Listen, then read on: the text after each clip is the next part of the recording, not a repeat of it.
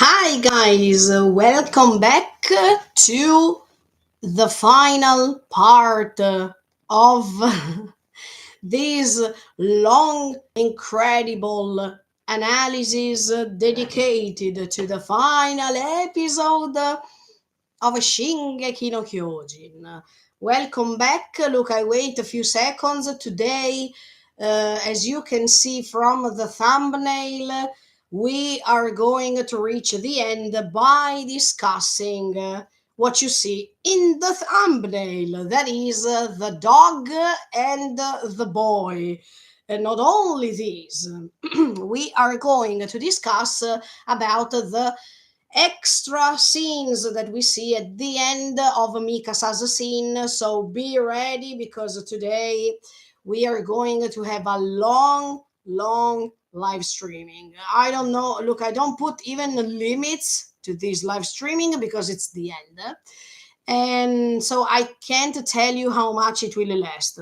So be sure to follow me in this as much as you can because this will be a live streaming that is pretty interesting. Also, because we are going to analyze something definitely important. I wait a few seconds so you maybe can join me, and even if you join me later, it's okay because anyway, I know that it will last pretty long. Okay, later, if I have time, I will make a live streaming dedicated to something special. Okay, I don't want to anticipate anything. But yes, I needed to tell you something incredible that happened. So stay tuned and keep on watching me because I'm so happy. Okay, it's always regarding Shingeki no Kyojin, of course, but I will tell you later in another thing, in another live stream. Okay, so it's time to start. Last time I analyzed, you find all the previous analysis, long analysis parts in the description here down below. Last time I was analyzing Mikasa's scene, the final Mikasa's scene where she found in front of herself that the bird with the scarf, that incredible and emotional scene. But now it's time to go on because after that scene, there are some extra credits scene, especially the post credit one that is the boy and the dog. And we needed to analyze them because these scenes are amazingly important for the end of the story. So let me start once again from yes, I have even the video in which everything is zoomed because otherwise you know that these extra scenes, while there are the credits, you don't see them clearly because they are really small. I mean, the screen is so small like this. But I found, fortunately, a video that is zooming these scenes so I can analyze them better, definitely. Um, okay, so I go back for a second and then reach what I was.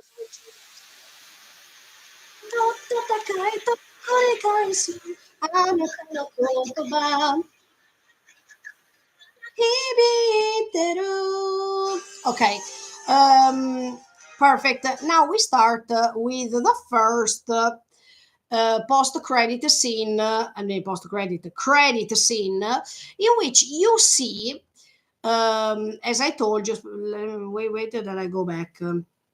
Okay, because I even put the limitation on the speed. I'm a 0.25, so I am analyzing it clearly. Okay, so first of all, we see that all the members, I mean, these ambassadors, came to visit Eren's grave. And if you want to follow it, yes, I'm going to send you the link of the video that I'm watching so you can also confront it. This is from YouTube. Here we go. Where thanks to let me say the name of this channel, Villain Thesis. Thank you, because he or she zoomed these credit scenes, so we are able to see better all the details. So as you can see, there are all in is happening immediately after Mikasa has this encounter with the bird. Not only because you see the ponytail of Mikasa and the way she's wearing the clothes, that we understand that she will wear the same clothes till her death. But anyway, you know that these ambassadors of peace, Armin and all the others, were coming to Paradise to try to talk to all these people who are against Armin and what he did, especially these military forces of the Jaegerists, that they are starting these new. I should call it political party somehow. That they spread the ideas that it's better to fight. I mean, they they take the words of Eren exactly as they were, in order to be ready to counterattack, because for sure they believe that they will be attacked based also on what Eren did. I mean, these 20% of the entire population that was surviving, for sure. They are thinking about some revengeful ways to attack Paradise later. Also, because I said it many times.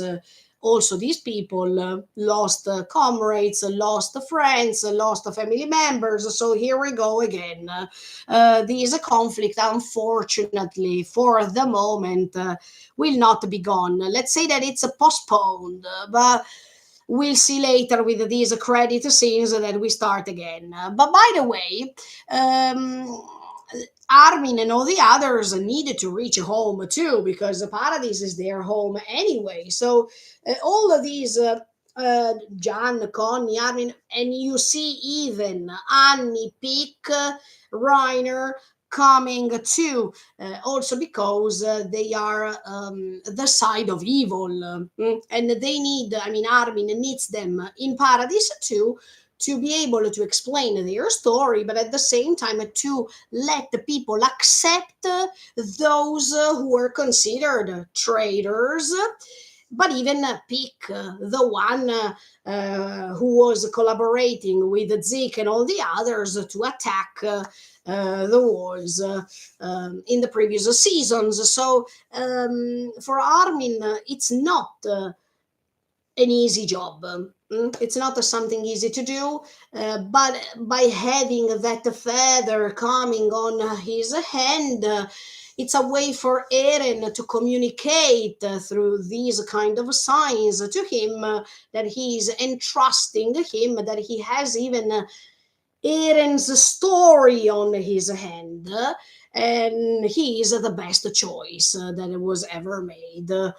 So let's say that Armin feels scared, maybe feels that he's not entitled to do all these kind of things. I mean, he feels the pressure, I'm pretty sure, but at the end of the day, we know that he will try to say what he has to say, and he will try to let the people think. That is one of his greatest abilities, right? So let's see how this scene goes on, because this is really important, and that's why I didn't want to speed so much with it, because immediately after, and you see that it's sunset, so Mikasa waited there all day until they reached, until they did what they had to do. You notice that Levi is not there in this scene. He is not there because Levi chose um, a different path. You saw him already that he's pretty busy, and he didn't come to visit Eren. But that doesn't mean that he didn't come later, for example. But by the way, this is a sunset. We have the same tree, the same context, etc., etc. Later, because now I'm going to go ahead with the video, but little by little. Later, you see that autumn arrives. So now we start understanding that these seasons are changing. So somehow some years are going on.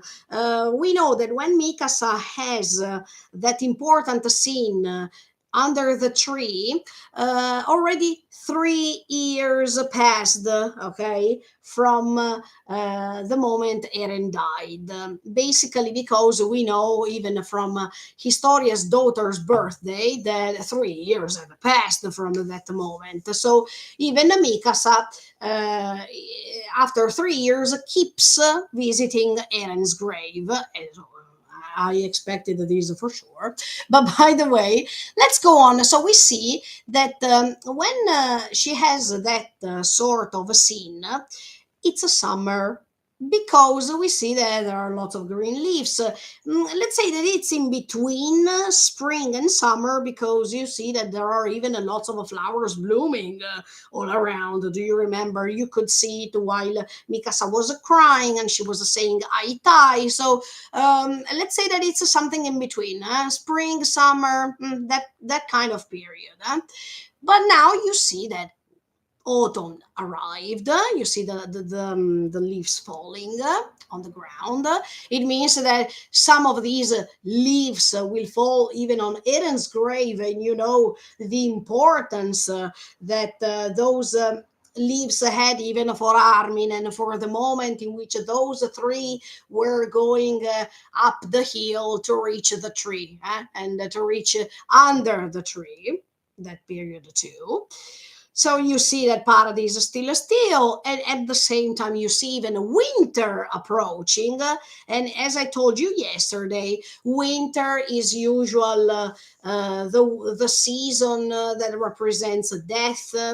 That represents the end of a circle because when spring comes, it's the beginning of a new circle. I mean, a cycle of events or the beginning of life. That for Japanese, it's pretty essential. I mean, spring is one of the most important seasons here in Japan because it's like the beginning, not only the beginning of a school, but it's also at the beginning of a new life, and it's a restarting point. So it's pretty important for all of them. That's why there is even the event of Hanami, etc., etc. So you know how essential is spring because it gives you the hope that life goes on, that life doesn't stop. And that's why between winter and spring, there is even a different way to describe it as for seasons. Usually, winter, even if in Japan, here in Japan, winter is.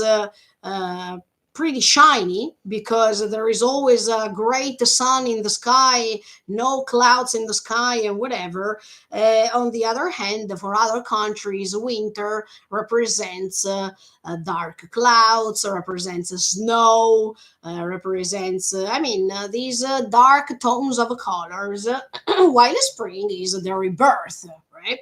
So, this is pretty essential to see the fact that not only it's winter, that means no more leaves on the tree, but there is even this ray of light that keeps underlining Eren's grave, that keeps that wants to put an attention on Eren's grave too, as if Eren is not forgotten, even if there is a season like that. So I really like these rays of lights that are pointing to the tree and they are pointing to the grave of Eren, pointing at Eren's grave. That it's so meaningful. Okay, these ray of light that it keeps shining on it, as if it stands for look, we didn't forget about you. You are there. It's winter, but then spring will come again. And then let's go on because we see that first there is a ray of light, and then there is snow falling. Of course, snow falls. So you see, even I like to see Paradise in different seasons, because we have never had the chance to see these kind of things clearly. So I like these changing of seasons too. And then now we start counting, because okay, snow falls. But then you see that spring, summer came, so it makes you understand that 1 year went on after Mikasa was there under the tree. And then again, autumn, winter, spring, and the summer. When it's a summer, so it means other in totally 2 years passed from the scene we saw. You see that Mikasa is not alone this time. So let's say that totally 5 years. I mean, if we have to count exactly, thanks to these scenes, how many years have passed, let's say that 5 years passed. Then we don't know if actually it's 5 or it's 10 or it's 15 years. We don't know. But let's say that if we pay attention on what they showed us and these other two cycle of seasons that are happening, and they show it to you fast, so you're not able to count, but if you decrease the speed, you can count them. Let's say that it's a 5 years that the time went on. But in this case, you see that Mikasa is together with someone else. And here we needed to start analyzing all probabilities, because we know for sure that this story is teaching us. Wait that I move the screen a little bit. Okay. Is teaching us to not have certainty. I mean, to not feel certain about some convictions that we have. So I wanted to give multiple options as always, because uh, it's nice to see this story in different ways, as much as possible. So, first of all, we see that Mikasa is together with a man. And then we see that she has a little kid on her arms. Okay, I wanted to say firstly, what's the most probable option when you see Mikasa, this man, and this little child, little boy, girl, we don't know. But before starting this, I wanted to open a bracket regarding the after party of Shingeki no Kyojin that was handled, that was held the day after this final episode. I mean, no, immediately after the final episode, the 5th of November. It was going on from the 5th of November till the 9th November, something like that. I mean, it lasted some days.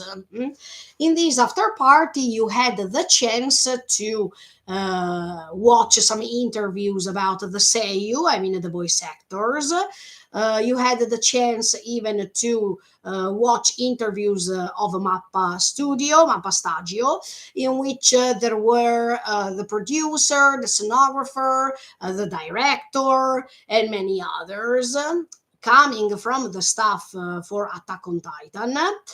And throughout these days of the after party, Marina Inoue, that is the voice actress of Armin, said already that Armin and Annie will not stay together after Eren's death. And this was already one shocking news, because everyone, I think not just me, but everyone, hi General, hello, thank you for being here today too. They were saying that Armin and Annie, they didn't stay together immediately after, but even I mean after Eren's death, they are not a boyfriend and girlfriend. They are not a husband and wife, because I already explained you why in the previous analysis.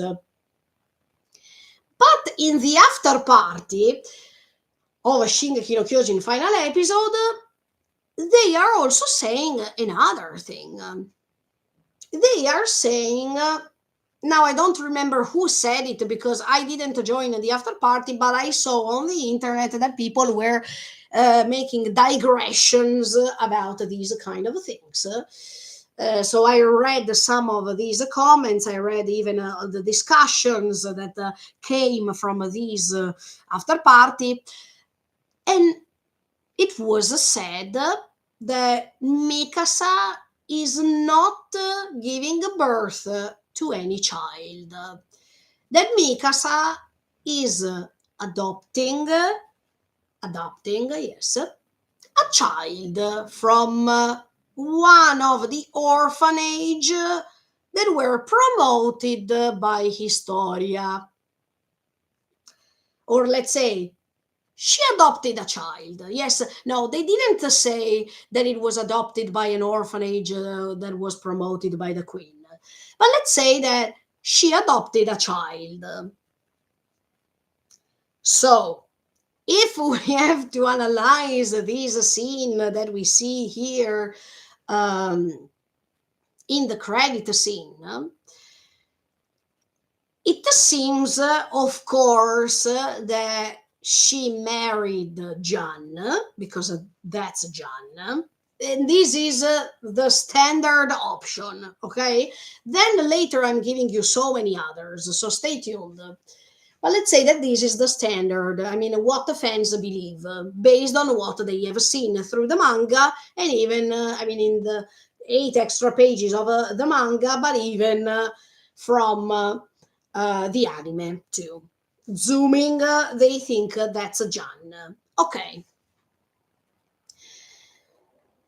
So she married John, and she had a child from John. That is the usual and standard thing that I also thought. Do you remember? I mean, I told you some years ago, or even some months ago, I told you that what would be so interesting is to see that not only that Eren doesn't want to die, and in fact, when he said it, I was like, oh, I said it too. But I also thought, okay, Jan and Mikasa will stay together because Jan was the one who could understand Mikasa's feelings more than anybody else, not only because he was loving Mikasa too, but he was not corresponded. But especially when in the final season Mikasa is facing Eren and Eren seems to push her away, then John was one of the first people in the group to tell her, tell me what Eren told you, because it seems suspicious that he behaves like that. So John had that sensitiveness, the right sensitiveness, to understand many things. I mean, to understand how things were going between Eren and Mikasa. So not only John was pretty respectful towards Mikasa because we know that even if he was not corresponded, he didn't do anything to prevent the relationship of the two happening. So we needed to say good job, John, for this. But you also have some references that can let you understand that that could be John. For example, in season 4, part 2, before the rumbling starts, when John has that vision in which he sees himself with his wife with a kid, and he prefers to keep imagining that thing instead of reaching Hanji, while later he is changing his mind and he reaches her because there is a conflict, a contrast inside himself. that could be a reference, because you see that in that scene they have a house. I mean, they have an apartment. He lives, I think, on not the first floor, because there's even the balcony. But you see that he's on the balcony drinking something, while the woman, I mean, the wife he has, and the child he has in common, they are doing some things inside their house. She's taking care of the kid, etc., etc. That's the most beautiful vision that the John, let's say, had. Or imagined about his future life. So this could be a hint. The second hint is that Eren says that he doesn't want Mikasa to have another man. He doesn't want that Mikasa gives her eyes to someone else, that she's giving attention to another man. He wants her to keep going on thinking about him at least 10 years. For him, it's fine. And he's pretty jealous. He doesn't want to die. He wants to stay with Mikasa. So this is another hint, because if Eren saw things from the future, probably he could have seen already that someone else would have taken his place, and he couldn't stand it.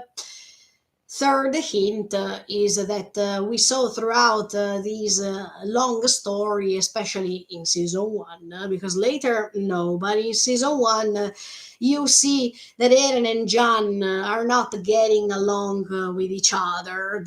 There is this sort of contrastive relationship between the two, and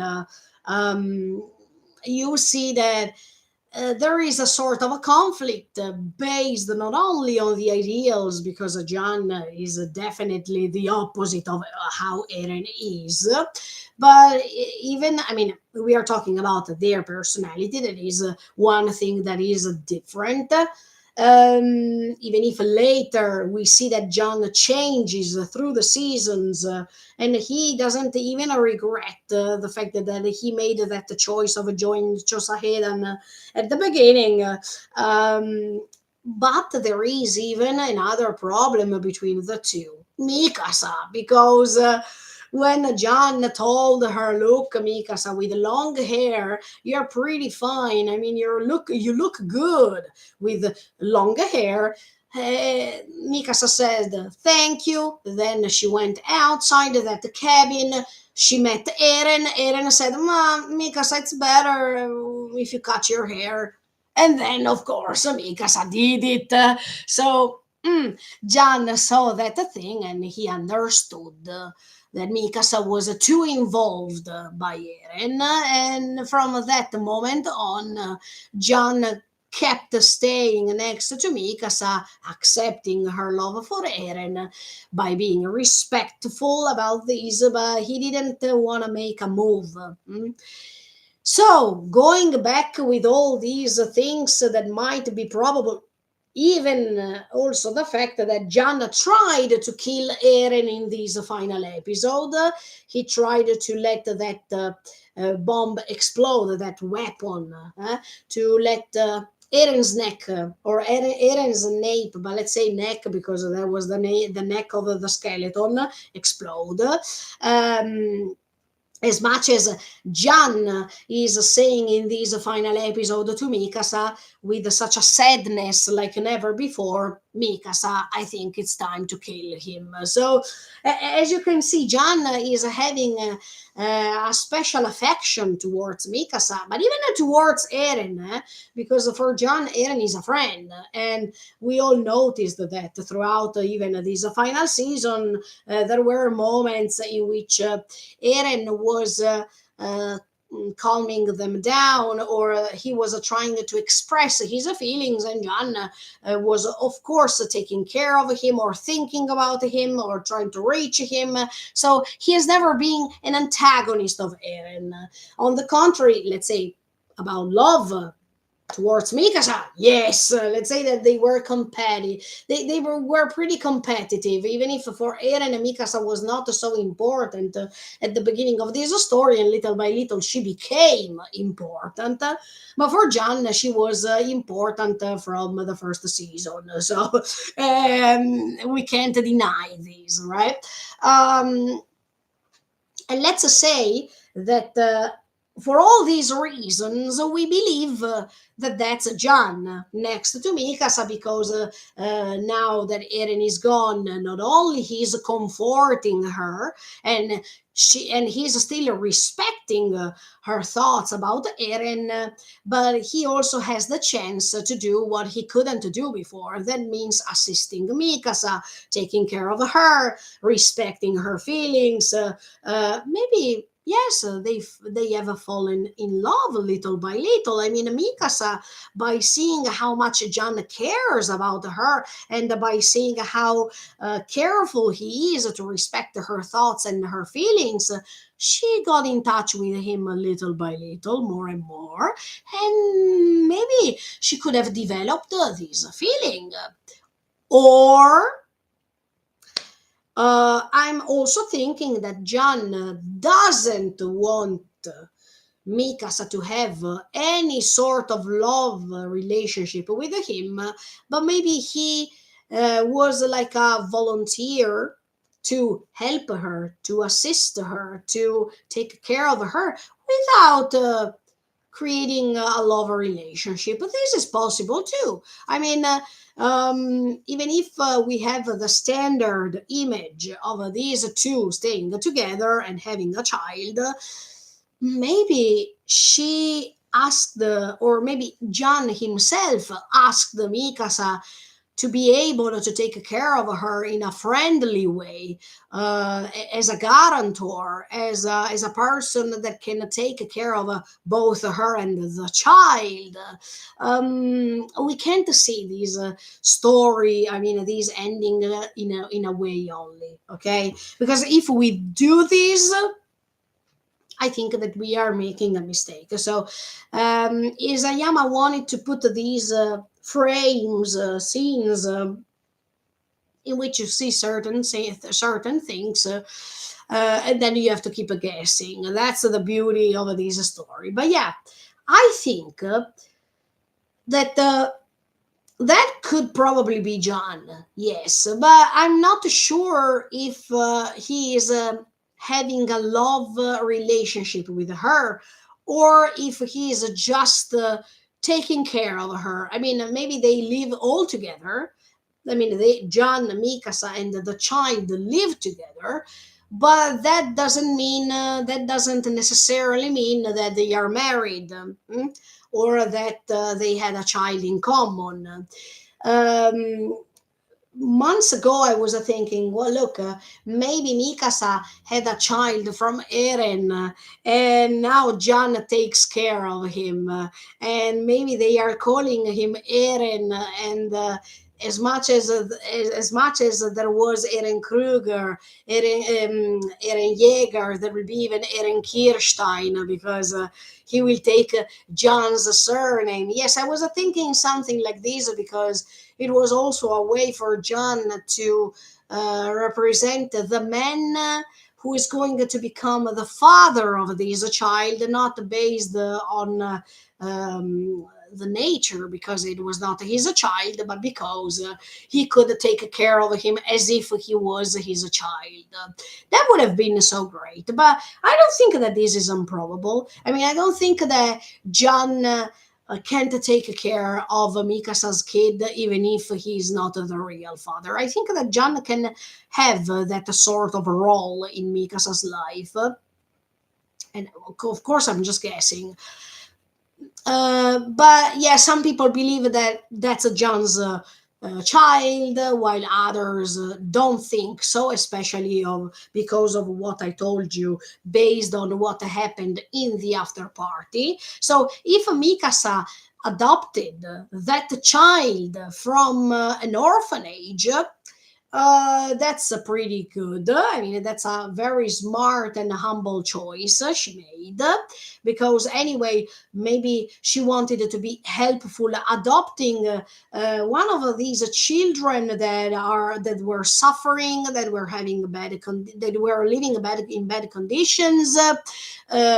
So if Mikasa adopted that child, that's pretty amazing to represent even Mikasa as the one who doesn't want to become a mom, naturally speaking, but at the same time, she wants to take care of a child that maybe needs love, attention, affection, dedication. This could be really good, and in that case, even John maybe wants to help her and wants to stay next to her. That's pretty good. I mean, it underlines even John's character as the one who will help Mikasa till the end. So there are people who believe in this new couple, that it's creating a new family because Mikasa deserves to be happy and deserves to have the chance to recreate love with someone else. And she deserves a long life without being alone, without always thinking about Eren, etc., etc. So there are people who believe this. There are people who definitely understood how it went thanks to the after party. That means Mikasa didn't have a child from John, but she adopted a child. And maybe John, yes, married her to give them a stability as a family. So maybe they could have loved each other even by adopting this kid, right? And respect each other, have a family, take care of it, etc., etc. And it was anyway a way to restart um, loving someone else, even if she's adopting a child and she doesn't want to have a child from John, it means that she stays loyal anyway to Eren, because if she didn't adopt that child, she could have had a child from John, or maybe we interpret that she wants to have a baby, but she can't have it. See? Ah, wait a second.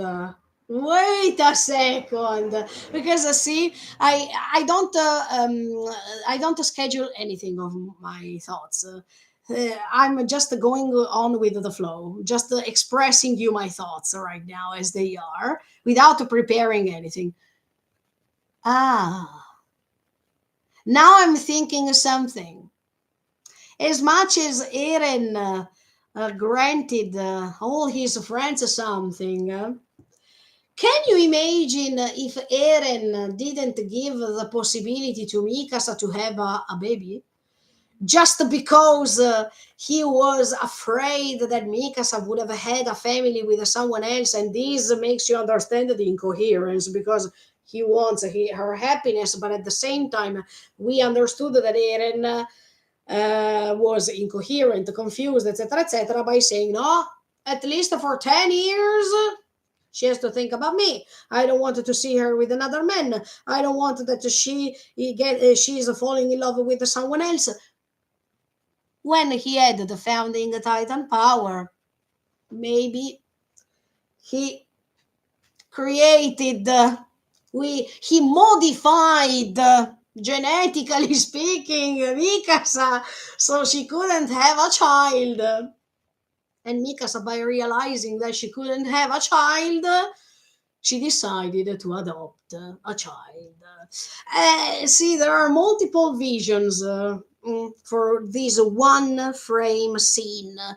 We can keep discussing about this over and over again. Some other people, even if from the manga, we understand that that is John because of his hair, and we saw him even when he was on the ship, that he was calming his hair. And at that time, yes, when Peak was saying, "Why do you keep calming your hair like that? And why are you preparing yourself like this? Who do you have to impress?" And John said, "Oh, the girls, that I see, na, na, na, na, na. But maybe it was a way for him to hide the possibility to meet Mikasa and to try to impress her, especially now that Eren is gone. So let's say that John said that thing, ironically speaking, but then maybe he wanted to calm his hair to be ready because they had to meet Mikasa anyway. And we know that they had to visit the grave. By the way, that's John to me also because he's using that hat that we see at the end of season 4, part 1. But see, even if it's John, we don't understand the John's role. Okay, to when we talk about Mikasa, we don't understand if John took Mikasa to visit Eren's grave as a friend, as a husband, as a lover, as a guarantor, because maybe Mikasa to create a family needed someone who took care of her. So John, as a volunteer, said, "Okay, don't worry, Mikasa. I want to make a promise to myself to take care of you, especially because Eren is not here, so I will be able to take care of you. Don't worry, etc., etc." So, by knowing that she adopted a child, we don't understand John's role in this scene. Okay, even if we like to think that he became her husband, so she could have remade her life for something good, uh, we can think multiple options. The fact that that's John to me is totally clear. But some people also believe that that is not John, and that maybe Isayama wants to trick us because some people believe that that's Armin. Armin and Mikasa going to visit Eren's grave. And maybe Armin changed his hairstyle. Armin kept going on being the ambassador, and he's alone. Because in this case, these could reflect what in the after party they have said. That means that Armin he's not together with Annie, and he will have a single life while Mikasa adopted a child. So if that's Armin, Mikasa, and this child went to visit Eren as for many, many years on, right? And you also see that if that's Armin, he is behind, a little bit behind Mikasa, right? Mikasa is um, checking this grave, and if that's Armin, that he's putting a hand on Mikasa's shoulder, that could reflect even the image of the tree. You know that Eren reached the tree first, Mikasa reached it secondly, and the last one was Armin. I don't know how probable this is, sincerely, to me, because I mean, it could make sense because it's completely coherent with what I told you. I mean, with the destiny of these two characters. If it was Annie and if it was Armin and he stayed with Annie, probably we could have seen her too. But the fact that Armin doesn't want to have a love relationship with her and vice versa, I mean, on the contrary, Annie too doesn't want to have a relationship with Armin. This could make sense because Mikasa and Armin are going to visit Eren's grave throughout the years together to commemorate him. See, later there is another scene because after you see this scene in which they are approaching the grave, you see that they even turn and they go away. So let's see that scene too.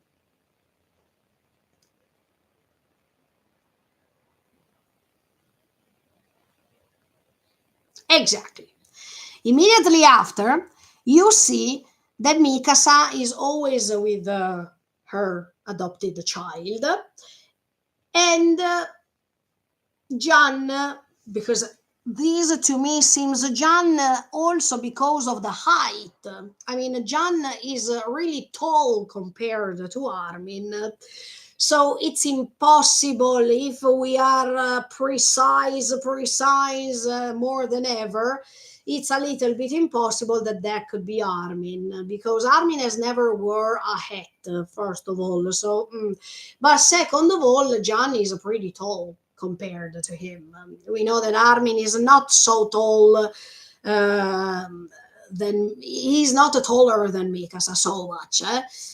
So I think that yeah, that could be John. But as you can see, some people can believe that he is Mikasa's new husband, and Mikasa went on. And Mikasa noticed all good qualities in Jan, especially now that she doesn't have Eren around her anymore.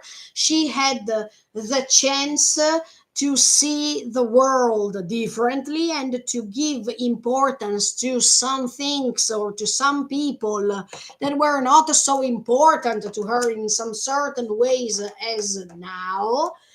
And so this could make sense too. Wait 1 second.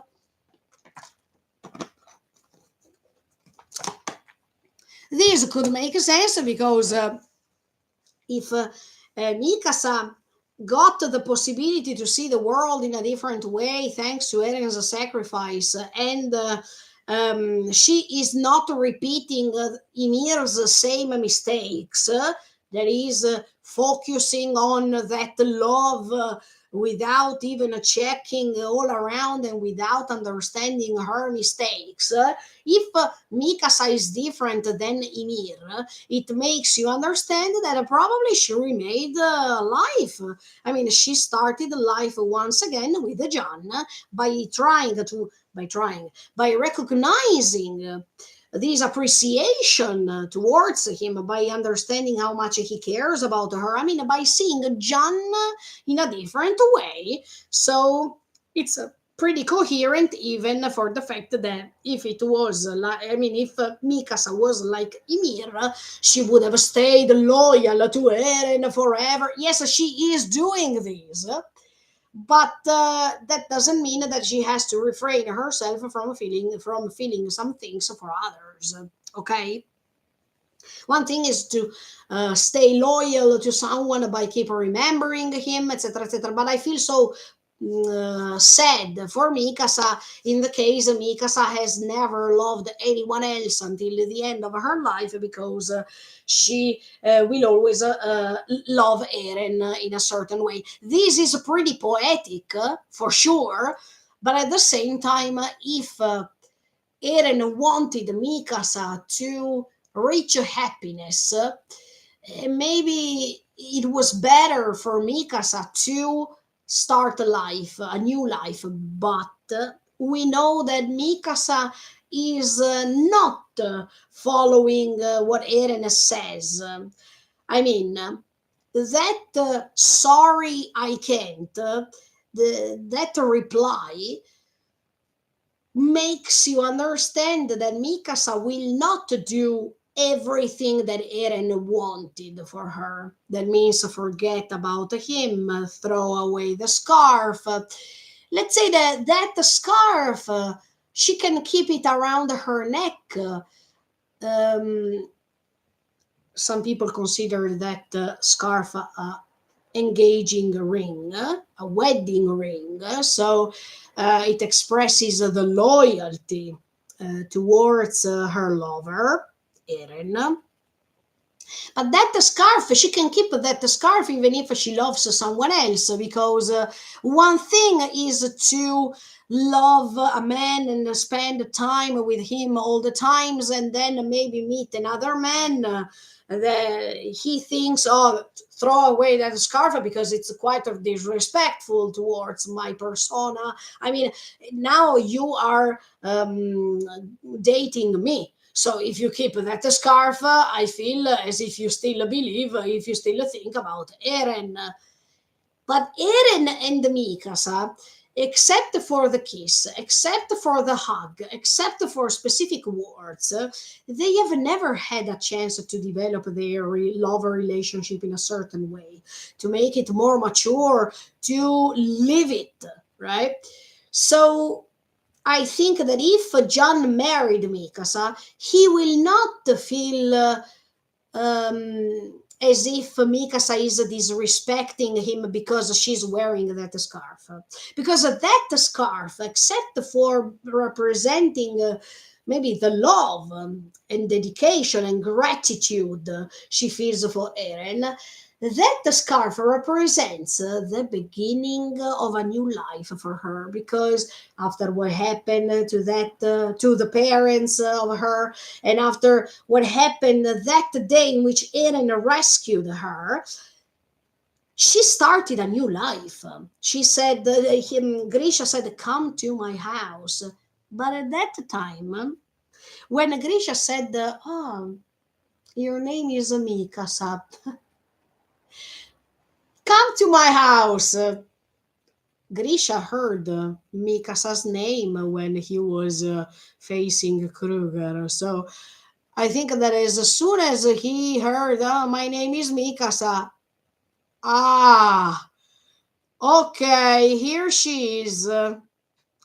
And he also could understand that Mikasa would have influenced the story even in the future, because if even Kruger said Mikasa, I am Grisha and I don't know Mikasa, and when I ask you, Kruger, who is Mikasa, and you say, what kind of memories are these? Who is the owner of these memories? We know, but I think that as soon as he heard, my name is Mikasa, ah, okay. By the way, yeah, that the scarf symbolize the rebirth, right, for her. So I don't think that John feels jealous about that scarf around her neck, because John understands the importance of that scarf. And see, it depends. Are they married? Is he helping her as a friend? Is he taking care of Mikasa and that's it? I mean, he's not doing anything else. We know that Mikasa adopted a child, but we don't know John's role. We can just imagine it, because we didn't see them marrying, for example. We didn't see them talking. Okay, so I don't know. At this point, we have this volume 35 coming. But we know that the volume 35 is focusing on Levi's background story. But who knows? Probably the first two pages of this volume 35, you can see other people. In fact, in the cover of volume 35, you don't see Levi only. You see Levi with other characters that we know. So probably this volume 35 is starting with all of them in the present time, and then Levi can go back in time and narrate something about his past. We don't know how it's structured, this volume 35, but maybe if we have a chance to understand some scenes or regarding some characters, maybe in this volume 35, we see a scene in which we see Mikasa and John together, when maybe they go and visit Eren's grave, or maybe when they are all talking together, where there is Levi too. So we don't know. Let's see how this volume 35 starts, because maybe even from the beginning of this volume, we can have some hints about what happens to all the other characters, maybe, and then going on with Levi's background story. So let's see. By the way, yes, I don't think that's Armin, that's John, because of the height. Okay, let's go on. Then later we see a car coming. A car. So but I think that the car model is more recent. And it means this makes you understand that cars reach paradise too, that paradise keeps going on evolving, because you know that the first time they reached Marley, they didn't even know what a car was, right? Do you remember? For Hanji, it was a cow. For what was his name? For Connie, it was another animal. So you understood that they don't know what cars are. But in this credit scene, you see a car. So even in Paradise, cars are coming, and they start this process of evolution more and more and more. Let's see. Let's see what happens next. Okay, there is this car. Okay, so you see that years are going on. They grow old, and you see the car, and then you start seeing these people. Let's try to analyze and understand who these people are. First of all, you see Mikasa with with Jan at this point, as always. But even in this case, can that person be Armin? At this point, I think that's Armin, guys, because if you see the height in this case, that's not the same height of the previous scene. But the fact that that person has a hat once again, John growing older, probably he diminished his height. You know that when you grow older, you are not tall as before. You start becoming a little bit shorter, right, than before, right? So I think that's John once again. Even if I wanted to say even these options, so no people are becoming angry because I gave you just one option. People who believe that that's John, yes, even if he's not tall as before, it's because he grew older. And of course, it's like this. I mean, even Mikasa is a little bit like this. So we understand that the age is different.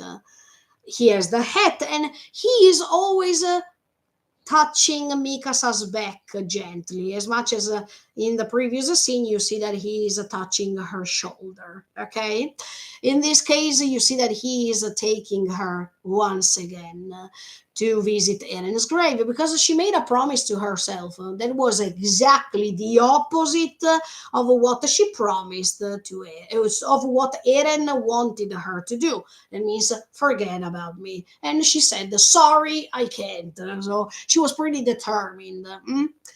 Um, so we see Mikasa, we see John, then we see a person behind them. At this point, if we make 1 plus 1 equals 2, it means that that woman with a little kid is Mikasa's daughter. She grew and she started her family. She had a boy or a girl. So the family is enlarging little by little. Then, behind this woman, yes, I think that's Mikasa's daughter, also because of another detail that, in my opinion, is a pretty. I mean, it makes sense. You know that Mikasa, when she was a little girl, she was using a hat, a straw hat, with a blue stripe here, light blue stripe. I don't remember if that was a hat we see in the OVA. Probably, yeah, in that OVA dedicated to Mikasa. Yes, Lost Girls. Yes, Lost Girl. Yeah, I think so. Um, yeah, Lost Girls, because one episode is dedicated to Mikasa and the other episode, if I'm not wrong, is dedicated to Annie. By the way, that's why I'm saying that that's Mikasa's daughter, because now Mikasa's daughter is wearing the same hat she had. So I believe that that's her. I mean, that's Mikasa's daughter.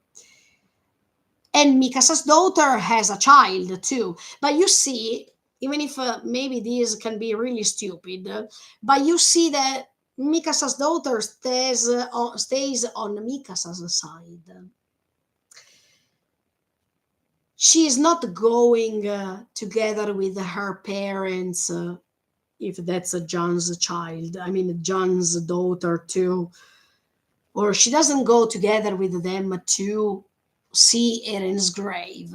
Okay, she is one step behind them, and she's staying on Mikasa's side. So does this mean that they wanted to underline the fact that that's Mikasa's daughter, adopted daughter, and not John's daughter too? I mean, this is a little, yes, exactly, General. You know that that the hat for Mikasa was important in the OVA, and we see this hat even on Mikasa's daughter now. So, yeah, what I'm saying is that there are some details that make you understand certain things. Then, if they are wrong or if they are right, we will never know, because Isayama is not here to explain us anything.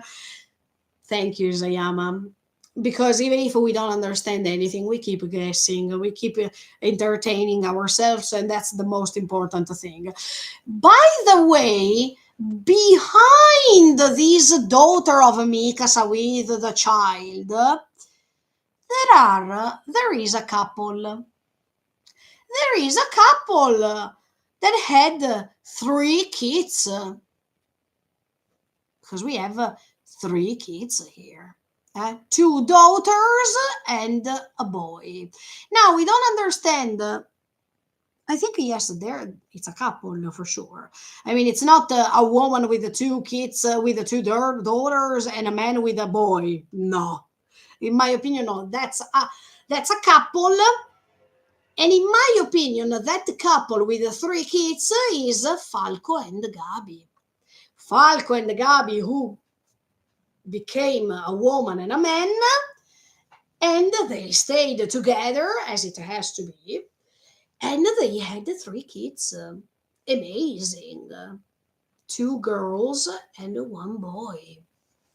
That's the most probable thing, because they were supposed to be the new generations. So, of course, they are the only ones who can be younger than Mikasa and John, right?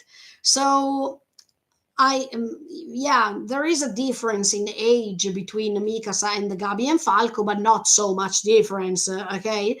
Because, yeah, Mikasa was 19 when Gabi, hi Antonio, hello.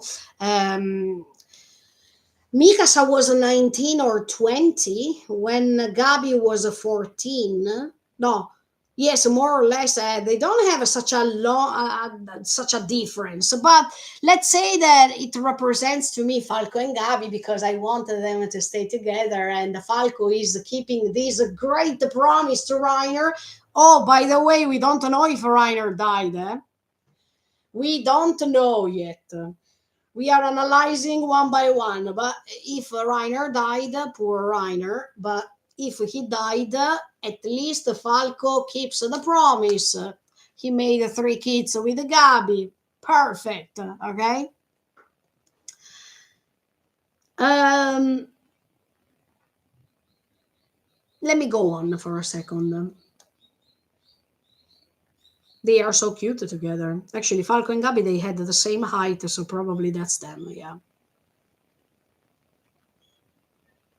And then we see the grave of Eren that has four flowers. That is not the scene that we saw with Mikasa crying and say, I miss you, etc., etc. In that case, there were three flowers. I already told you the meaning of those three flowers: gratitude, endless love, and humility. That means this sense of belonging to someone, right? But in this case, we have four flowers on the grave of Eren. Um, are these flowers always given by Mikasa only? It could be possible because maybe it refers the last time that Mikasa went to visit Eren's grave, because immediately after you see that she's dead. So could it be possible that these are the last flowers that Mikasa dedicated to Eren before dying?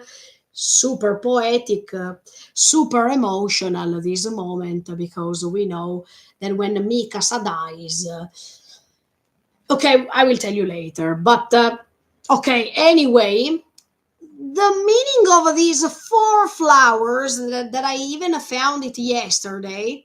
Ta, ta, ta, ta, ta. Wait, where was it? Yes. The meaning of four flowers is nothing will stand between the two of us. If you search it even online, you find this meaning. Or there was another way of saying, wait, the four flowers. Let me. Yes. Here I found it. Where is it? Okay, I found it.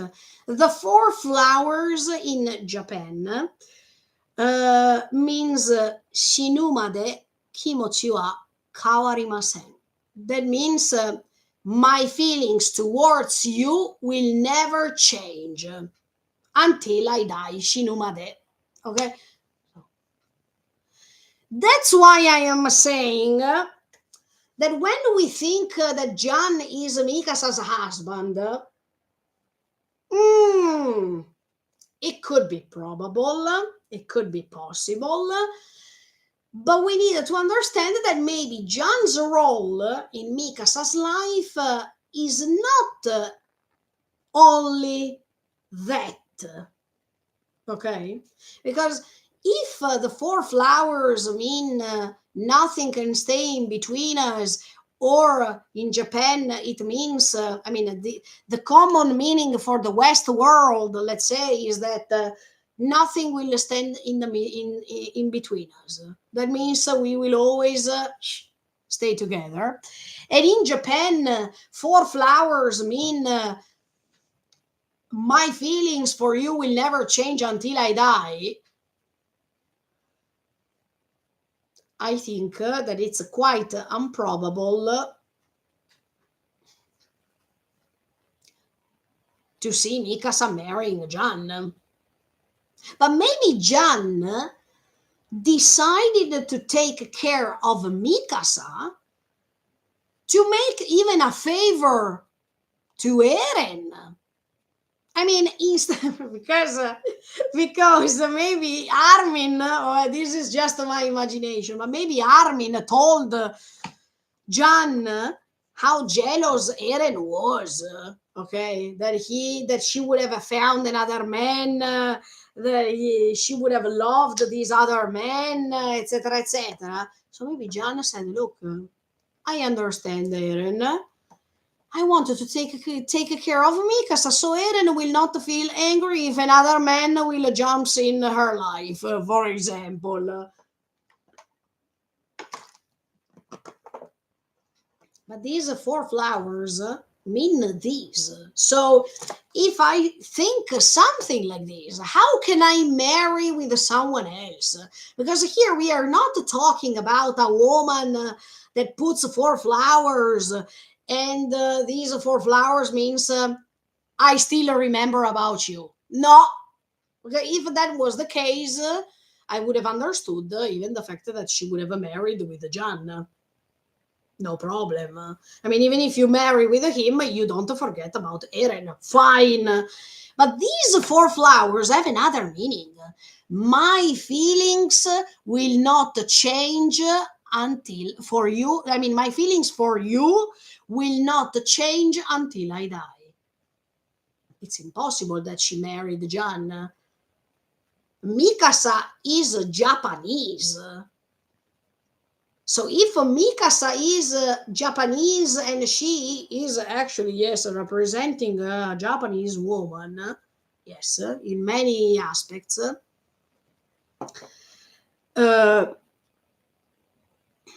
she can't marry another man.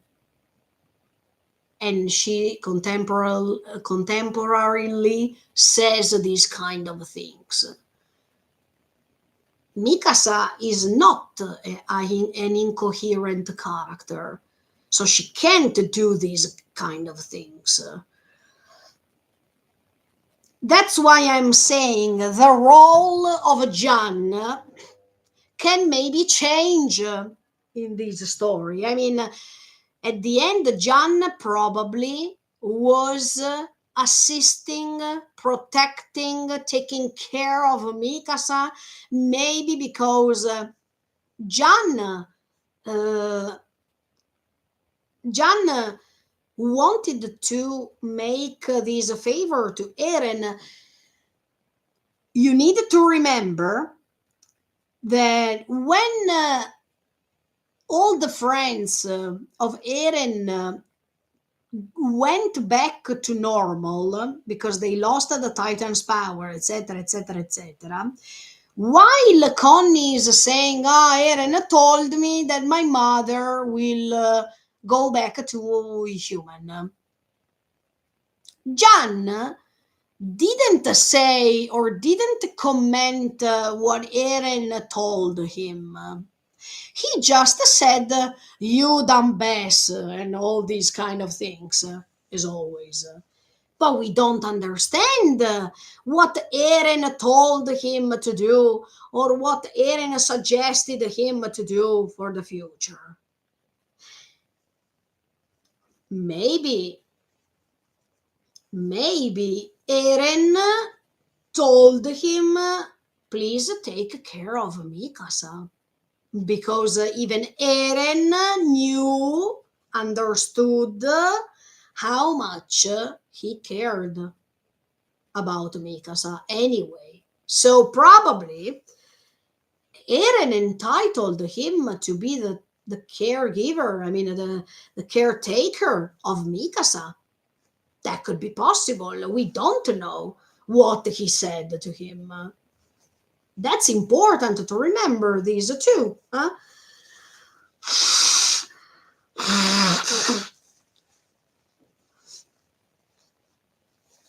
So when we analyze these kind of things, we need to remember even the probabilities about what we analyze. Otherwise, we make this mistake. If we only think about one vision of the things,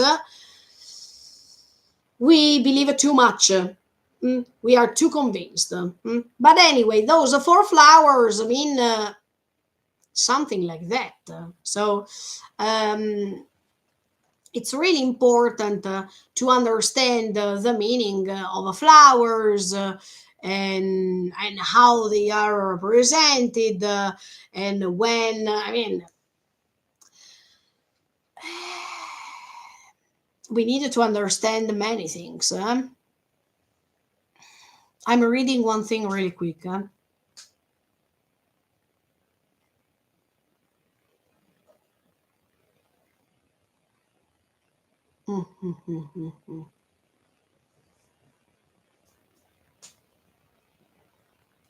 Oh, yes.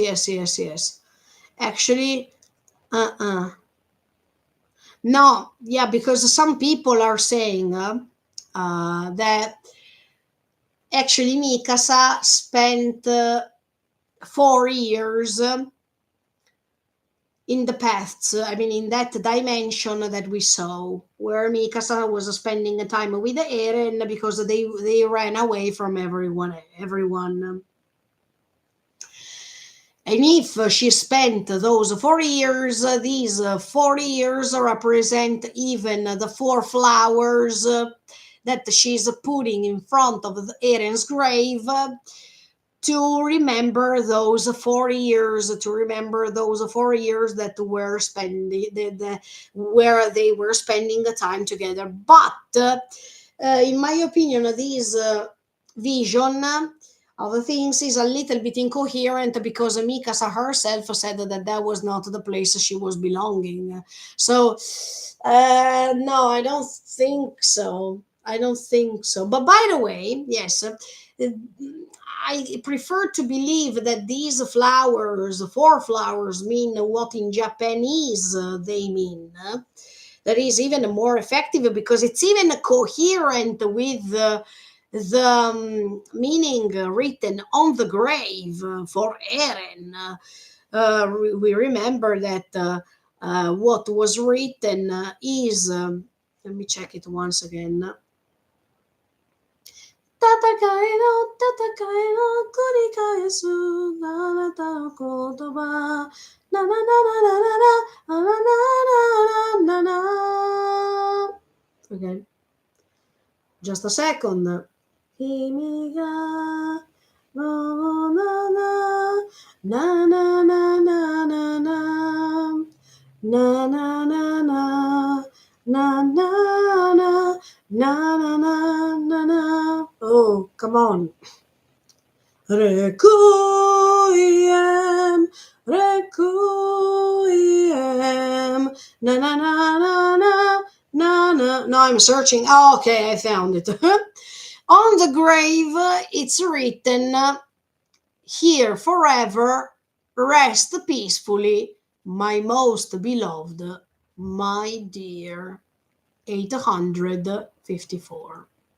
So, the 4 flowers, they are more coherent with the meaning that I told you. That means I will not change my feelings towards you until I die.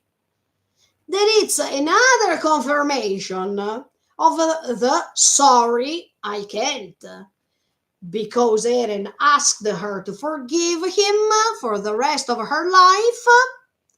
Those 4 flowers represent exactly the answer to Eren that is coherent. And in fact, that's why I'm saying that these 4 flowers, maybe they are the last 4 flowers she put before dying.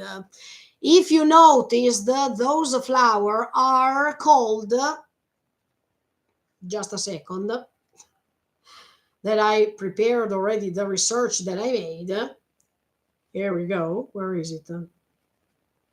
Okay. They are called. Wait. I have to open another file here.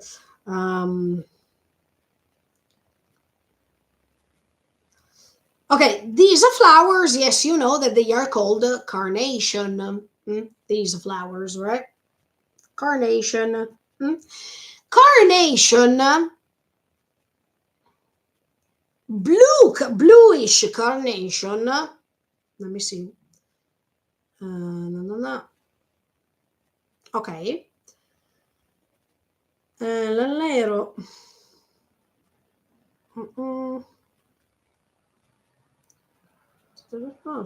Wait a second, that I found the answer that I found.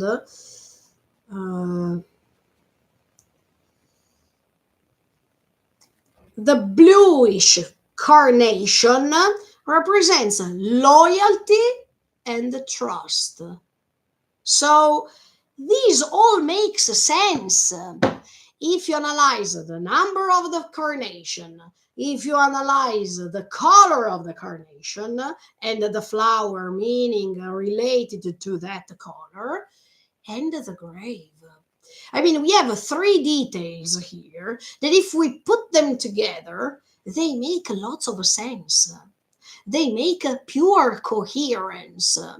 You also know that the color of the carnation you see under Eren's grave reminds us, more or less, not the same, but more or less, the colors that we saw of the flowers in the previous seasons handled by Vito Stagio, but even handled by Mappa, because in some cases, when there were the flashbacks, you could see those flowers again.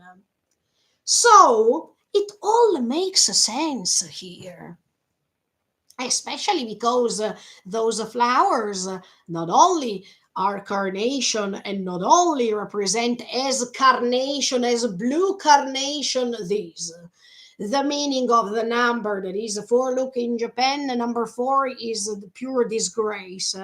I mean, number four in Japan is the unluck number, but here it has another connotation. Here we are talking about the renewal of Mikasa's intentions till she dies. And in fact, if those flowers are the last flower before she dies, she she wanted to represent coherence with what she decided to do when she said, when she was young, sorry, Eren, I can't. I mean, I can't do what you want me to do. I decide what I want to do.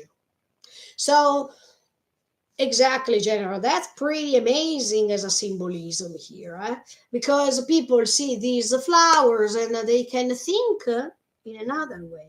They can think that maybe those are not the only Mikasa's flowers, but they are even the flowers of other people who came with Mikasa to show the loyalty to Eren, or the fact that they remember Eren, and maybe they are just four because the others died already.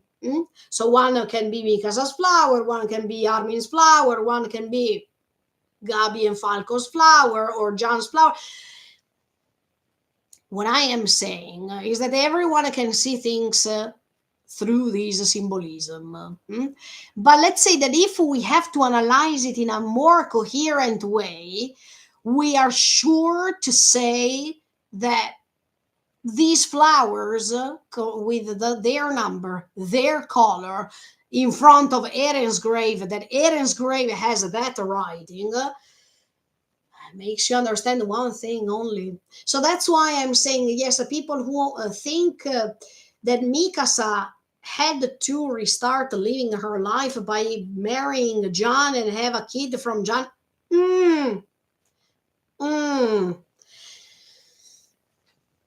That doesn't represent Mikasa's coherence. We know how Mikasa is. And it's hard for us to believe that she loved someone else, but not because she was a slave she was a slave to Eren forever, etc., etc. She made her choice, and in that moment she was free of thinking what to do, because Eren left her free.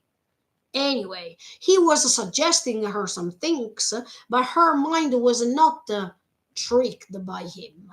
He left her free to decide what to do with her life. So it's coherent to me. Let's go on. Let's see. But anyway, this is so beautiful because even in this scene where you see the grave, because now I'm checking to analyze better.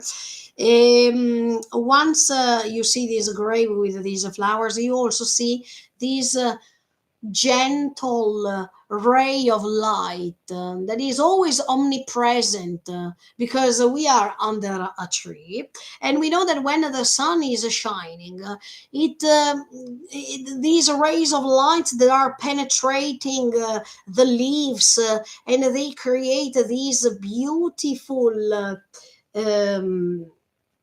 context that brings you peace and stillness.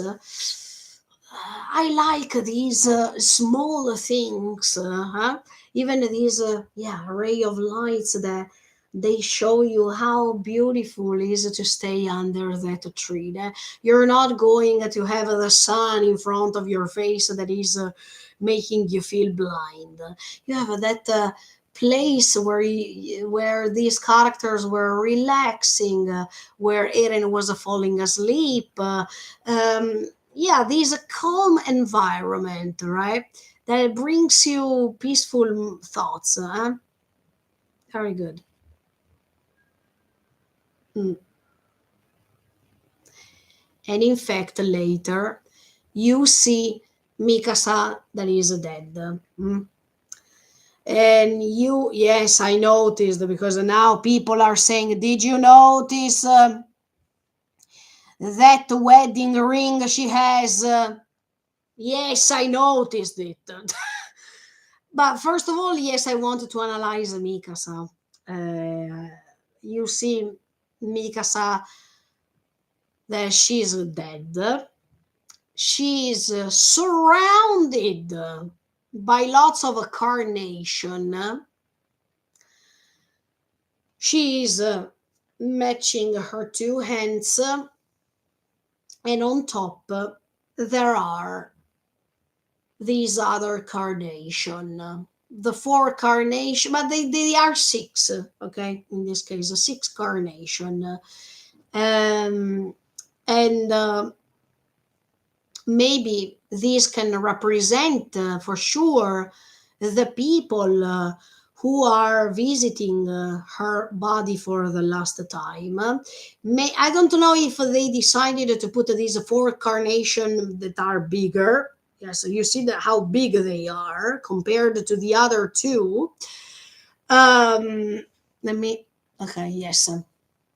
Maybe those four big carnation are the carnation she has always wanted to give to Eren, while the other two maybe they are coming from her daughter or from Jan. Maybe we don't know if he survived or he died before her.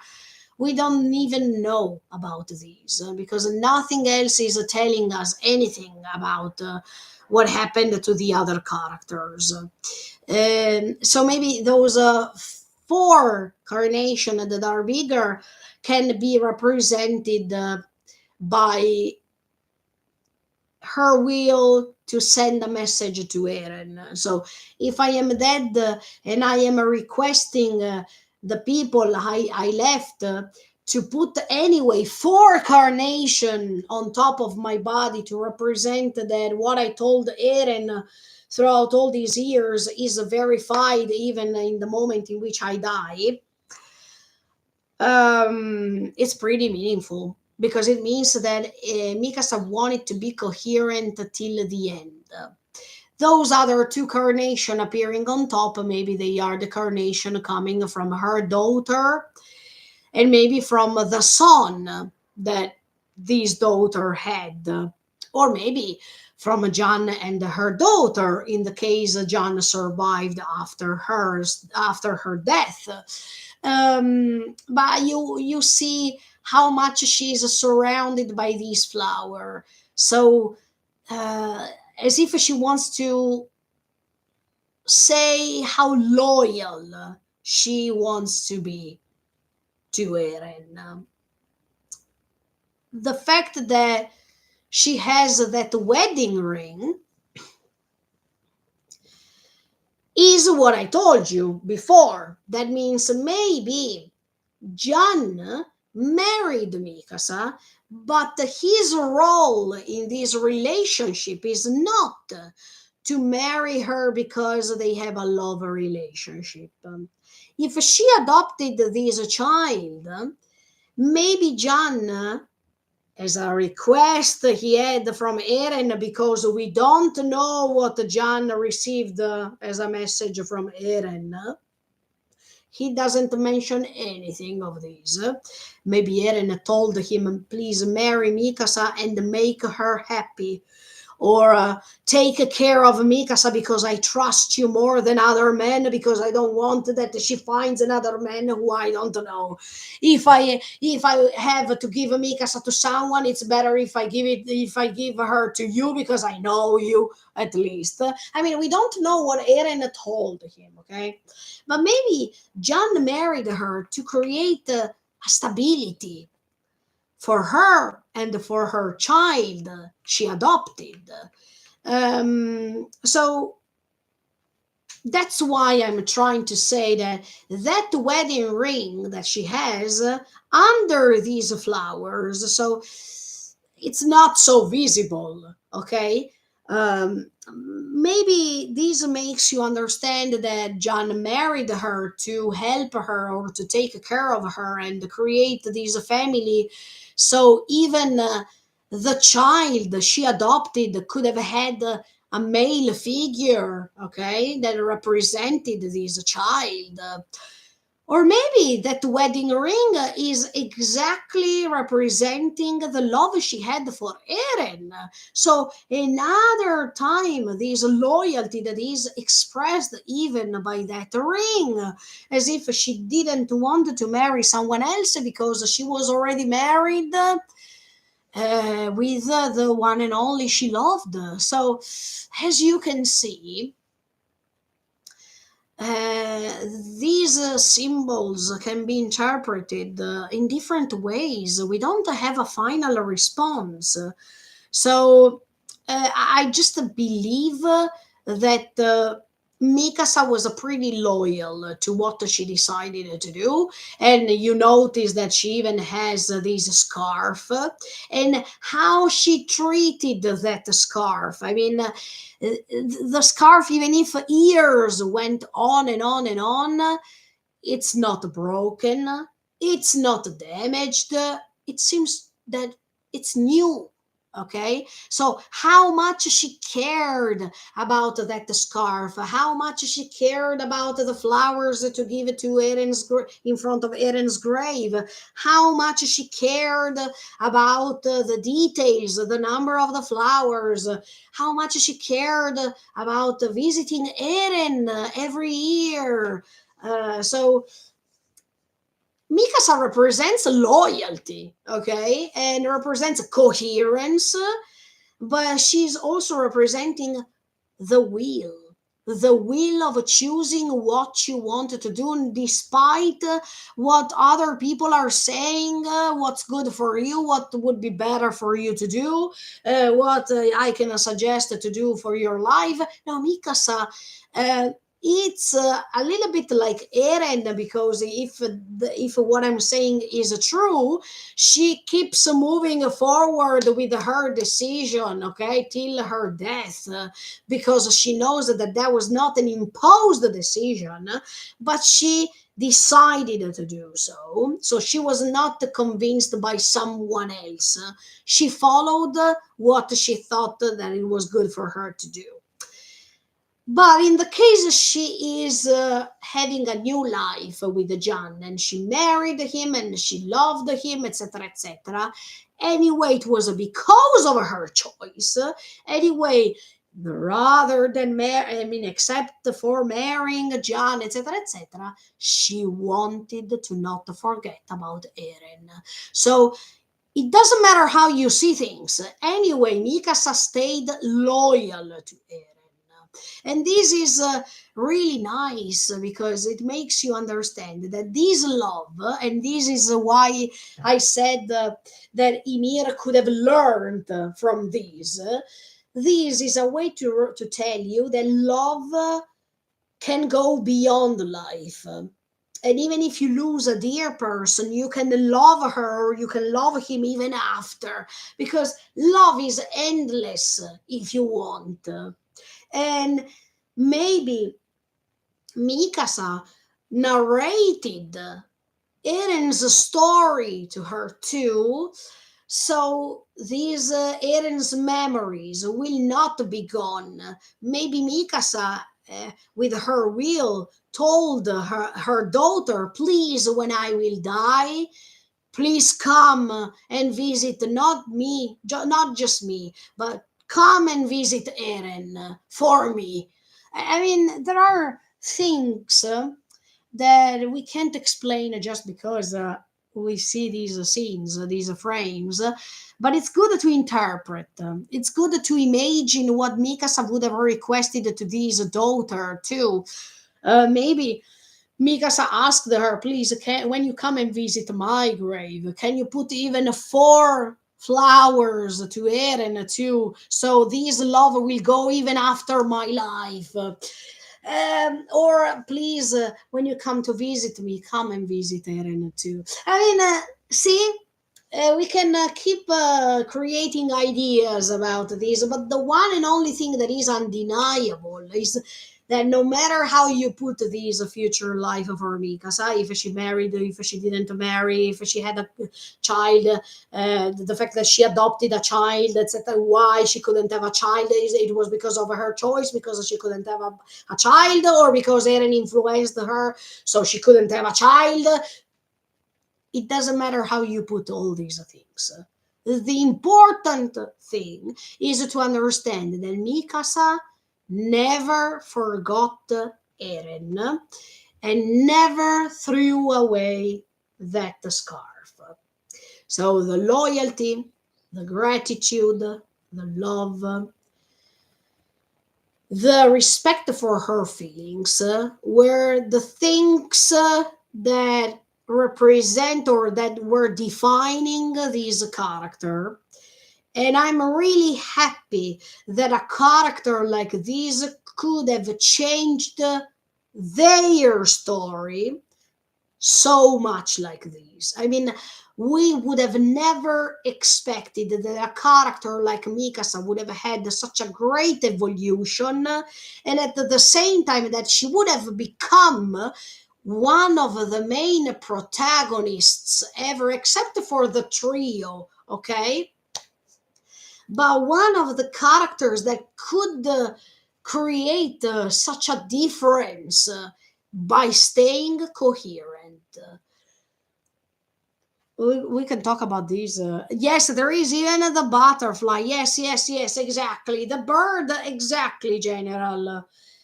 That's what the song says. But a bird, Eren, a butterfly, Mikasa, and my red scarf. That it's the scarf of the engagement, something that can't be ripped out, something that can't be destroyed, no matter who's going to put in between. Remember the meaning of the 4 flowers. In the West world, these 4 flowers can mean no one or nothing can put itself in between to separate us. It's meaningful because those 4 flowers means that even a death can't stay in the middle, can't stay in the middle while this death can try to separate us. No, these flowers can represent all the things that I told you. So it's coherent, in my opinion. Even if Mikasa married John married her not because he had to love her in that way. John married Mikasa to give a stability to that adopted child, to respect Mikasa's feelings, to take care of her when she would have grown older. And maybe Eren told John by seeing from the future what to do, so he could have become even a guarantor for Mikasa, to know that maybe Mikasa would have died before him, so he could take care of this long life of Mikasa, that he could have taken care of this child she would have adopted. So we needed to understand that John's role in here is not just the one and only John's role that we imagine. We should think about everything without saying what's right, what's good. No, we are just giving here options so people can think more. Anyway, let's go ahead. Mikasa dies. Rest in peace, Mikasa. I think that you did all you could, and now you are ready to reach Eren. But Eren is not waiting for you, Mikasa, because we need to say that Eren, when he was having that dialogue with Armin, Eren didn't say, I will wait you guys in hell, or I will wait you, Armin and Mikasa, in hell. No, he said, I wait you, Armin, in hell. So maybe Mikasa, no, Eren is not waiting for you now. You go somewhere else, okay? It's better. But anyway, yes, Mikasa, what a great character, and good job. Mm. And then summer once again, but it's raining in this case. I mean, throughout all the other times, you could see that the tree was having a nice weather in summer. But in this case, when Mikasa dies, it's raining, even if it's a summer. Uh, as if even the environment feels sad over these loss, for these loss. It's raining. Mm. But then this ray of light comes out again, and it's pointing always at the grave of Eren. Wow. Yes, many people are thinking, we was she buried next to Eren? To tell you honestly, here you don't see it clearly. You see Eren's grave, but you don't see another grave next to him, now that I'm checking with the zoom. But let's go ahead. Anyway, after the rain, the sun comes out again. So as you can see, this is pretty meaningful also because it represents that after a sad moment, after a negative period of time, sun is rising, or sun can move the clouds to shine again. I mean, this is too poetic. This is brilliant. And then let's see what happens. Okay, the sun is shining. Hmm.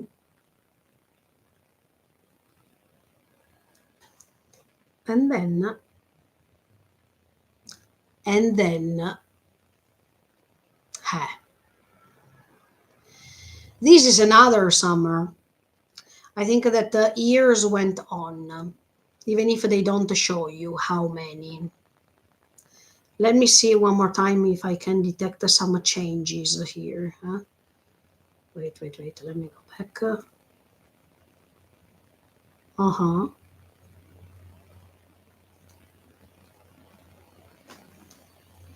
But at a certain point, yes, at a certain point, you see that there are some explosions. Yes, sorry that I have to read a message. 1 second, guys. Just a second. I'm coming.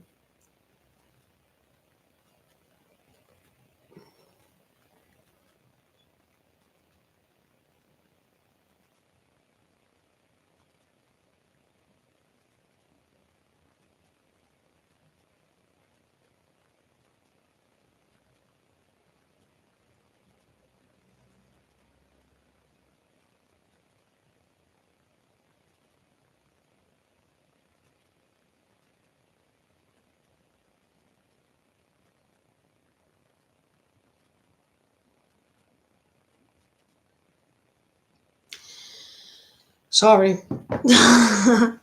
I was saying, at a certain point, you see that Paradise is in danger because you see this smoke that comes from explosions, that it's here and there. mm, And it's summer, but we don't know how many years here passed. It can be the same year, it can be 10 years after, it can be even 1 year after, because you don't see change of evolution yet. I mean, you don't see paradise so different from before. The environment stays the same, and these smokes are appearing here and there. Are these the first conflicts inside the paradise? Maybe it's not an attack made by the rest of the world, but maybe you know that already in paradise there were some conflicts, inner conflicts.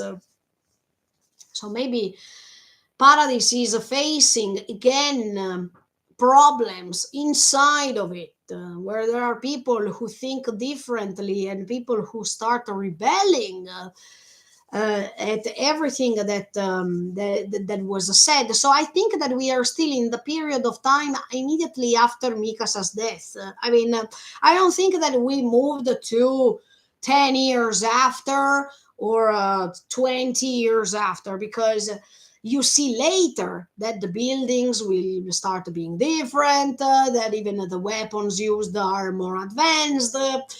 I think that for the moment, these little smokes that you see going up in the air, they are still reflecting a more recent period of time. But you see that this is problematic because it makes you understand that the conflicts will never end. And that's why what Eren did was a little bit, no, a little bit, was pointless, but pointless on one side, not pointless from the other side, because it was like the end of an era.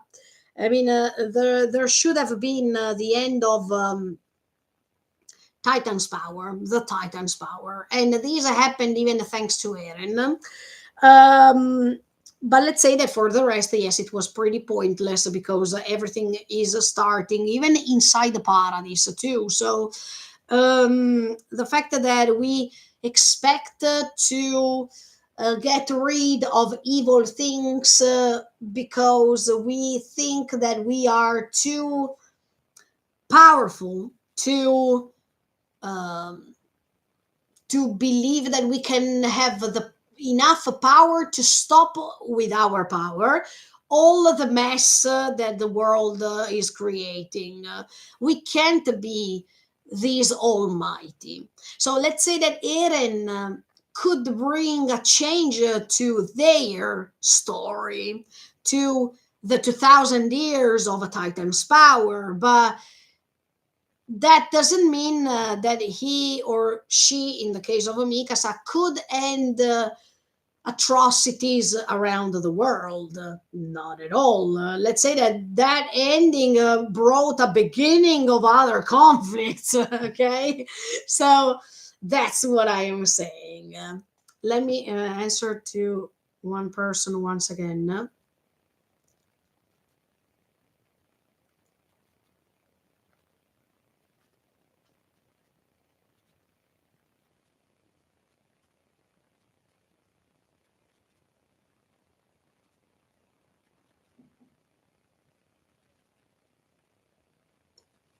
Okay, and now I'm able to go on. Ba-da-ba-ba-ba-ba.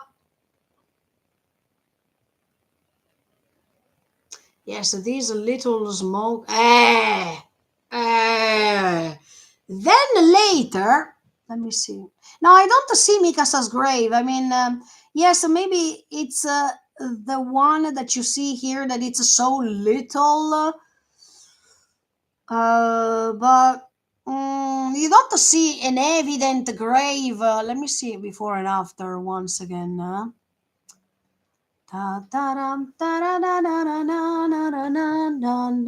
See, okay, wait a second. When you decrease the speed of the video, you see how big this tree became. Wow, one more time. Wow, that the tree was so little compared to how it becomes later.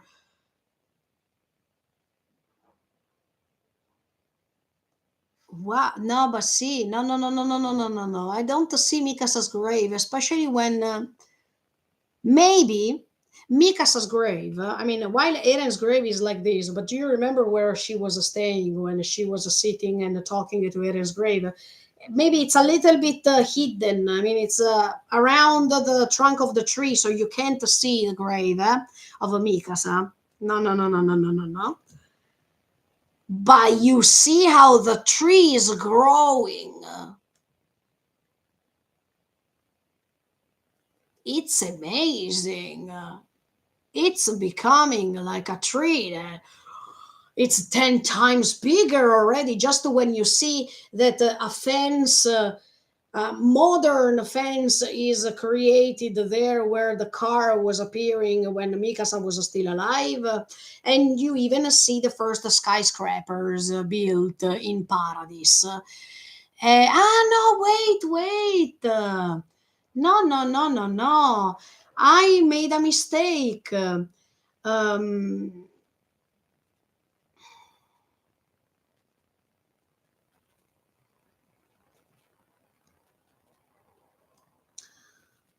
I made a mistake. Now, those smokes that you see in Paradise immediately after Mikasa's death are the building of companies, the building of the will of a build um, factories. I mean, the evolution that goes on, because at the beginning I thought that the inner conflicts were starting in Paradise, but later you actually see the skyscrapers that are built in Paradise. So let's say that it's little by little coming this evolution in Paradise too. um, and then you see even the fence that is renewed, this tree that is 10 times bigger than before, and you even see an grave, but you even see that some of the roots of the tree are starting creating a sort of a space that maybe refers to the tree we will see later when the boy and the dog will appear. But when we reach that moment, I need to tell you different options about that too. So stay tuned. Let's go on. Yes, we see these skyscrapers that somehow are creating as a panorama a sort of a wall too. I mean, we see these walls like skyscrapers appearing. So Mikasa was lucky to see that panorama without other things in the middle that could create a sort of a barrier. And you see that Paradise went on. You see how it's modernized, how the buildings represent evolution. You see the difference starting. And then, oh, wait. Oh, wait. Wait a second. Okay, wait. No, wait, I want to see. Just a second, because there is a moment in which everything is moving so fast and there are so many people coming to visit Erin that I needed to stop it. Okay? So just a second.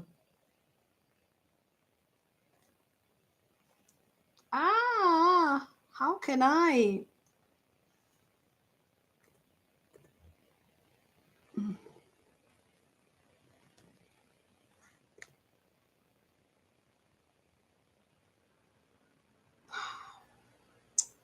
It's hard to stop.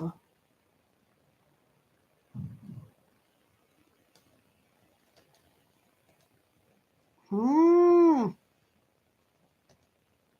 No, wait. How can I? The speed is already 0, 1.2 and 5. I mean, how can I? Ah, no, I can't customize this. Wait. I needed to try my best to try to stop that.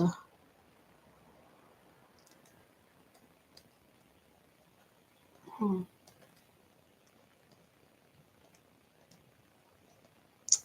I can't do that.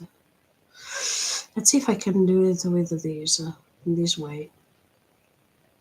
Because I wanted to know. Okay, okay. So years go on, and you see another car that is coming. I mean, that is parked over there next to this modern fence that was built throughout the years. And this car is totally different compared to the car we saw before. That car, sincerely, the car that we saw before, reminded me of 1950, 1950s, 1960s, more or less. Yeah, I mean, let's see one more time. Yes, but the car that he has, that John has now, because that's John's car, and you see him, in fact, coming by himself, alone, and he has the face like this. I think, yes, that's John, because he still wears a hat, and the height is exactly the same. I don't think that's Armin. No, I think that's a John because he also had a black car before when he was coming with Mikasa. So you understand, if what I'm saying is true, he changed the car. Yes. And second of all,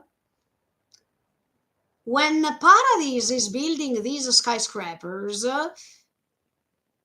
it's not representing such a distance of time. I mean, we are not in a far, far future. Maybe this is happening even 5 years after her death. And in the meantime, Paradise is going on with with its evolution.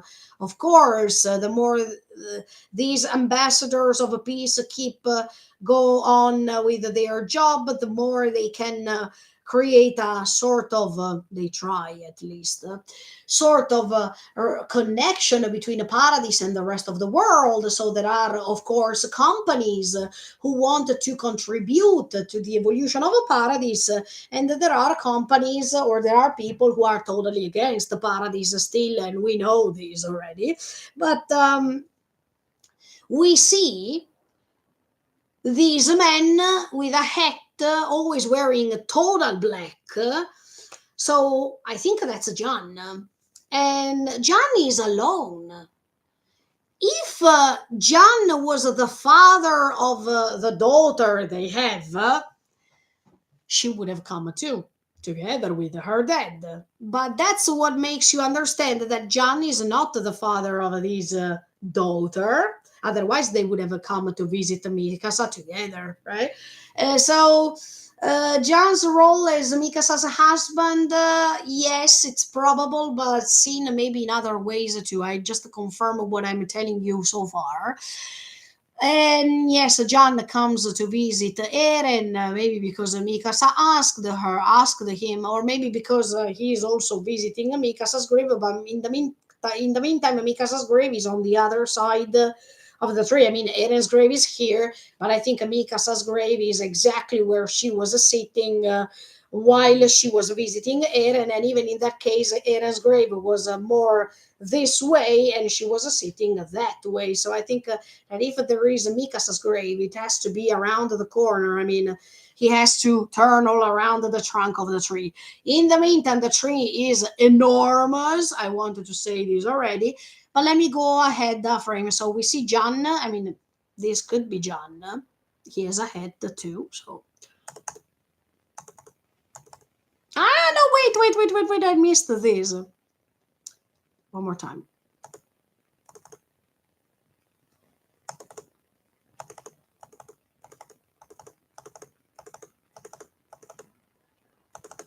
Okay, okay, okay. Then we see two other people with another car. So these are for sure Falco and Gabi because there's a woman and there's a man, or maybe they are. Maybe she's the daughter of Mikasa with her baby boy that now grew and he's already an adult. Yes, at this point it makes sense. So John came to visit Mikasa and Eren. Mikasa's daughter came to visit her mom together with the nephew. In fact, the car is also different. Okay. Then we see another car, okay, with a man. That should be a man or a woman. Hmm. Maybe it's a woman. Maybe that's Peak. Not a Peak. No, it's impossible because a Peak is already old. There's a man. I think that's a man with a boy. So maybe it's the son of the son. Maybe I don't know now specifically, but maybe it's the son of Falco and Gabi, who had already a son. So now he's visiting the grave. Because do you remember Falco and Gabi? They had two girls and a boy, so probably this boy now became a father too. To let you understand how this memory of Eren and Mikasa went on through generations, the power of remembering others. And then see, they are having all different cars, but yeah, all these cars are so different. No, I thought that the first car that John had was reminding me, yes, of 1960s, more or less. Because people who believe that so many years have gone on, I don't think so. But okay, let me go ahead. In the meantime, Eren's grave is still there. And I don't think that that's Mikasa's grave. Or maybe Mikasa's grave is, yes. Mikasa's grave probably is where there is this little space between these roots of the tree, okay, appearing. Maybe. And then, okay. Then we have Armin. So old, without a car. So it makes you understand that he wanted to walk till there. And we know that that tree was the tree where they were trying to catch it by running towards it, right? And Eren died first because he reached the tree first. Mikasa died as a second one because Mikasa was the second one to reach the tree. Armin is the last one. He is the one who will die the last, as the order of that day. Um, so poetic. You see, Armin, he's so old that he can't even walk properly. You see how many years he went on living. I think at this point he is the oldest of all of these group of people, of all these group of friends, because you couldn't see Reiner anymore, you couldn't see Peak anymore, you couldn't see Annie, and yes, here confirms that Armin didn't stay with Annie. Armin is alone. Uh, so maybe all of the others died. John died, maybe even Connie died, and he is the last one. The last one. He has even this burden to carry. He killed so many people, and now he is the last one to go and see all these friends dying. That's that's a heavy burden to carry. But at the same time, I'm happy that Armin was the last one. because he was the one more than others who believed that he could have let the kids, new generations, people think more. He gave all his life to this project, and he tried his best to um, do what he could.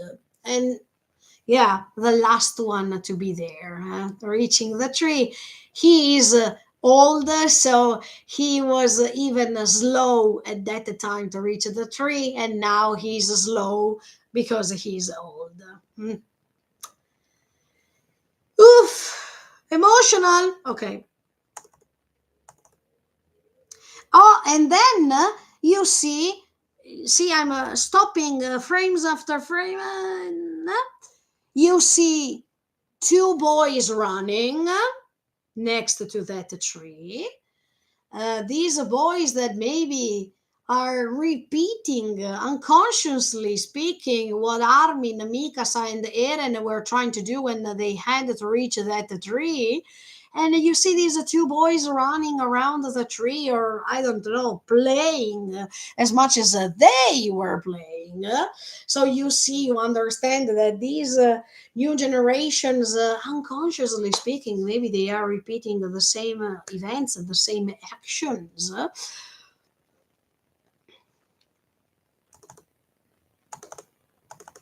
Oh, wait, oh my. Then you see another man coming to visit, or just walking around there. You see other two girls visiting Eren's grave. They are sitting in front of the grave of Eren, and they are maybe the daughters of the daughters of the daughter.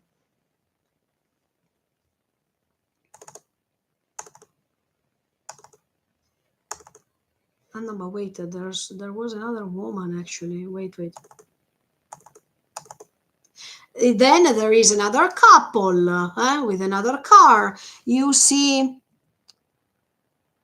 yeah, a man and a woman. She's blonde hair, but maybe, oh yes, we don't have to forget that there was even Kaya. There was even, yes, the family of Sasha, the kids from that family too. They could grow up and they could remember Eren too. I mean, or Eren and Mikasa, of course. Wait, there was another woman before. I see. I have to. There is a woman with a dog, a little dog, who's coming and visiting that place too. And we don't know, maybe it's the daughter of a pig or the daughter of someone else. The couple that I told you before with their car. These other men that I told you, the two girls in front of the grave. And in the meantime, you see how Paradise is evolving with these cranes, lots of cranes and skyscrapers appearing here and there. So you see that they are building the innovation, the technology, but even unfortunately, um, these factories that they are spreading this smoke. So you see that Paradise is changing, and you see that from these pure air in the sky, now even Paradise will be polluted too. And that's the price you have to pay for the evolution you want to reach. um, you see other two people, maybe that those are Falco and Gabi, who are really really old now, and you see them together. Or maybe, yes, that's Mikasa's daughter who grew so old, and Mikasa's son. It depends how you see things, but yeah, they can be even Falco and Gabi, yeah, for sure. Then you see another family, a blonde woman with her husband, with their boy. Other two kids running towards the tree, exactly like Eren, Mikasa, and Armin. In this case, they don't run around, but they are reaching the tree, the same that they did too. Another man visiting. So many people visited that tree. Huh? Another man with a dog who's walking.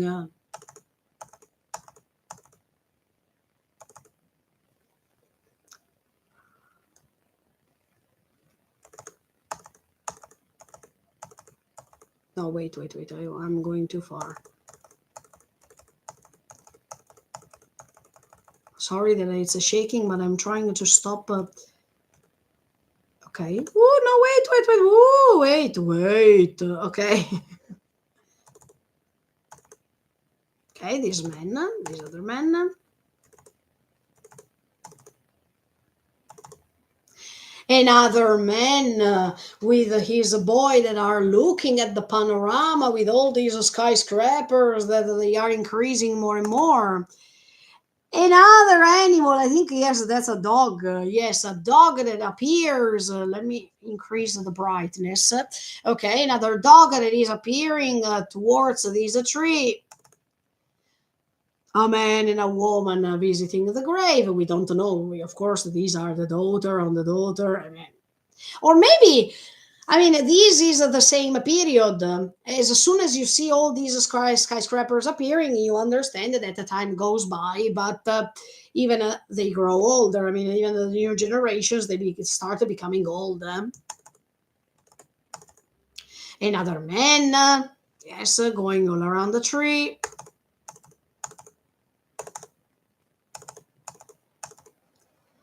And you see, in the meantime, a paradise that is developing these skyscrapers even beyond the skyscrapers in front of the tree.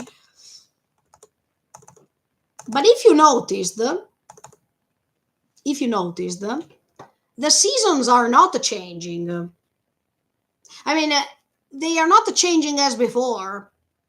It seems that it's always summer because in summer, everything happened. In summer, Mikasa went to visit Eren. She felt emotional, etc., etc. That was that bird. And then 2 years after, John went with her to visit that grave. I mean, in this moment, while all these other people are visiting the graves, etc., etc., and these skyscrapers are appearing little by little on the screen, it's always summer. You don't see autumn, winter, spring. No, it's always a summer.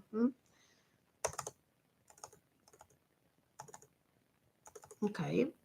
Hey, but now,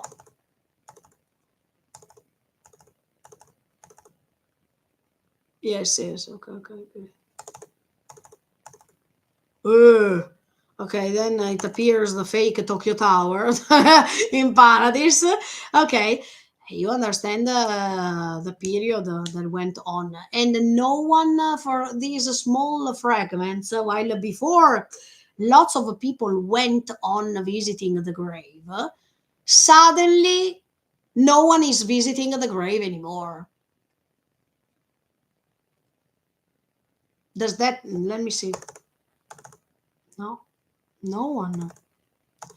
No one is visiting the grave anymore.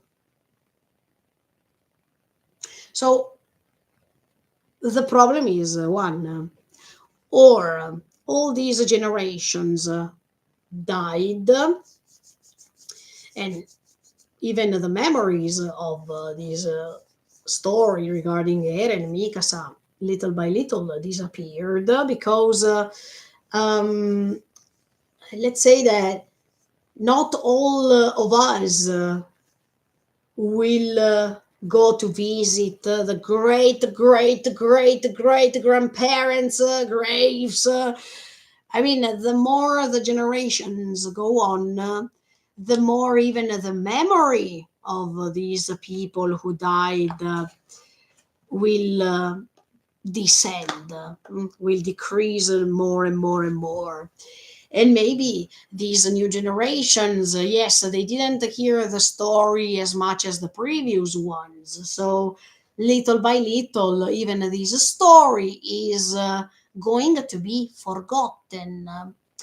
Armin did his best to make it clear for generations ahead as much as he could, but he's not a Superman. I mean, he could do it until a certain point, until the limit of his death. I mean, the limit of his life, that is his death, was not approaching him. So I think that this is what's happening. We think that we can maintain this memory forever, but it depends, of course, on the people who wanted to transmit these over and over again. But this unfortunately means that if they forgot more or less what was happening, that's the chance to reiterate the crime. I mean, there is the chance that this crime will be committed again because the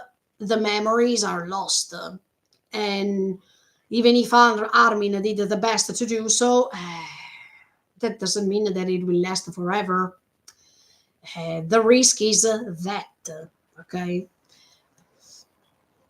In fact, nobody is coming to the grave. Then there is a new street that is made. So you see how the decades are moving on. Or maybe, yes, it's not decades, but it's just, I don't know, 20 years, 30 years, 40 years. Yes, a maximum of 50 years.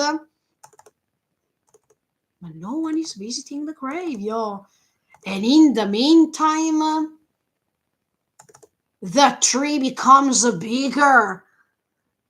But the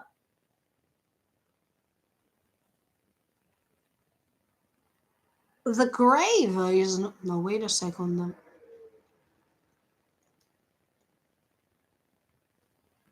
The grave is covered by moss. Yes, the grave starts being covered by moss and starts being incorporated by the tree. Wow, even a paradise doesn't seem a paradise as we knew. Totally different.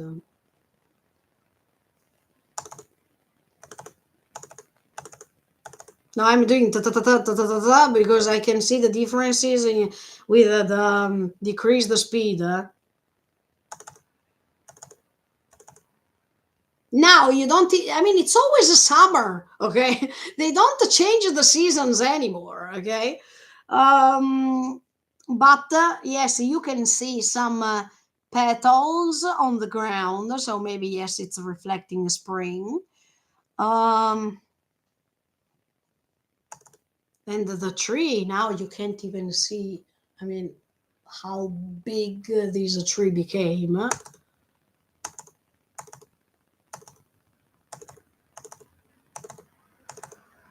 Other industries, yes, industries, um, factories, companies. No one visits the grave anymore. So this makes you understand that now that the story is forgotten.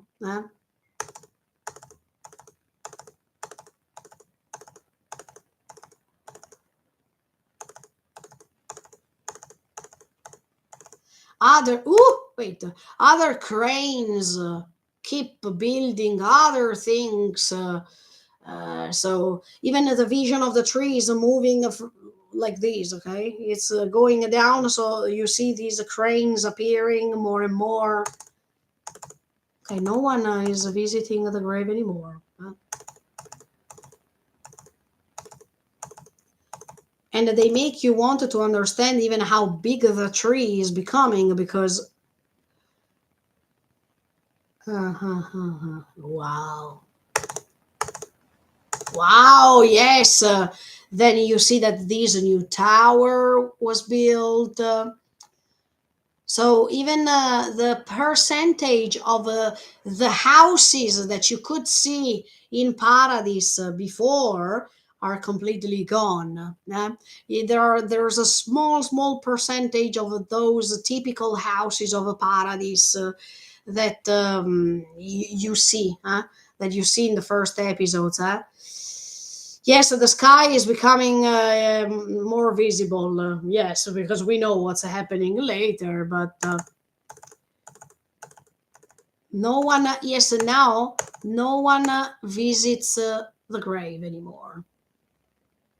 So that story is completely forgotten, at least on the Paradise side, but even I think on the other side of the ocean. There is the highway. You see that they are building the highway.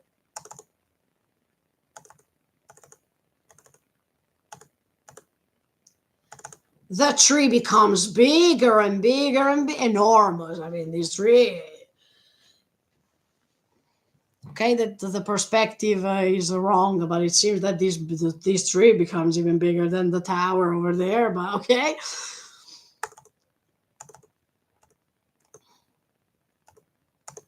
Eh, the sky is not clear as before. The sky starts having these clouds that reminded us of something terrible. Mm. Ah! What did we see? Oh no, wait. Let's see if I can go back.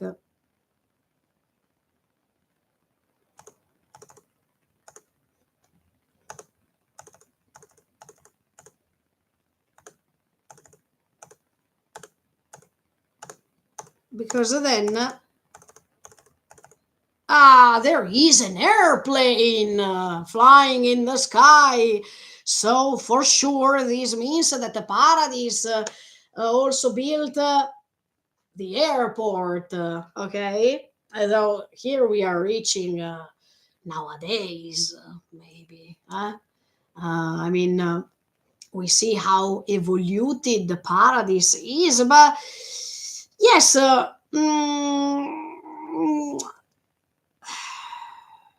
this is Paradise for sure. But does this reflect even the rest of the world advance? Right? Wow, I can't believe that Paradise turned like this. Wow.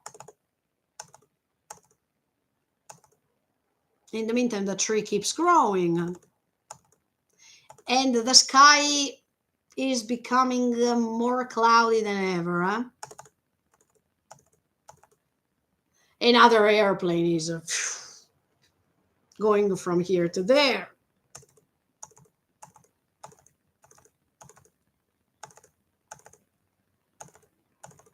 Another airplane. Yes, now the perspective is changing.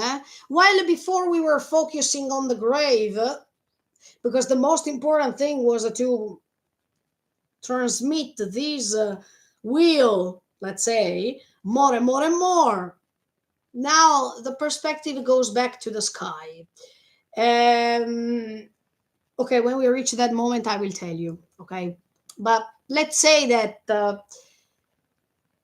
while we thought before that the enemies were titans, that means something that you can see walking. Yeah, even if in season 4, part 1, you see even titans flying because of Zeke that is screaming. But let's say that, and in that scene, more than ever, you understand that titans were used as mere weapons. But here now in Paradise, the sky becomes the new problem, because we were used to believe that when we look at the sky, we see the birds flying, and they represent freedom. But now it's like as if these skyscrapers, unfortunately, they created another wall. So even in this case, the panorama that Mikasa was seeing was just a good memory, and the new enemies are approaching Paradise, but not because they walk, but because these weapons are coming from the sky. So, what at the beginning was a symbol of, I can see the sky and I'm confined here, or I am killed here, I am attacked here, that I am down on earth. Now the sky represents a problem, a great problem, and we will see it now. In fact, we see, okay, another skyscraper bigger than before. Is appearing, other factories that make even the sky of Paradise so polluted. I mean, you see more clouds than the sky. I mean, there's no more of the sky when Mikasa was there crying, oh, I miss you. No, I mean, Paradise is becoming like the rest of the world. I mean, Paradise is no more a heaven on earth, because of the name that that island has itself, but it's becoming like the rest of the world. Another airplane.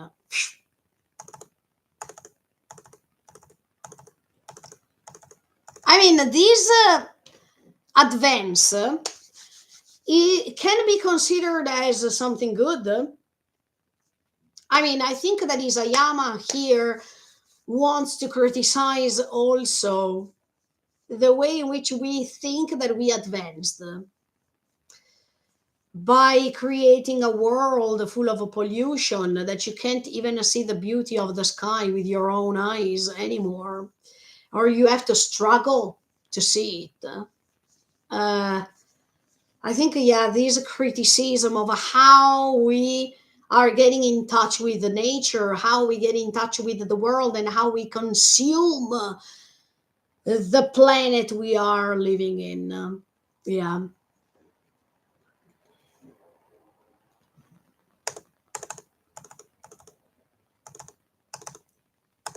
The sky becomes darker as before, and at the same time, as I told you, seasons are not changing. It's like as if it's always a summer. Maybe because, wait, I have an idea why at this point. Maybe the seasons are changing, but that tree, it's like as if that tree experienced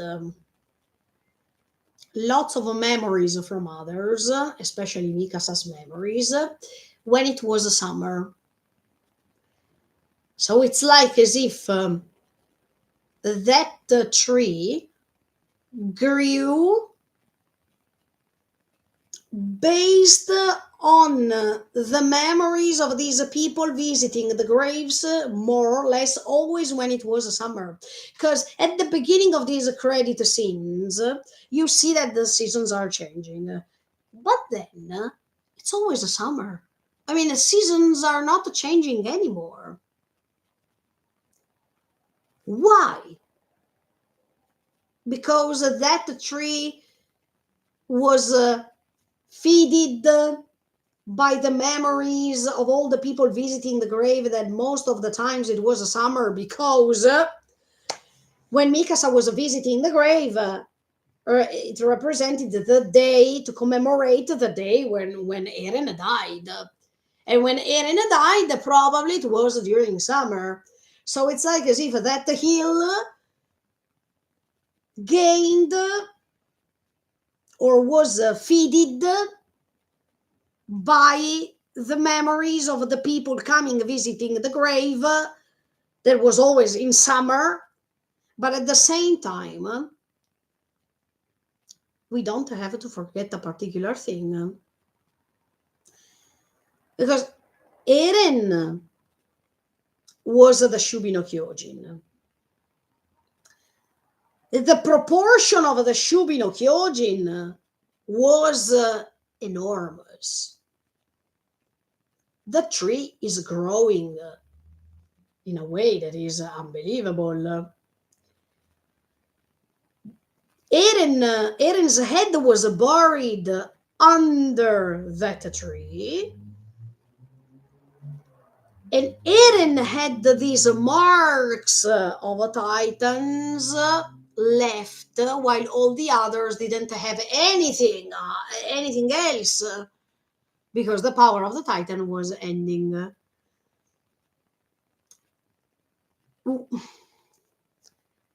Eren's head is under the soil of this tree. I mean, where there is even this tree. Was the tree feeded by Eren's head? Because if Eren was, I mean, by Eren's memories first, but even by what Eren was in that moment in which he was buried. You know that Mikasa was carrying him like this, but he was still having these marks, red marks, as if he transformed into the Shubino Kyojin. Then he went back to human. But if the power of the Titans was completely over, I don't understand why also Eren didn't have his face clean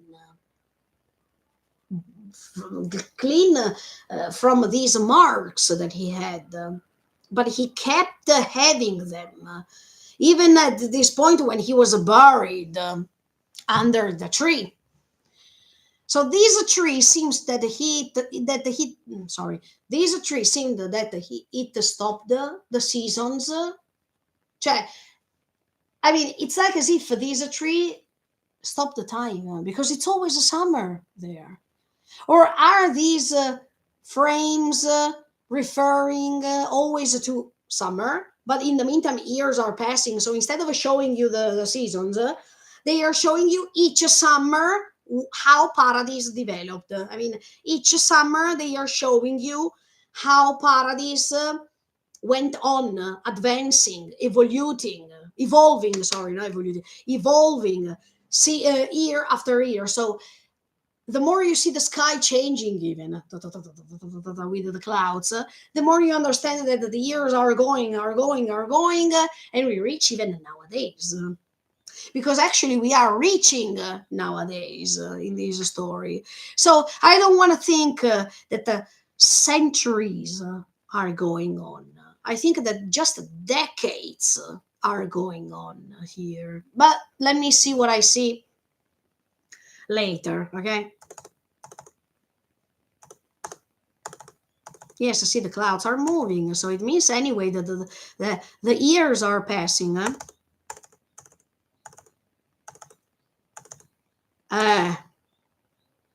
Ooh, and then here we go. The tree is growing so much, but now it's a sunset. I mean, a while before there was the same sky with lots of clouds, lots of pollution and whatever. Now there's the sunset. And we know, unfortunately, that the sunset means something else.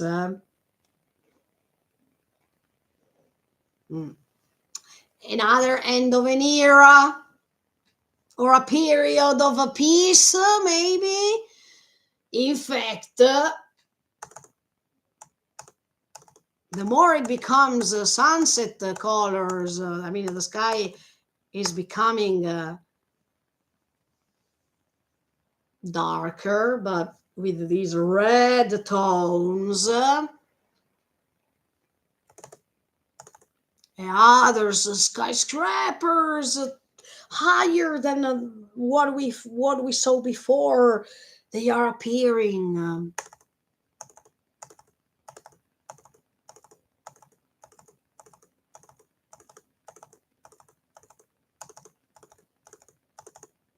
Ooh, and then it's even a night. But yeah, it's like as if these night, yeah, with all these flash of lights that they are moving.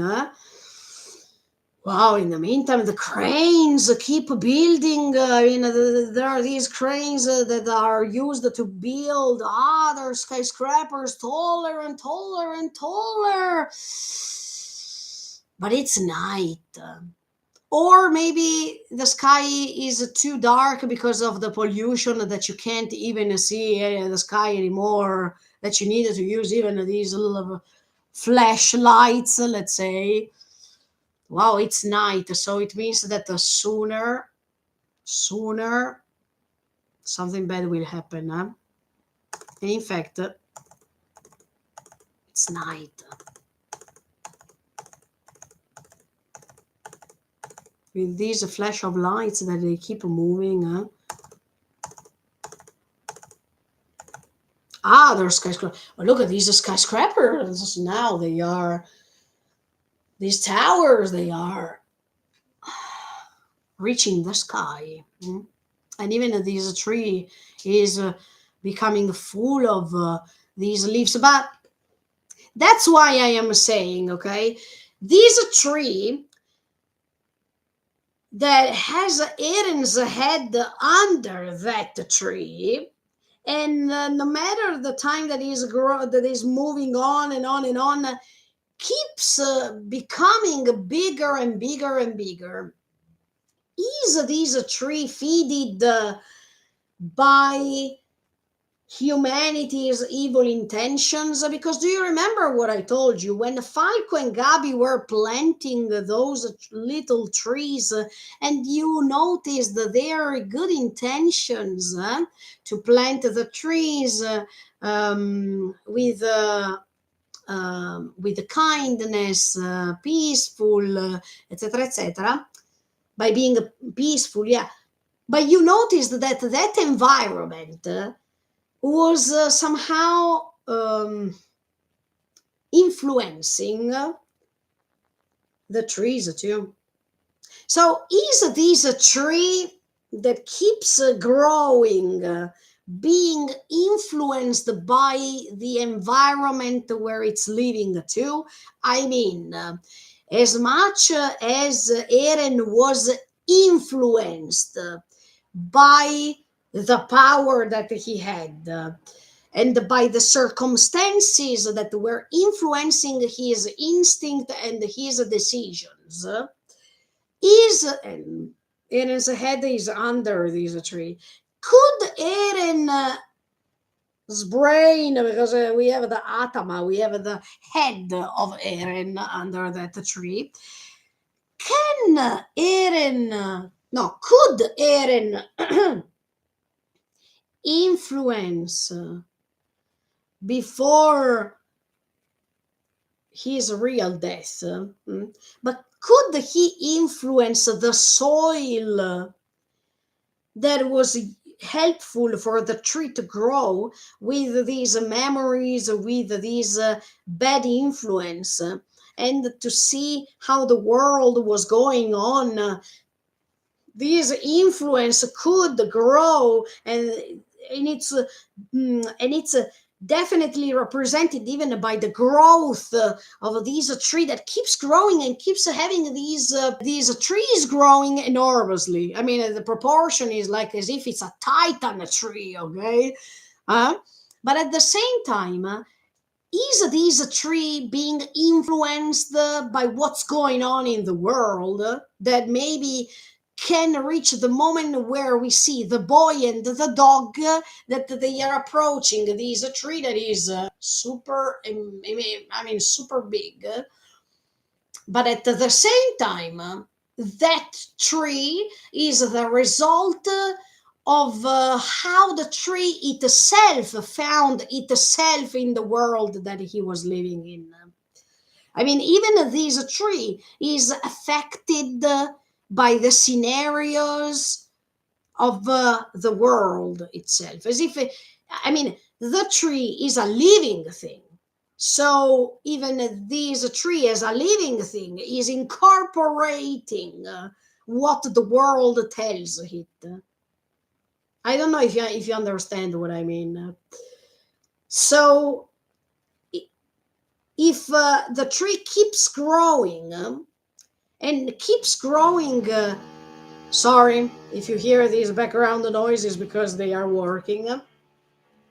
But if this tree is growing because of how evil the world is, and because of Aaron's influence, because the head of Aaron is under the tree.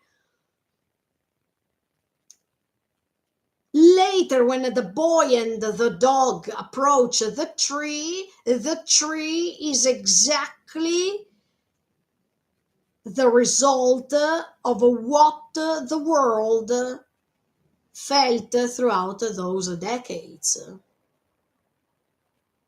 It's becoming the source of negativity because of everything that the world experienced until the moment the boy and the dog will reach that tree. And if as much as we see later, there will be wars and wars and wars, and this tree keeps going, I mean, it keeps growing, it's like as if it's feeded by this negativity, by this destruction. So will it be a temptation to the boy or not? Stay tuned because we still need to reach that. I will not finish the live streaming today until I finish to do everything that I have to say. So be prepared. And this live streaming is endless. Yes, it's the last part. So, okay, let's go on. Sorry for the background noise. Okay, so the tree keeps growing. Okay, all the lights too. Okay, it's becoming a super modern paradise. Okay. Okay, let me go ahead. Okay. Ah, and then let me see what happens. Oh my. What a reference here. And then suddenly, when it's night, so meaningful. When you don't have the right light of a reason to think carefully about what to do because it's night, because it's dark, um, a helicopter is destroying the tower. Of course, the reference is the 9/11. But let's say that everything is happening at night. So the more you could see that from the clear sky, we develop this smoke and this steam, the pollution, and from this clear sky, we go back to the sunset, we go back to darkness, etc., etc. You understand that Eren's story is over, that another story is starting in darkness, because in darkness people go inside the forest and the forest creates misunderstandings, creates disappointments, creates revenge, creates all these mixed feelings that can let you start a conflict. And we are going back to the start with other people, because this is not Eren and all the characters' story. That story is over. So we needed to understand that what happened was to create a peaceful environment for some decades. But then, unfortunately, when the story keeps being forgotten. The new generations don't care so much about that story because that story is old, and it's quietly referring even to our new generations that sometimes they feel bored to read what was going on years and years before. Sometimes they feel bored that they prefer to watch TikTok instead of try to understand things about the world. Um, let's say that recently people are not curious as before. While maybe previous generations, when they didn't have all this technology, all these way to explore the world differently, they were more curious. They were listening more carefully. But now things are changing, so the adaptation of these new generations to the world that they live in that doesn't correspond to the world where Armin was living. And at that time when Armin was living, there was still hope, let's say. But now this hope is gone for a second. Um, so we have to regain this hope once again in order to be able to restore peace without conflicts. But the problem is that now Paradis was attacked. I mean, now this helicopter was reaching one of these towers. I said 9/11 because that's the most evident representation that we have in our mind when we see a helicopter or an airplane go directly inside a tower. So that's why I said this. But of course, now Paradis is attacked. So does that mean maybe that the helicopter lost its stability on air and it went inside a tower? But can this thing affect the diplomacy that maybe was restored somehow between the two sides?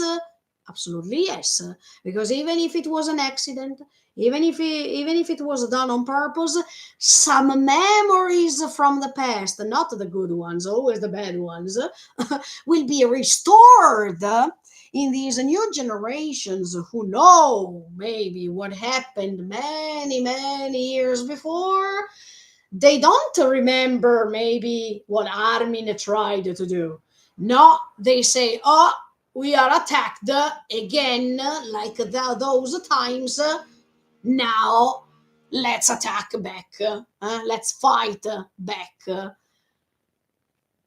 And as you can see, as I told you, the enemy now comes from the sky and not from the earth. I mean, not because a titan walks. So the problem at the end of the day is that we are not talking about titans anymore.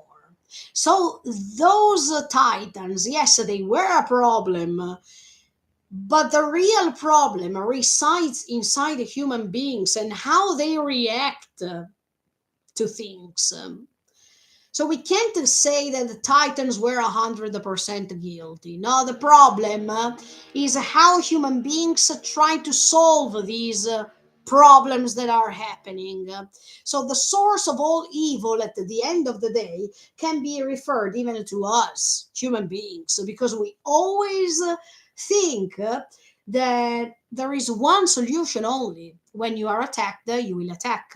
I mean, that's the instinct that is responding to, as for the body that we have, right? When we feel that our body feels attacked, we try to defend ourselves, right? And even our body itself, when there is a virus coming inside our body, the antibodies are counterattacking the virus to defeat it, right? To try to stop it. So we are made of these characteristic, let's say, and we can't blame Armin and all the others because they tried their best to solve this thing.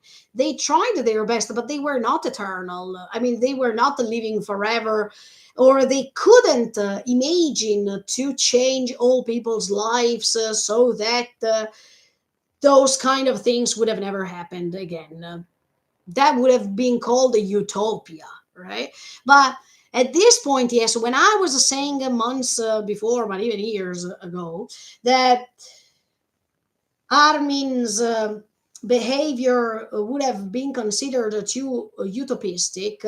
Now, at this point, I would say that Armin did the right thing, of course, but the problem is that you have a limited life. So, once again, you can't have a superpower that guarantees you that what you're saying is going to be spread throughout the generations. You can at least keep trying, but the effect of your words can affect maybe a small percentage of people, a huge percentage of people, but then these percentage can vary based on the time that these words are listened or these words are read. So it's hard.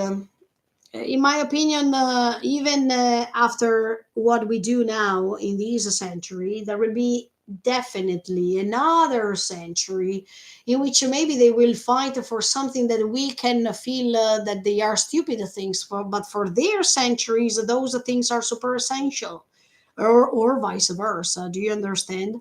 So, um, even human beings are evolving. So what was meaningful at that time for us now it can be considered stupid, or what we fight now for can be considered by the previous generations as super stupid. So it depends on the context, it depends on the environment that you're living in to consider some things important, meaningless, stupid, and whatever. But as you can see, this helicopter, did it want to attack Paradise for real, or it was an accident? But maybe even if it's an accident, they say, people died, we were attacked. No, no, no, it's not possible that it's an accident. It's not possible that it's a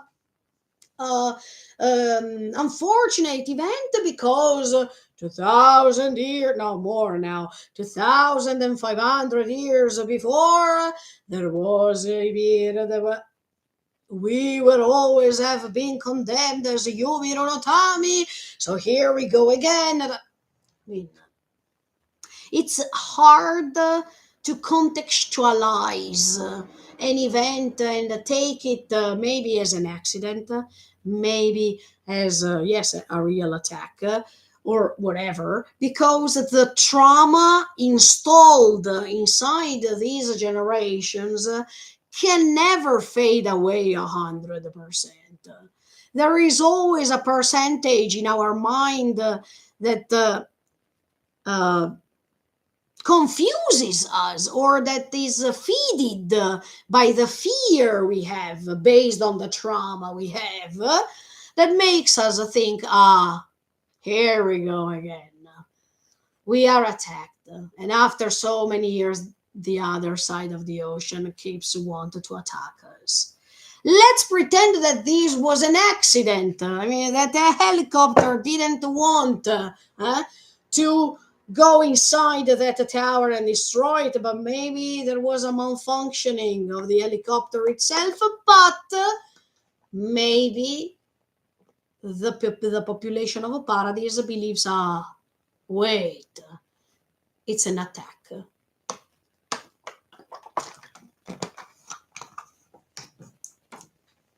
let's go on and see what happens.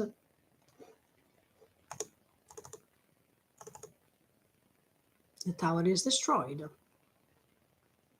Okay. I mean, not okay, but okay. Ah, but then time goes by, and there are some other, I mean, there were two other airplanes, yes, flying, but you see the color of the sky. I mean, from blue becomes gray. It's not nice. It's not good. It doesn't make you understand that something good is happening. Totally the contrary. I like that they chose to put these darkness. I mean, they chose night because even when Hanji and all the others were around this fire to confront themselves, it was night. Um, so it's necessary that these darkness of the sky represents the darkness of the moment that Paradise lives now. Okay, so nothing is a coincidence, and that's why I repeat myself. That's why sometimes I like anime more than manga, because if the manga is colored, you can, I mean, it has colored pages, then it's okay because it's colored, so you can see those kind of things. I mean, these details, these symbols that are meaningful, to contextualize the events. While anime, they are colored, or maybe they can add even some other things, so it's more evident what the author wants to tell you. Okay, not only because Isayama cooperated even for this final episode by giving some hints about what to do, but I'm talking about the colors. The colors have a great meaning in anime, based, of course, related to the story that we are analyzing. But in Shingeki no Kyojin, colors have a great importance. They are underlining a specific context that relates to a specific circumstance, that relates to a specific memory, etc., etc., etc. So this is important. And then again,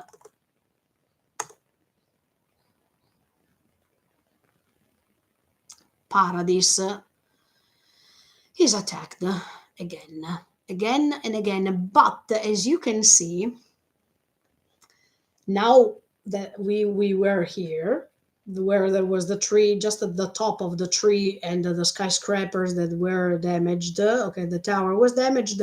Now that Paradise is attacked, okay, we go back down. So we see the trunk of the tree more and more and more. It's like a descendance to hell, okay, because we know that the more we go down, the more these warm tones of color that represents a fire increases. So it's like as if we descend to hell. It's like as if the response was always the same. We respond to hell with other hell, and there is not a solution if we keep going on like this. There is just a reiteration of events, a reiteration of effects that are causing this repetition of things. That it's problematic. In this case, we can say that Eren's sacrifice was meaningless, because we were trying our best to let, thanks to Armin's words, etc., etc., respond to hell with other hell. But this is not happening. There is a repetition of a hell. And thanks to the scenography that goes down, down, down, deep down through the trunk of the tree, is like a descendance to hell again and again and again. Wow, you see, for a second, these town, I mean, Paradise turns like Pain's town in Naruto. This reminds me the town, I mean, the village of Pain, but the village of Pain. Ah, I didn't tell you this. Wait a second, that I forget. When you see Eren inside the mouth, I mean, the Eren space inside the mouth of the Shumi no Kyojin. No, sorry, the Colossal Titan. And Mikasa tries to go inside of it to, okay, in this case, to kill Eren. It reminds me the moment in which Naruto meets Nagato. Because even Nagato was attached, was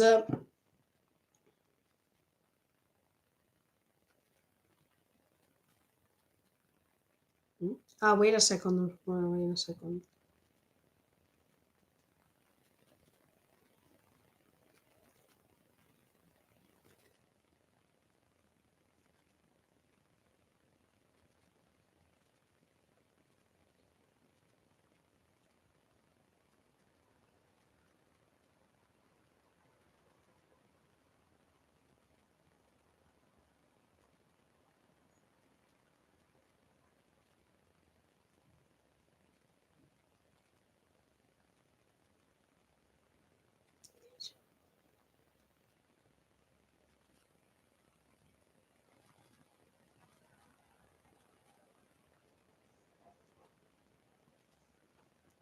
Okay, sorry that I interrupted myself. Yes, it reminded me of Naruto and Nagato. Because even Nagato was completely fooled by his conviction to destroy the village of Leaf. Do you remember? Yes. And, and Naruto at that time tried to talk to him. So he needed to enter this cave, this area where Nagato was.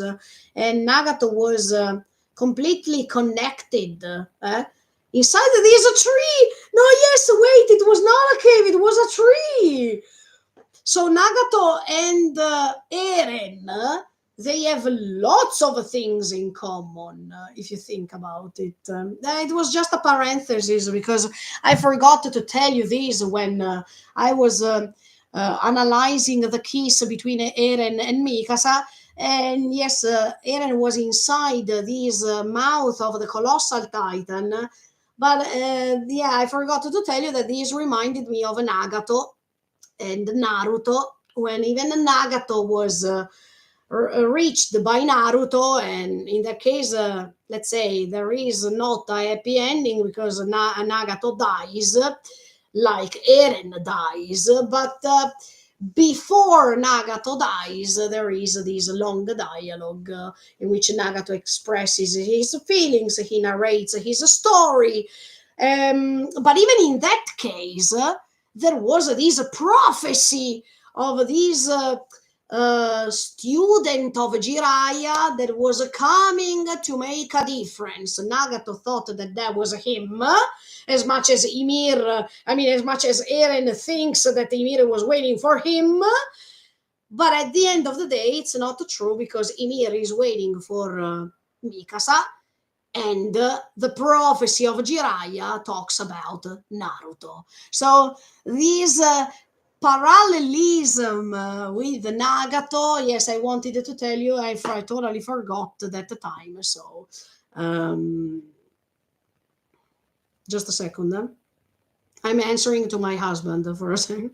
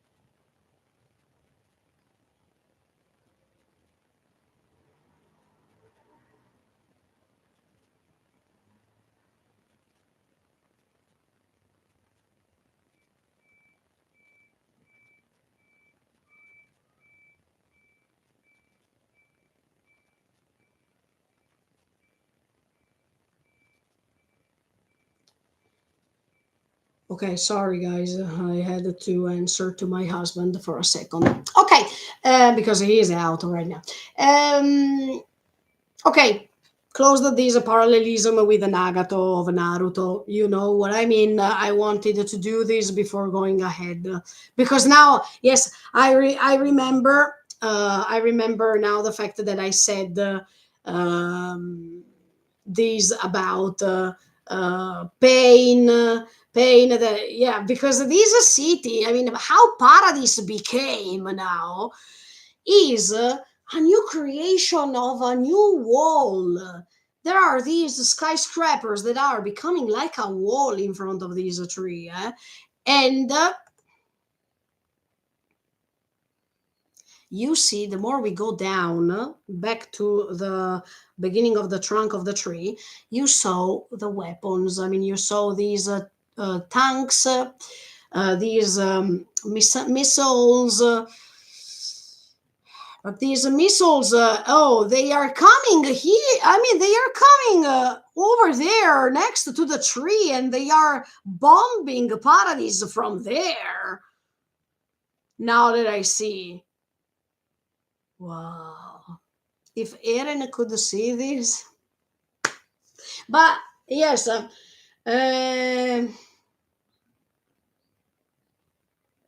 can I tell you honestly, I don't like how Paradise became. No, with all these huge buildings. That you can't even see them through, and no, I don't like Paradise like this. I mean, I agree with the evolution. I mean, I agree with the advancing thing, but at the same time, mm, mm, I don't like Paradise like that. No. Then there are these missiles, these tanks attacking Paradise, but does that mean that this war is always created by the other side of the ocean and not someone trying to start a fight inside the Paradise? Because even the Paradise grew quite a lot. Okay, that is an island, but I would have expected to see Paradise attacking back after that helicopter, but you can't see it, so it's implicit. This effect. Mhm. Okay. Uh, Beh, to be coherent, of course,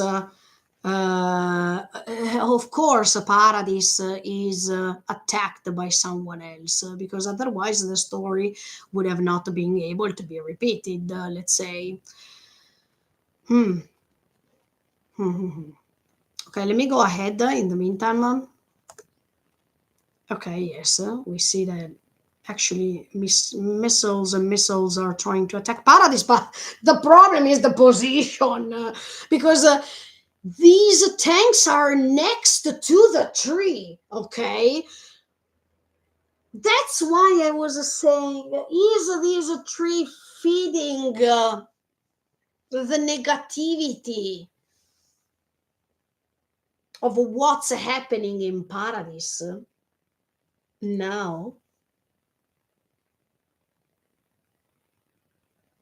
They are next to the tree.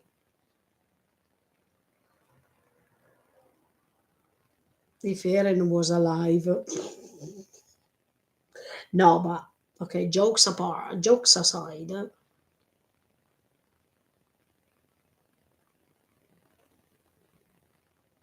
I mean, that place that was considered a place where you find peace, I'm talking about the tree under the tree, now turns to a spot where these weapons are used to attack Paradise. See? When the centuries go on, what was meaningful before is little by little erased. and everything is turned upside down. That's incredible. The place where Eren was buried, Eren, who was the one who was protecting Paradise, now that place is the place where all these tanks, I mean, all these missiles are shot to Paradise. Unbelievable. Of course, at this point, these 20% of people from the other side of the ocean who needed time to regain a knowledge, militarily speaking, because they were destroyed. I mean, so Paradis and this other side of the world, Eren said that the dimension was the same. I mean, the number of a population is the same, is equal. So both sides, yes, I forgot for a second, but both sides have to start all over again. So both sides tried somehow maybe to cooperate to gain a certain knowledge. At this point, the Paradise, after the rumbling, Paradise was more evoluted than these other 20% of the world, because Paradise, in the meantime, gained at that time knowledge, militarily speaking, too. While these 20% of the people left, probably where not only they were defeated because the rest of the world was gone, was rumbled, but at the same time they uh, they had a difficulty to regain this knowledge too. So as soon as they regained it, let's say, they said, okay, now we are ready, now we go to Paradise, and we attack them back, because we also lost our friends, we also lost our families, we also want to avenge all these people.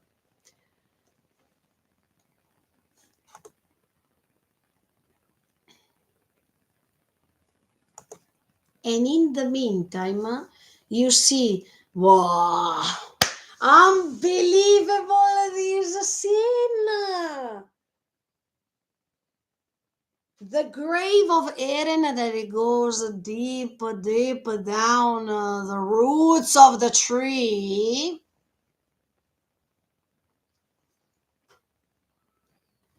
Now I'm thinking something, but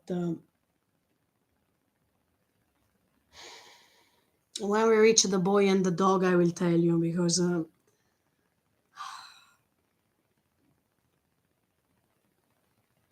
it's like as if Eren. That now we don't understand if Eren turned into ashes. Okay, I mean, if he was buried with bones, or if he was buried because he turned into ashes, because he was cremated.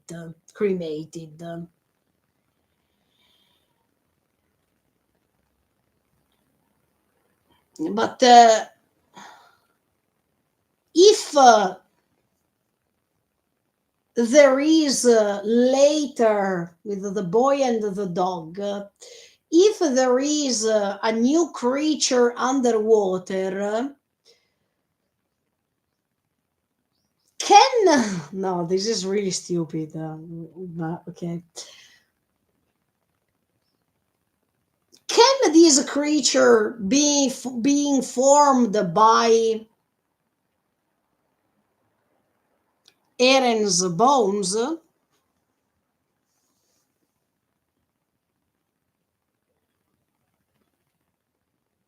No, I'm thinking now, because I needed to see how far I can go with this thought. This grave goes deep, deep down inside these roots. In the meantime,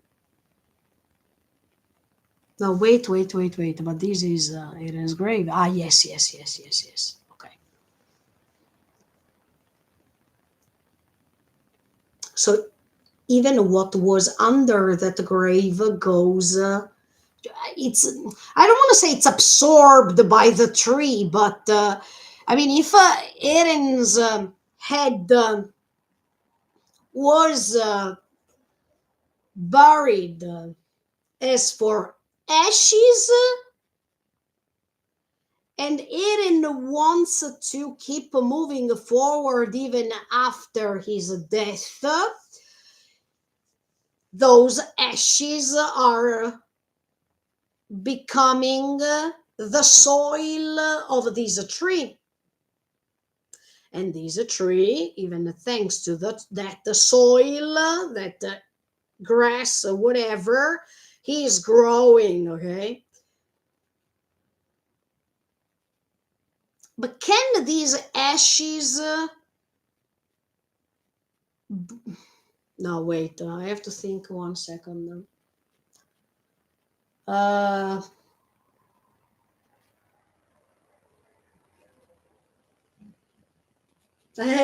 you see, I mean, I didn't predict any, I mean, I didn't project anything, okay? So,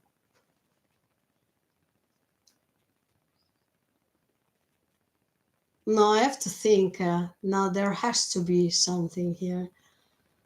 Uh, but okay, let's pretend that Eren turned into ashes.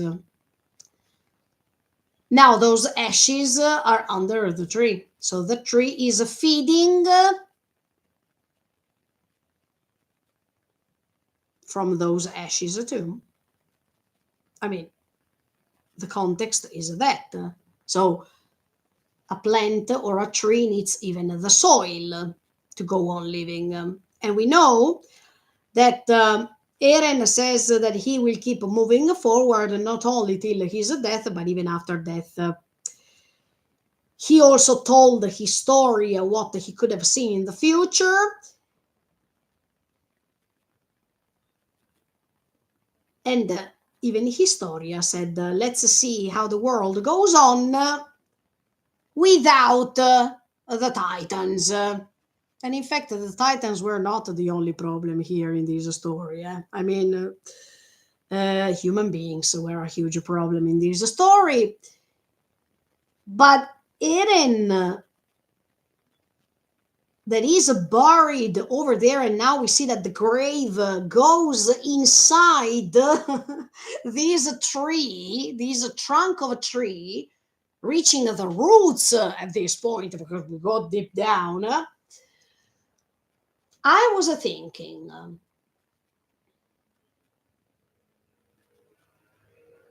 maybe these ashes get in touch with some bacterians that are already under this tree, and maybe there is the beginning. I mean, bacterians like to survive somehow, okay? I mean, we know that even viruses, let's say, the more they proliferate, the better it is, okay? So I was thinking, if these bacterians get in touch with what's left of Eren, then at this point, it's ashes. But anyway, okay.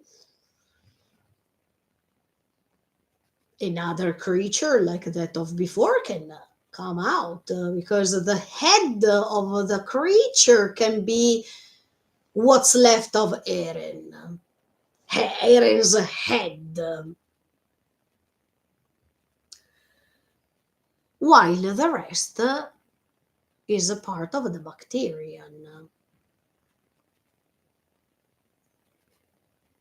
So it can recreate, not the same, but the fact that we know that Eren's head is buried, it always made me think about the head of that creature too, because that everything started from the head, even for that creature, everything started from the head to create later the rest of the shape of it. So now we see this grave of Eren going deep down the tree.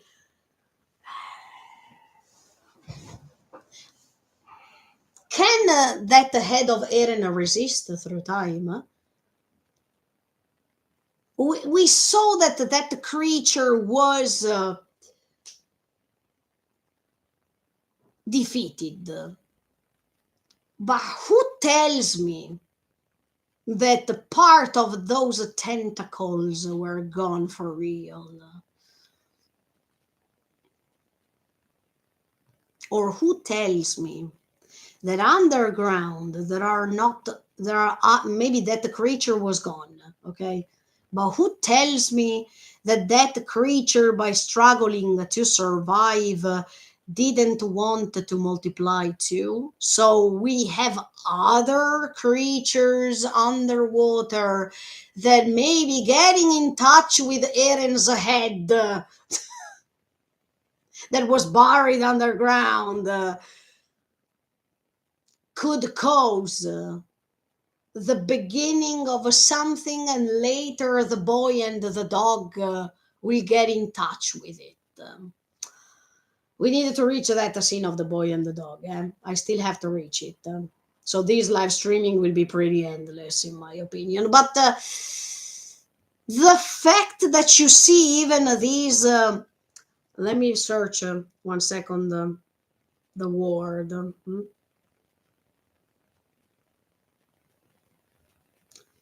Um, oh, what's that word that I needed to search? Now I forgot. Uh,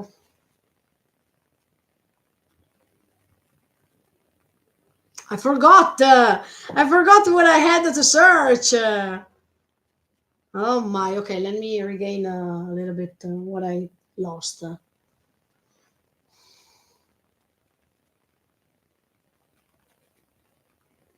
I forgot. I forgot what I had to say. Okay, I will not keep thinking. When I remember, I will tell you. But anyway, yes, okay, I remember.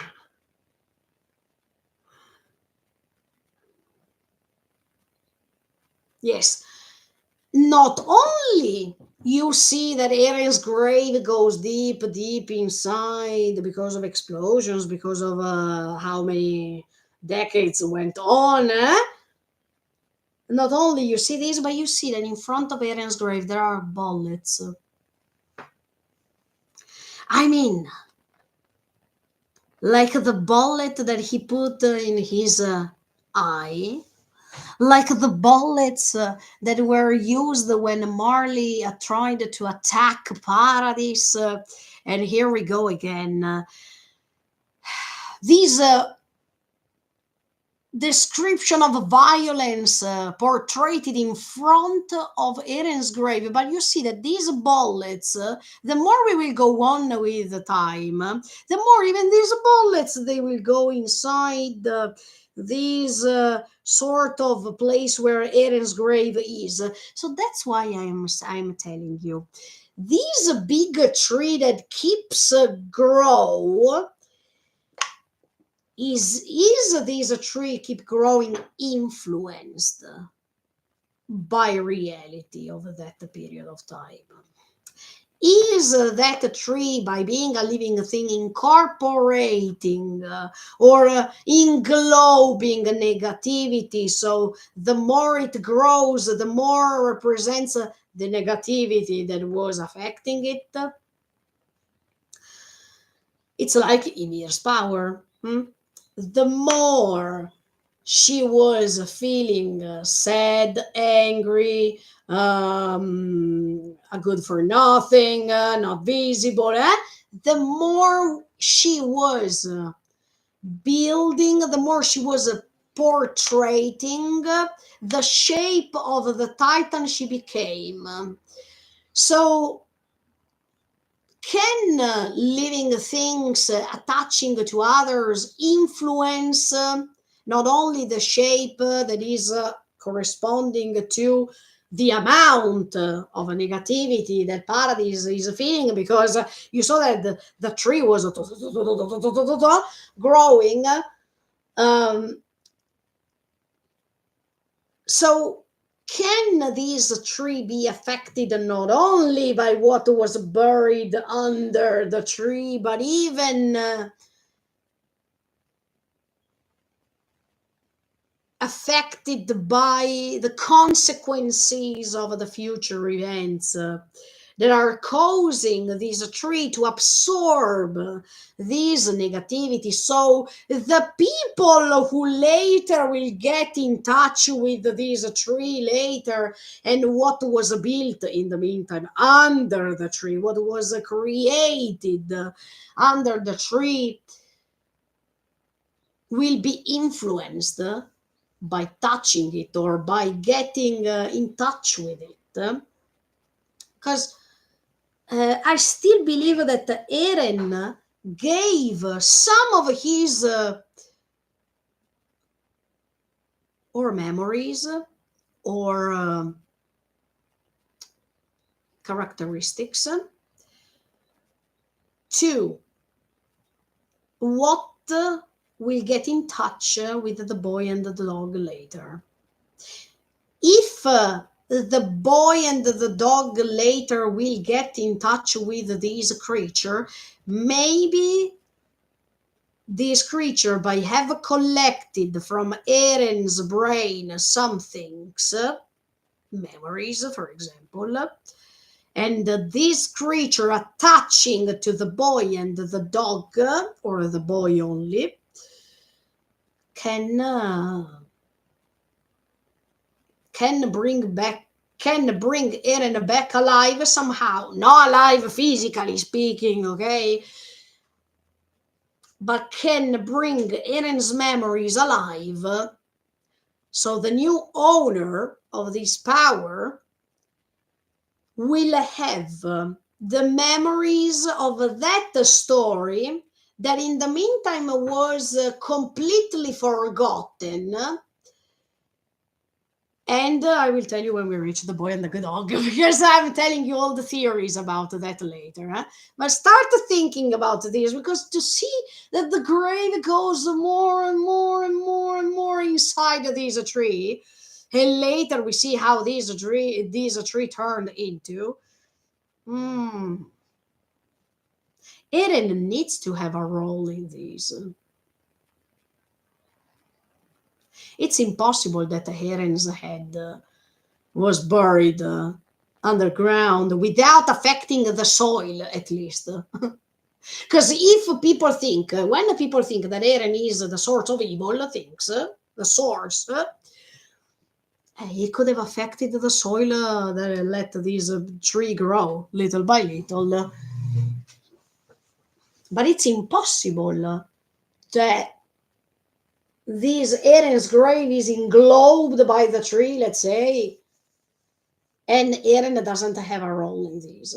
Does that mean that by being englobed by the underground makes you understand how forgotten Eren is, or Eren's story is?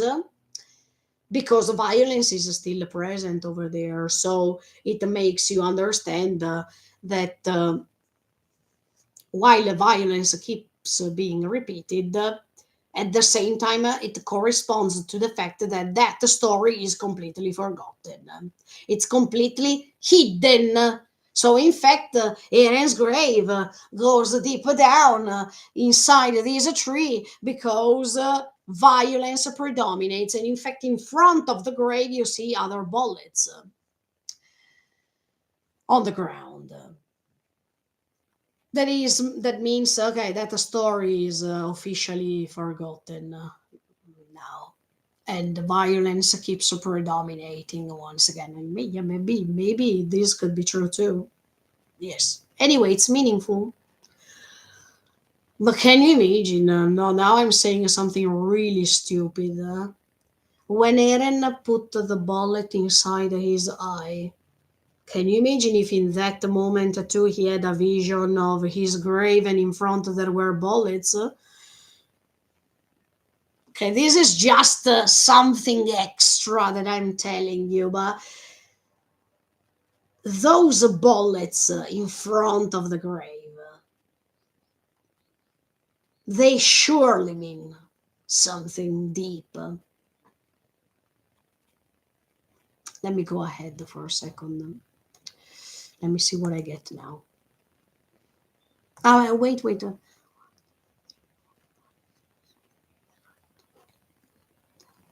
Ah, okay, no. I was counting the bullets, and I hoped that there were not 13. Okay, no, they are more than 13, actually. 1, 2, 3, 4, 5, 6, 7, 8, 9, 10, 11, 12, 13, 14, 15, 16, 17. No, 17.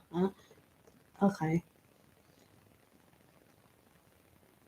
okay. And then you see that Paradise was losing because all these skyscrapers are completely destroyed. Hmm. But the tree is still alive, okay? I mean, it's the tree is intact.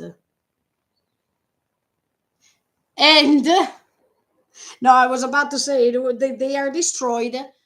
They even are attacked again by a missile that, okay, let's see. More than one. Wow, other six, 7, 8. More. Wow, so look how many. Here we go.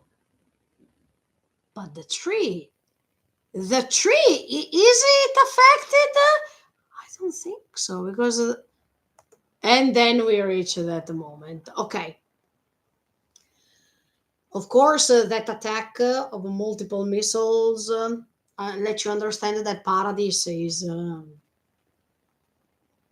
completely gone or almost gone. No, let's say almost gone. Uh,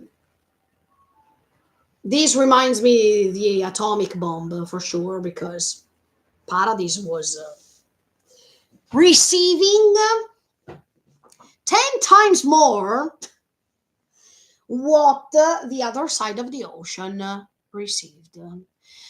As you can see, when I say this is because I remember what Mueller was saying while he was looking at Eren as a Shubino Kyojin. He was saying, look, we spreaded violence. Or we spreaded the wrong things, and those wrong things are coming back to us 10 times more. Yes, yes. Now the other side of the ocean was doing the same thing. It was giving back to Paradise what the world received, because everything has to be proportionated to the dimension of the island for sure. I mean, we can't compare the extension of the island with the entire world, but let's say that with all these missiles you could see that Paradise is destroyed. Okay, but it's a stupid repetition of things, a never ending thing. And that's why now I am happy to go back for a second to. Okay, let's listen in the. We reached the boy and the dog. Okay, so let's. Here in the meantime, there is a beautiful song made by Link Horizon. Because even the title of this song is something crazy, eh? Just saying. In the meantime, I take a little break after almost 4 hours of streaming.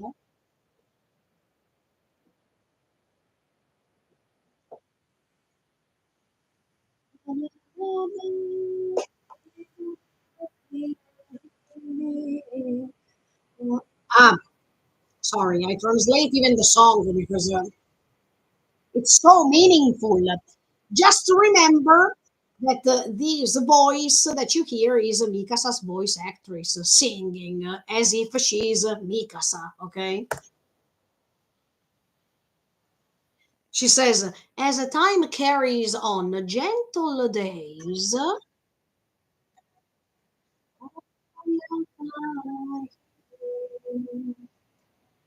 Gentle days like flowers offered as a tribute. In fact, we go back to the scenes, the credit scenes that we analyzed so far. The hidden words go to the grave without telling anyone. Go to the grave, Eren. Okay, that's Eren's grave.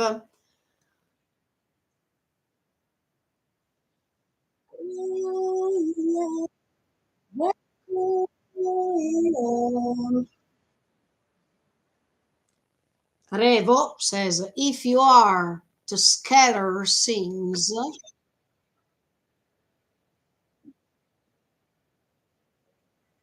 let dawn illuminate the flowers you loved on the cypress.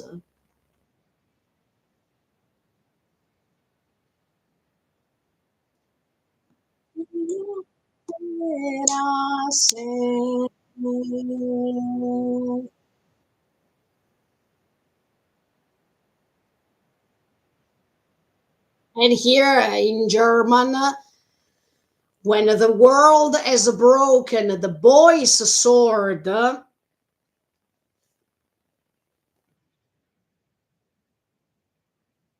he will reach the top of the skyscraper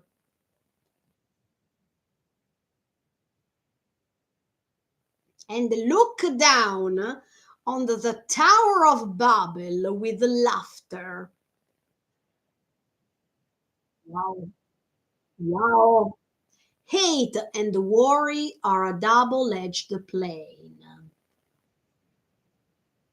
Again, hate and worry. I mean, hate and fear. Same, huh?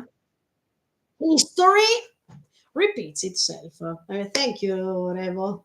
I mean, you have spoiled us throughout the years. Now you can't spoiler us anymore. Yes. Die Geschichte wiederholt sich. German. Then Revo says, fruitful and abundant. The earth is filled. The steel bird, steel, that is a airplane, is released into the sky. Abundant because, as I told you, there is an evolution. There is the advance of humanity as I mean technologically speaking, as for innovations and whatever. Okay, so it's a coherent now. This song. Freedom becomes a crimson bow and arrow. Okay, repeating many times. Unable to throw away the stones we throw back, able to throw away, unable, wait a second, unable to throw away the stones we throw back.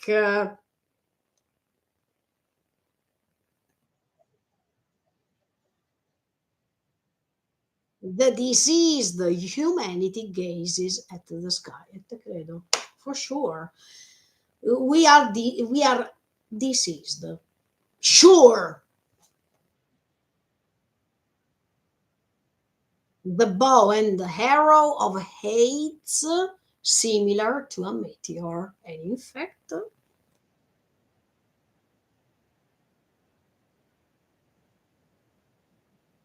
and becomes zero once again.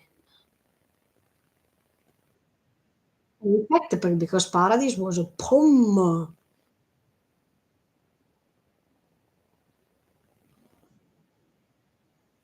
But now there is the scene of the boy and the dog.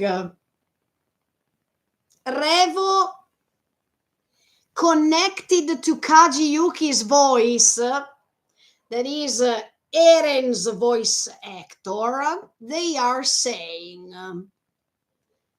Kiko eru ka mori woderu. Can you hear it? Leaving the forest.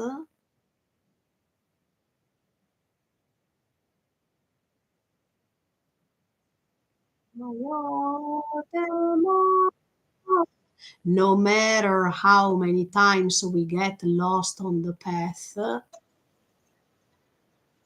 even on the scorched field,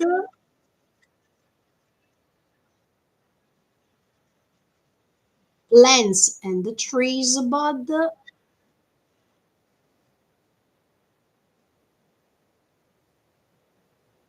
in the hollow of the great tree that saw everything.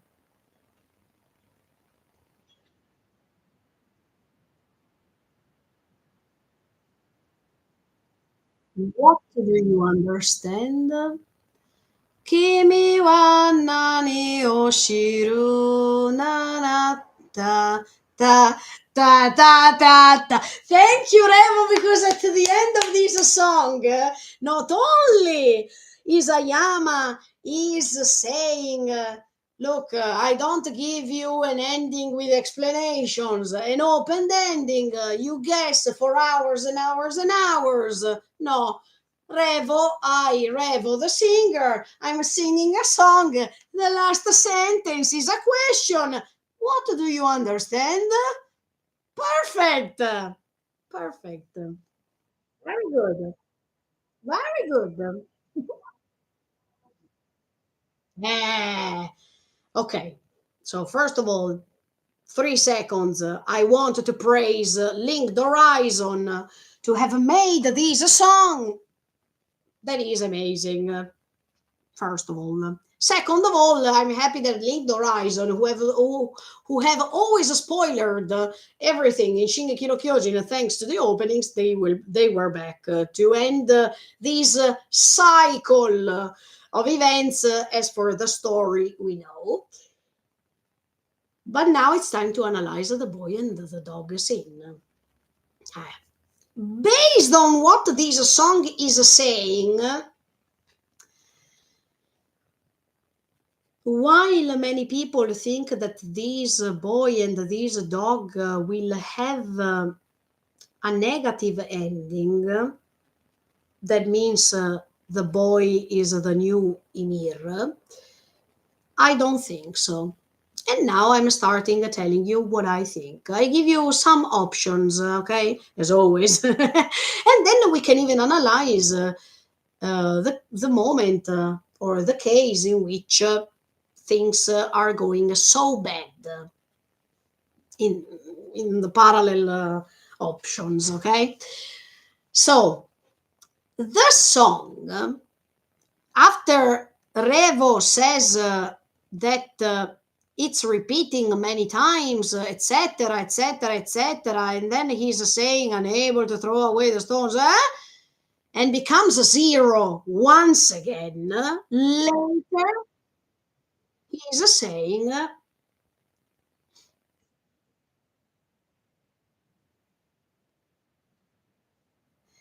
"Can you hear it? Kikoeru ka? Morioderu." That means leaving the forest. So, first of all, it's not a tragical ending. While we have always thought that everything would have repeated again and again and again forever because we don't understand anything as human beings, and everything goes back to zero because the Revo says everything, no, everything, but he says one more time, and becomes zero once again. So let's say that it's a sort of tabula rasa. Pum. But when he says, can you hear it? And this part of the song is sang not only by Revo, but even from Kaji Yuki's voice. And of course, Kaji Yuki is Eren's voice actor.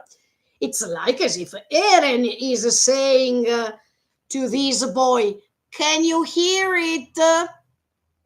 I mean, can you hear the story so far?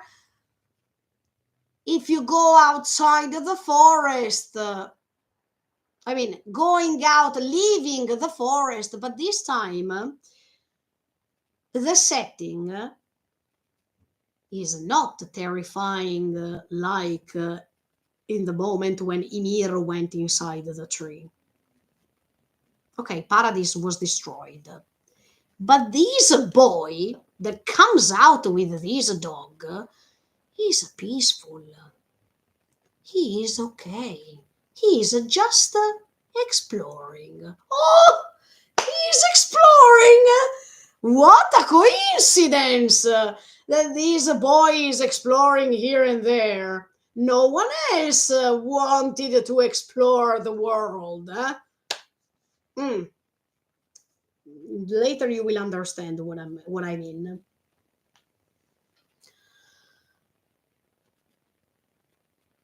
So the boy is not alone this time because there is a dog watching over him and try to protect him. Second of all, as I told you, the setting is not dark, gloomy as the day in which Ymir was reaching the tree. Ymir, before going inside the tree, she was sleeping and she was falling. There was maybe already a chance for us to understand that something would have gone wrong. In this case, the boy and the dog, they are walking peacefully towards the tree. Okay. Then we know that when Ymir was sleeping and fall, she saw a flower that was already marked by her blood. In this case, the boy and the dog, they are not encountering anything problematic. Ymir, on the contrary, she was crying already. This boy and the dog, they are fine.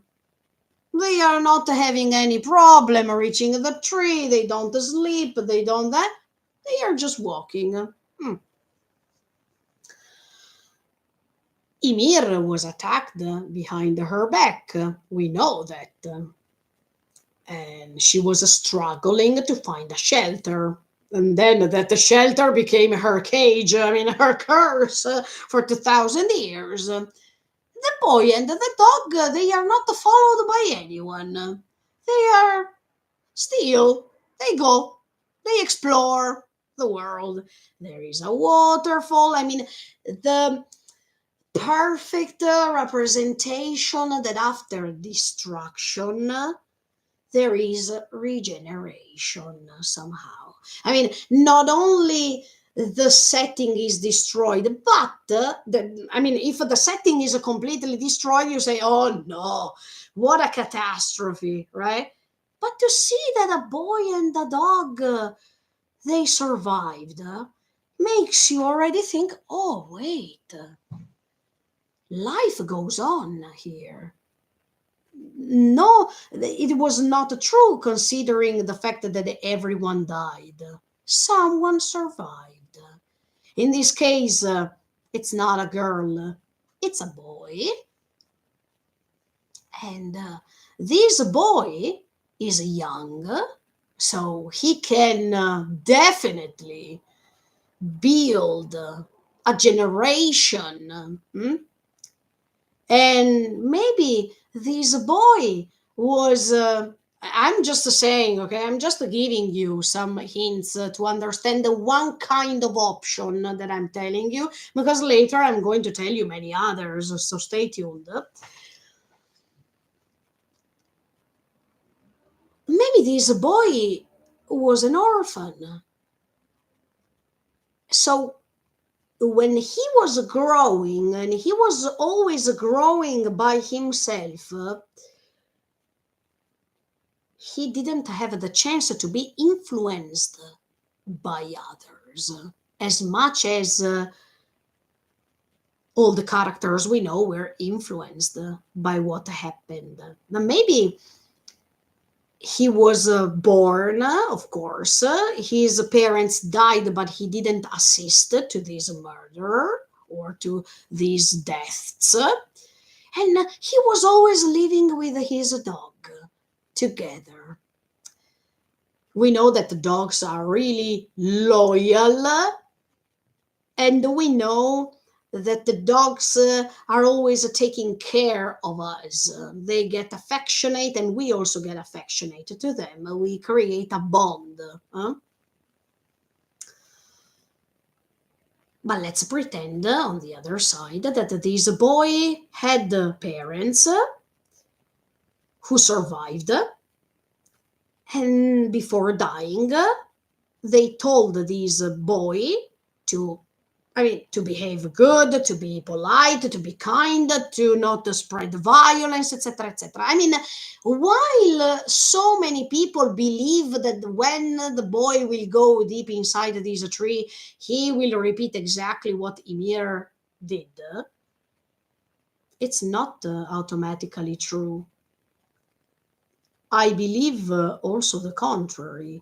I believe that this boy, who has a peaceful life, as you can see, who is wandering around this area to explore it, to search for something maybe, or even just because he likes to walk and explore things with his dog, doesn't have the same background story as Ymir. So, as much as I was telling you in previous parts of these long, long analyses, Ymir had a damaged background story in the moment she got in touch with the creature. Ymir suffered a lot. Ymir lost even her way to communicate with her words because her tongue was ripped out. Ymir was feeling the betrayal. Ymir was disappointed. Ymir was angry because she was promised of a freedom, but then she was already hit by those arrows. What Ymir felt in that moment was also, in my opinion, affecting, sorry, the creature that was getting in touch with her. So when the creature was touching her, the creature was having the abilities that later you can find in all Titans. Because even the creature, throughout the years and years, millions of years, had to try its best to survive. So the abilities that we found in all of the Titans' power that we know, I think that they were coming from the creature itself. But the Titan form came from Ymir's will to be recognized not as a slave, but to be seen when even when she was seen but not seen in reality. King Fritz didn't care about her. So anyway, she wanted to become someone that was visible, someone that couldn't, someone that could be strong, someone that could defend herself, someone with a power, extreme power. And the result, and even she was even angry. She was, uh, she wanted to maybe avenge her parents who died in front of her eyes. She wanted to avenge even the village that was destroyed. So all these things englobed in this huge power made her become a titan, an evil titan. I mean, the power was not great, because even if from some side of the population she was considered as the savior, but from the other side she was considered as the murderer, right? So let's say that what came out as a result from this encounter between Ymir and the creature was not something benevolent, it was a malevolent, right? And later on it created a curse too. But this boy and girl, so girl, but this boy and the dog, I don't think they have the same background story. So by not having the same background, maybe they can use that power for something good, or maybe they can try to use the power they encounter to reach the end of the forest, because the lyrics of this song is saying, can you hear it? And Eren is saying, can you hear it? Leaving the forest. And then the song goes on. But we can interpret this song in two ways. First one, Eren is trying to let the boy and the dog reach him. Can you hear it? And this boy maybe is attracted by this tree. Okay. But the song also says, leaving the forest. Yes, now the boy and the dog, they are inside of a forest. But the feeling that you feel staying inside of this forest is not the typical image of the dark forest, the forest that is scary, please don't go inside, da da da da da da da da da. No, it gives you a peaceful sensation. It doesn't make you feel scared as a habitat, I mean, as a environment. I mean, to me, it doesn't make me feel scared at all to see that the boy and the dog, they are approaching this kind of a setting. Totally the contrary. And we also need to believe the fact that the boy is not alone this time. So things can go differently also because of this.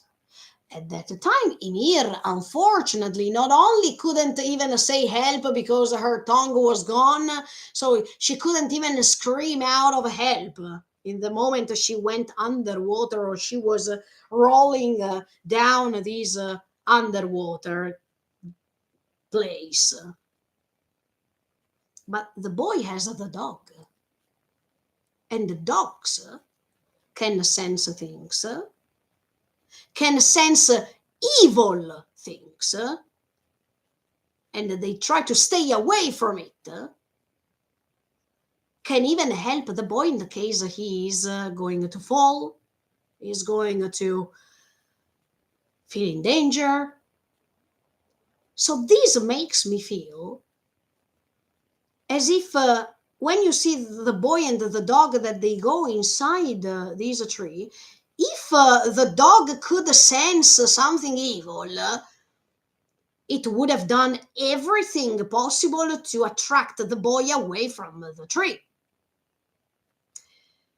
And we think at this point, maybe, that this tree is the tree where Eren was buried, if we think that. Because there is even another option that maybe that tree is not that tree, but is another tree. But by seeing that everything surrounding this setting represents a destruction, this makes you understand that that's a paradise. So probably that tree is the tree where Eren was buried. This is one interpretation. That means I think that not only bad predictions can come out from this scene, but even something really good. I mean, maybe this boy and this dog, you see them that they go inside the tree, but maybe they will go out immediately after. And maybe they will never reach that creature. They will never be attached to that creature, thanks maybe even to the dog who's protecting the boy. Surely. So the same mistake will not be repeated, and this boy will be able to go out from the forest. Or even if this boy is attaching this creature, even if it doesn't seem probable to me, because even if the boy probably descends underwater, the dog can help him. So the fact that now the boy is not uh, alone anymore is already making a great difference. And then we have a dog. So I repeat you, dogs can sense danger. Dogs can sense when there's something evil approaching. So it can't be the same. Or even the fact that Eren is saying, "Can you hear it?" Maybe it's Eren saying somehow, "Don't go there." I mean, don't be affected by this power too, because look what it happened to me. Try to go out from the forest. Or let's pretend that the boy touches that creature. And are you sure that he will become a titan? Maybe yes, but maybe no. Because based on the owner of the power's will, the power will be manifested as the owner wants. I mean, if Ymir was feeling hopeless and no one could see her and she was a slave, so she didn't count anything anymore, etc., etc., the result was to become a titan, so everyone could see her and everyone could depend on her power. So by starting from being nothing to become the source of a victory, it's a totally different. But maybe this boy wishes for something else. So when this creature is attaching to him, it doesn't transform him into a titan. But other things can happen. Maybe he wants to wish peace for peace. So this attachment can give him a sort of a power that can help humanity this time um, instead of destroying more and more and more. I open a bracket. Of course, the fact that a human being is attaching itself to a power that shouldn't be his power, it's wrong already. Because human beings shouldn't attach to something they can't control, to something that it's dangerous just because the proportion of this power is overcoming the owner itself, the owner himself, so or herself, depending on who's attaching to it. In this case, there's a boy, so. But except for these, that is negative because at a certain point now the boy will attach to this power. He will feel confident maybe at the beginning, and later what happened to Eren can influence him negatively speaking, etc, etc, etc. So let's say that human beings are convinced pretty easily. They can be convinced pretty easily. So while they think that they can manage this power, maybe later they understand that they can't manage it properly. And but then it's too late because they can't go back. There's the price they have to pay when they get in touch with something bigger than what they are. Let's pretend, in this case, on the other side, that something negative happens. If something negative happens and the boy is going to become the new Ymir, not as a titan, because maybe the power will be different, but anyway, let's say something negative in general. Okay, these trees, like a titan, it's enormous as a proportion, and maybe the proportion relates to the amount of bad things that happened through the decades. Mhm. But I want to say something. Open a bracket.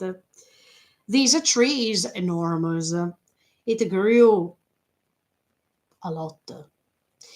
So, are we some decades after, or let's say a century after, or we are 20,000 years after? Because the Song of Revo says 2,000 years or 20,000 years after.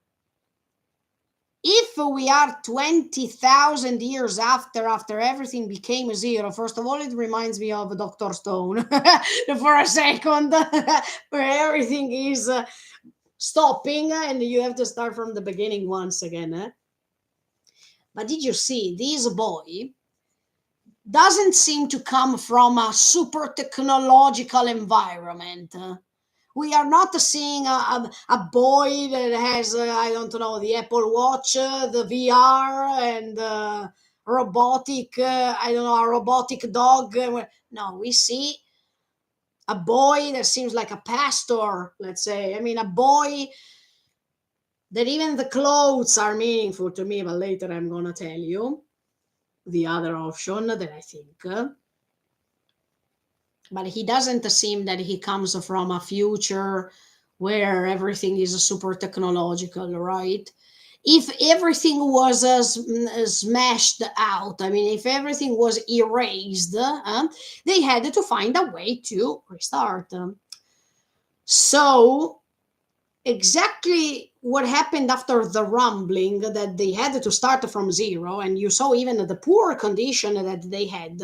Yeah, I think that some small amount of people, number of people survived, but those people had to start from zero. They didn't have the skyscrapers anymore, the technology they reached before, the military forces that they had before. I mean, Paradise is completely starting from zero. So how much Paradise advanced, and now everything goes back from to the start. Okay, where they were ignorant, where they were not well trained, where they were innocent because they didn't know anything. I mean, maybe in that moment, Paradise was not advanced because they had their memories erased, for sure. But in this case, where this huge catastrophe happened, and few people could survive while all the others were destroyed, together with the skyscrapers, the houses, everything. Okay, it makes you understand that we are going back to the start. So this boy, now I see things negatively speaking. Okay, is this boy collecting revenge inside himself? He saw Paradise being completely destroyed, maybe, and he could survive. He knows that this attack comes from the other side of the ocean. So um, he's desperately trying to survive because he doesn't know probably if other attacks are coming or not. He reaches the tree. Let's enter. So if he enters the tree, even if there's the dog, but if there is the tree, oh, suddenly, and he is getting in touch with the creature. Well, not the same creature, maybe someone else. I mean, something else that was created that kept growing. Maybe that's the no. It's so bad to say, but that's the leftovers of Eren. Based on what I told you before, if the grave of Eren seemed to be englobed by the tree, and it means that even what was under the grave was englobed by the tree little by little, right? As if what was left over by Eren, the ashes, maybe the bones, I don't know, became a part of the tree too. Okay, so if Eren became a part of the tree too, he could let's say what was left from Eren could influence the tree too. So not only the dimension of this tree is growing so much based on the amount of negativity that Eren incorporated the day he decided to become the Shubin no Kyojin. But let's say that centuries went on, if it's 20,000 after, okay, it means that not only Paradise was attacked with those missiles that you see, but probably Paradise was attacked many other times that we don't even know. If 20,000 years went on, do you understand what I mean? But as much as for a period of time, the story of Eren was forgotten a little bit because nobody was visiting the grave at a certain point. I mean, at the beginning, there were lots of people visiting him, and then you saw that no one else visited him. So, no one visited him because they thought something contrary, because they didn't agree with what Eren did, so that's why they didn't visit the grave, or because they forgot about Eren's story.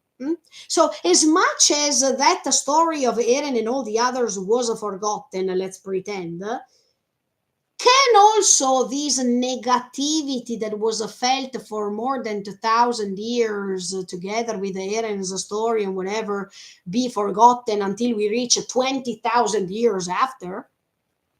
I mean, if it's 20,000 years after, can you believe that people keep fighting for the same things? Or there is the chance that people are fighting for other stuff, yes, but something that doesn't concern nor Paradise nor the other side of the ocean, because that's important to think about these too. Chronologically speaking, we don't understand where we are.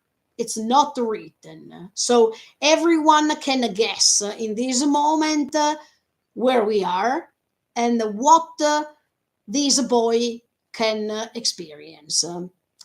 Maybe this boy is not experiencing something bad because after, if it's 20,000 years, because after 20,000 years, instead of creating an evolution as a paradox, in the future we go back to the start as a condition of the environment. So if it's 20,000 years after, even the dimension of the tree, okay, no, it's not realistic about 20,000 years, but that 20, if it's 20,000 years, Though that tree survived 20,000 years. So it's pretty powerful because if a paradise was kept being attacked, that tree reminds me of the Tori of the temple in Nagasaki that survived, let's say, the atomic bomb. Okay, but what I'm saying is, it depends chronologically speaking where we are. Because if we are 20,000 years after, I don't think this boy will fight for Eldia versus Marley. Too many years have gone by. So maybe he can fight for something else. Or he can fight for something good. He can fight for something bad. He can use this power for something good. He can use this power for something bad. We don't know. Maybe he can use that power to cure the people who survived. In that case, we can't say that that's something wrong, okay? But I'm just saying that you shouldn't see this scene as a leitmotif that keeps repeating over and over and over again. Yes, there is that probability, but there is even the other probability based not only of the chronological time, because we don't know if this boy and this dog appear immediately after you saw all these missiles, tom tom tom tom tom tom, or this boy and this dog appear 20,000 after, like Revo's song that says 2,000 years or 20,000 years after. And we know that Revo gives us some hints, okay? Every time we are analyzing things, when we analyze Revo's lyrics, we understand that most of the times Revo was spoiling us some things. Now I'll give you another option that to me is the more interesting one. And then we keep analyzing what we see. I mean, I don't finish here in this way. Um, I give you two other options that are, to me, the most interesting ones. One is the most probable to me, if we follow maybe a story like Shingeki no Kyojin. That boy, we are not 20,000 years after. We are after Paradise was bombed, as we saw. That boy can be, once he goes inside the tree and maybe he gets in touch with this power, can he be the Eren of the future? Because maybe even his name is Eren. We don't know. Maybe his name is Eren. As much as there was Eren Kruger, there was Eren Yeager, maybe there is Eren. Maybe the parents wanted to name him Eren, celebrating the huge memories of Eren Yeager. Maybe the parents were Jaegerists. So they put Eren as a name to commemorate a great hero, the hero of the world, Eren Yeager. Try to imagine this. But let's say he gets in touch with the power.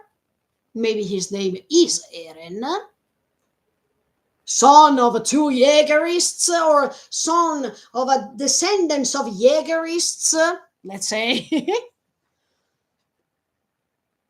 He gets in touch with this power, and even this boy feels connected because the tree, it's the tree where Eren Yeager was buried. The parents, maybe they were the parents of the parent, but even the grandparents, they were Jaegerists. Not 20,000 years went on, but just a few years. Let's say 100 years. So maybe we have just 2 generations after Eren. his parents or grandparents, maybe they were Jaegerists. So when he gets in touch with the power, and maybe this power too collected Eren's memories, because by being buried under the tree, he could collect, the tree. No, sorry. That's why I'm saying, if Eren's head went deep down and could influence the creation, maybe what was left from Eren's head, ashes, whatever, could get in touch with the bacteria. The head of the bacteria is Eren's memories and everything that happened for 2,000 years, blah, blah, blah, blah, blah. The rest of the body of this creature is the body of the bacteria. So if it's getting in touch with the boy, the bacteria has also the memories of Eren somehow, because these bacteria keeps wanting to survive, being able to survive in the different contexts, different environments, different habitats. So collecting the memories of Eren, when the boy is attaching himself to it, he definitely can regain even Eren's memories. But if this boy gains the memories of Eren, and not only he understands why his parents or probably his grandparents who were Jaegerists, this is just an option, it's not true, I'm just guessing. The boy will say, oh, wait a second. That was the Eren Yeager that my grandpa was following, and that my great grandfather was following, and even my father was commemorating his memory. Okay. Or maybe this Eren that is going inside the tree, I call him Eren because I told you, if my grandpa liked so much a hero in history, like let's say there are people nowadays that they call their sons and daughters, no, sons in this case, Anthony, Caesar, insomma, I mean, names that derive from the Roman Empire 2,000 years before, and they still call them like this. So probably this boy too, his name is Eren. But this name of Eren comes from maybe his parents or his grandparents who were Jaegerists. Okay? But, okay, go back to what I was telling you. If he touches the power and he gains the memories of Eren, this is the person that my parents devoted so much, and even my grandparents, they loved him so much. Maybe he sees that he destroyed the rest of the world, and maybe he doesn't agree. And he wants to do something else with the power he achieves. Or, on the contrary, he is the Eren of the future that is affecting Eren Yeager, that is affecting Grisha, that is affecting Kruger, that is affecting even Ymir at this point. Okay, the power of the Titans is gone, but Eren's memories, maybe not. They are not gone. If these other bacteria got in touch with Eren's ashes. But this could make sense because maybe this Eren showed the previous Erens the memories from the future and was influencing the story to go on until that point. So he could have been born. So by getting in touch with the power, probably he would have changed the world in a different way. So Eren had to experience, by having a pre-written plot, everything as much as all the others. For 2,000 years I had to live all this experience until we reach this boy with the dog. who was the Eren from the future trying to influence all this story because he had to be born. If the story didn't go on like that, he couldn't reach that tree. He couldn't enter that tree. He couldn't get in touch with Eren memories about everything that happened. He couldn't even probably try to change the world. So if Eren Yeager saw from the future that one day this boy and this dog would have encountered this tree and probably they would have used this power for something good, maybe that's why Eren was fighting for all this time. I mean, he was convinced by the visions Eren showed, this new Eren showed him, that maybe yes, even this Eren negatively in a negative way, in a negative way, sorry, he's just tricking. Eren Yeager is tricking everyone who was before to help this Eren reach the power he wanted to reach. So I'm not saying that this boy, I call him a new Eren, is having this encounter and maybe he's using this power for something good. Maybe he's tricking Eren through the memories by being able to be attached to that power to use negatively this power and to be the new King Fritz, let's say, to use that power to conquer everyone. So if Eren was tricked by those visions from the future, believing that he could have reached the peace, at the end, no. He didn't reach it at all.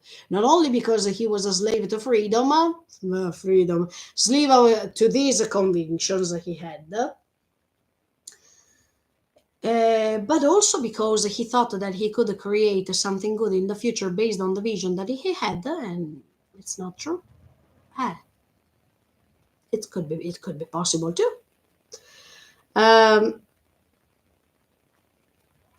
But I have another option that it's maybe even more interesting. I mean, to me, it's really interesting to believe things like this. You know that Japanese people believe in reincarnation.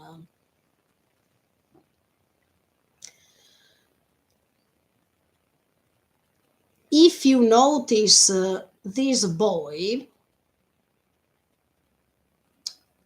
he seems Eren Yeager.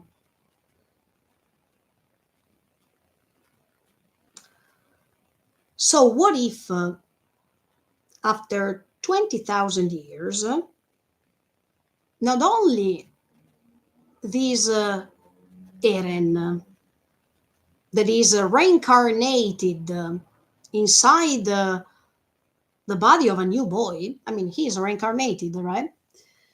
But not only he feels attracted by the tree because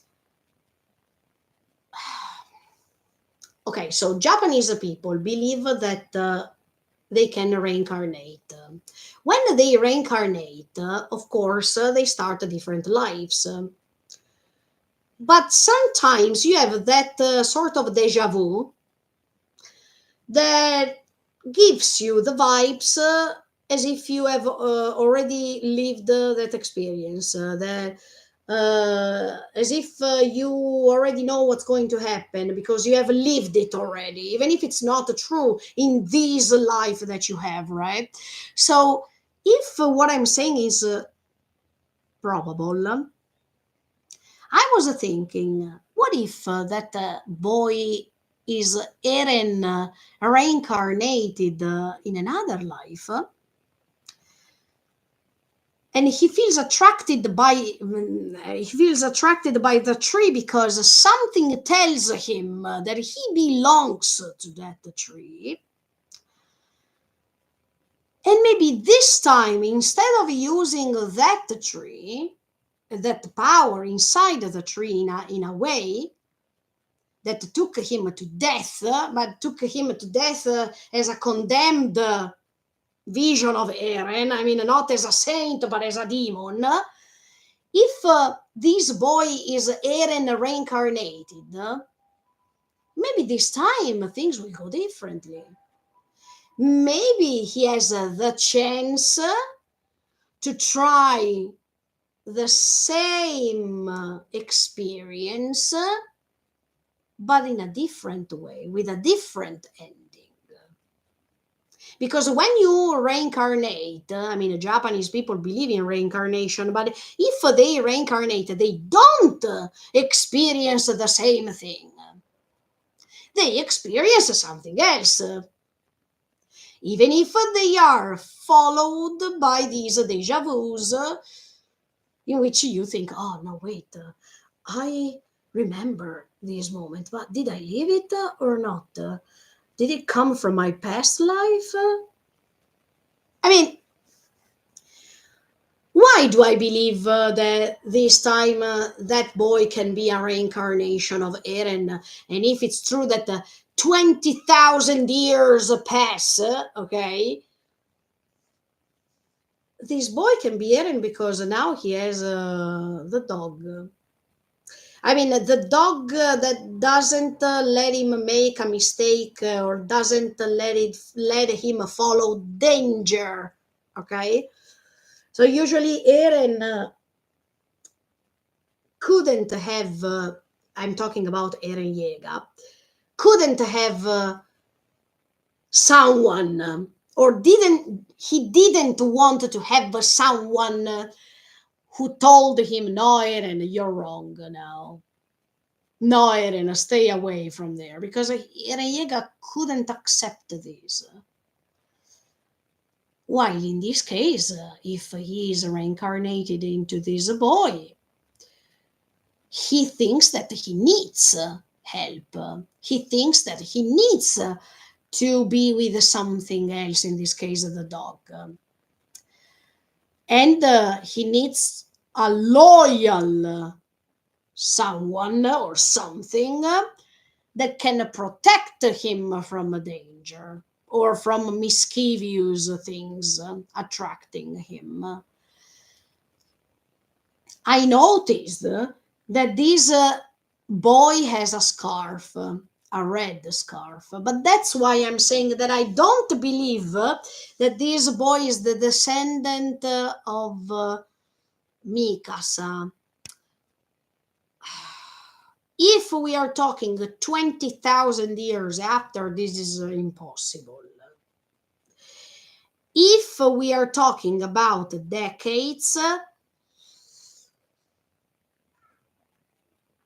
if it's one of Mikasa's relatives, and maybe Eren could reincarnate, but Eren, no, but Mikasa adopted a child. That was not her daughter. So, her daughter or her son. So, it's impossible that he could reincarnate over there.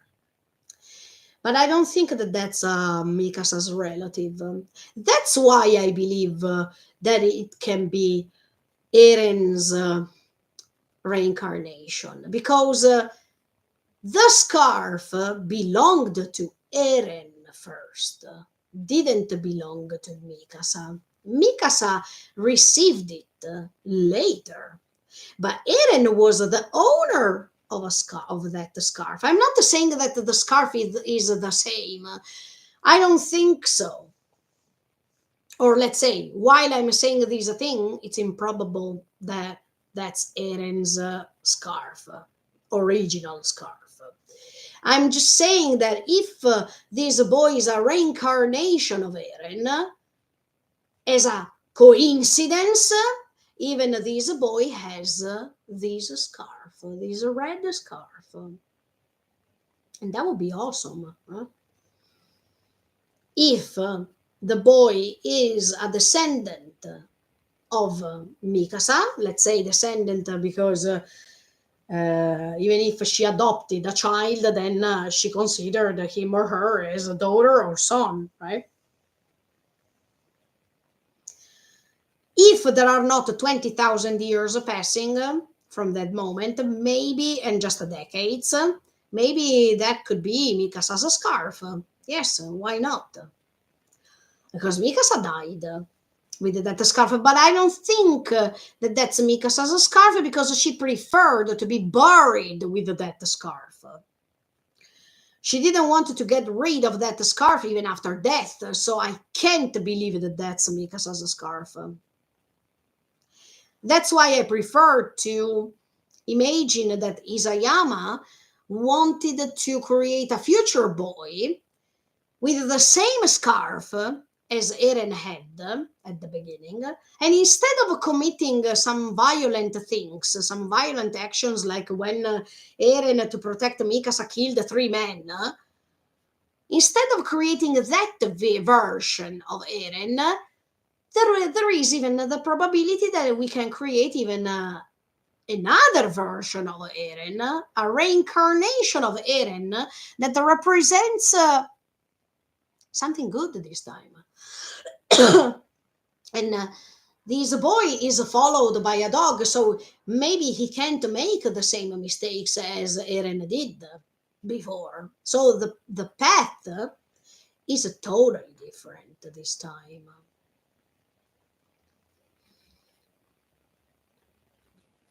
Exactly, General. I think so too.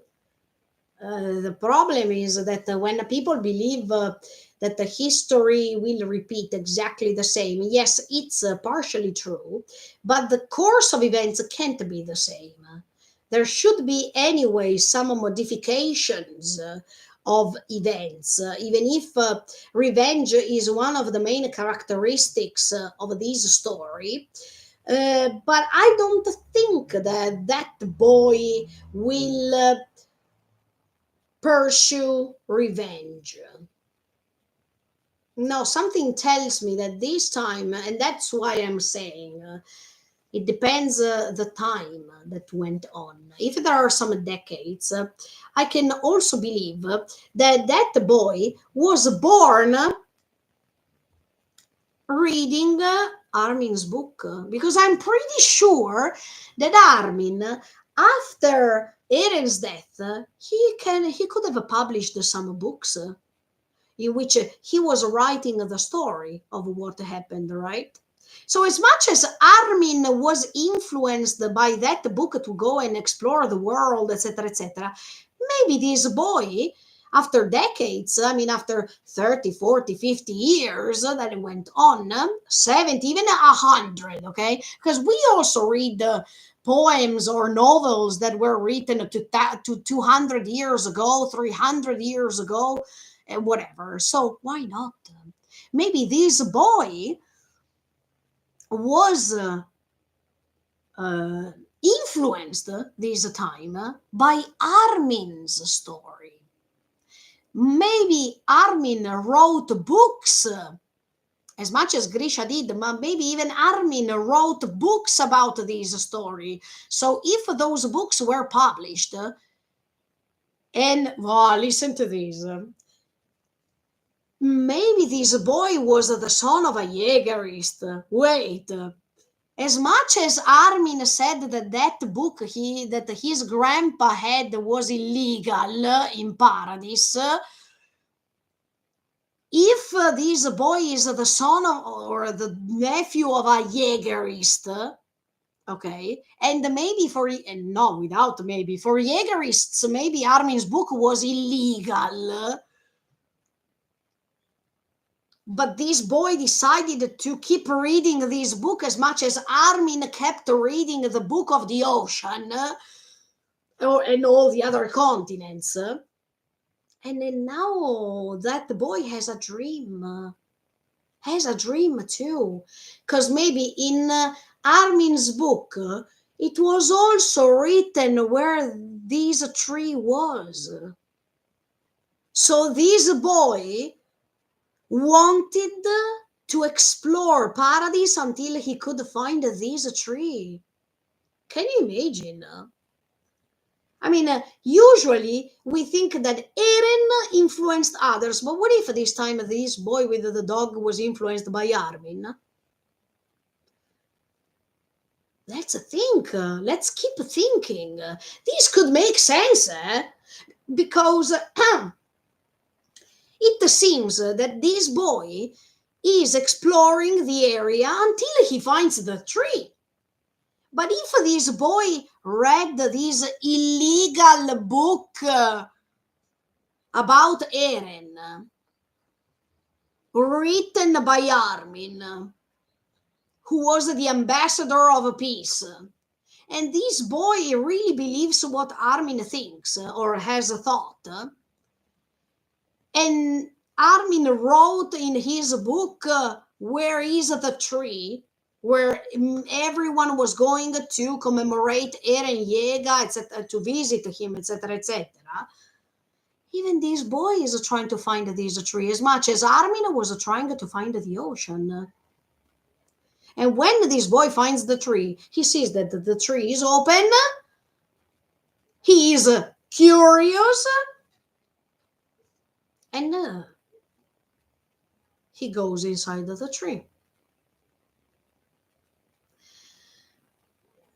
Can you imagine if later even this boy gets in touch with the power?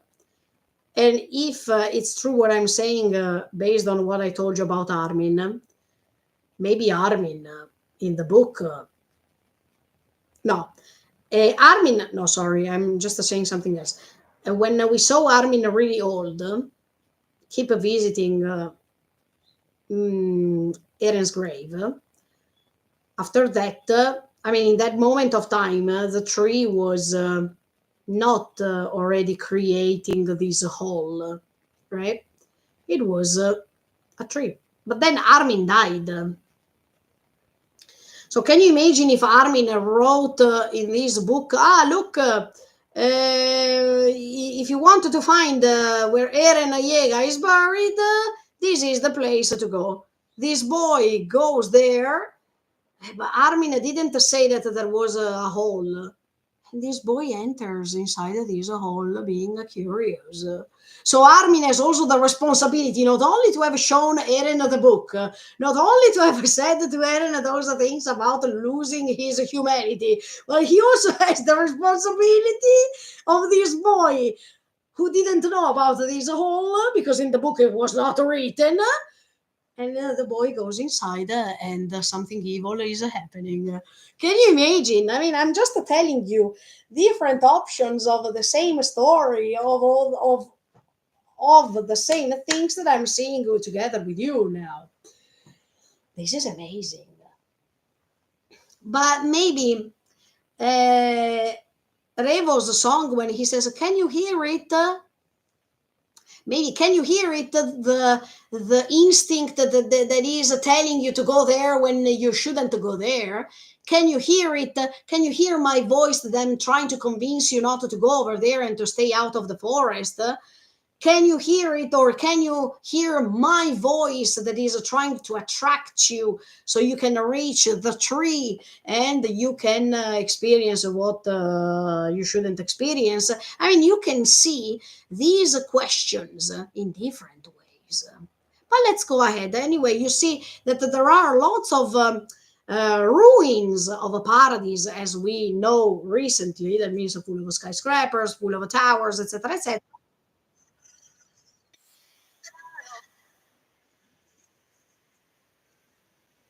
No matter how many times we get lost on the path.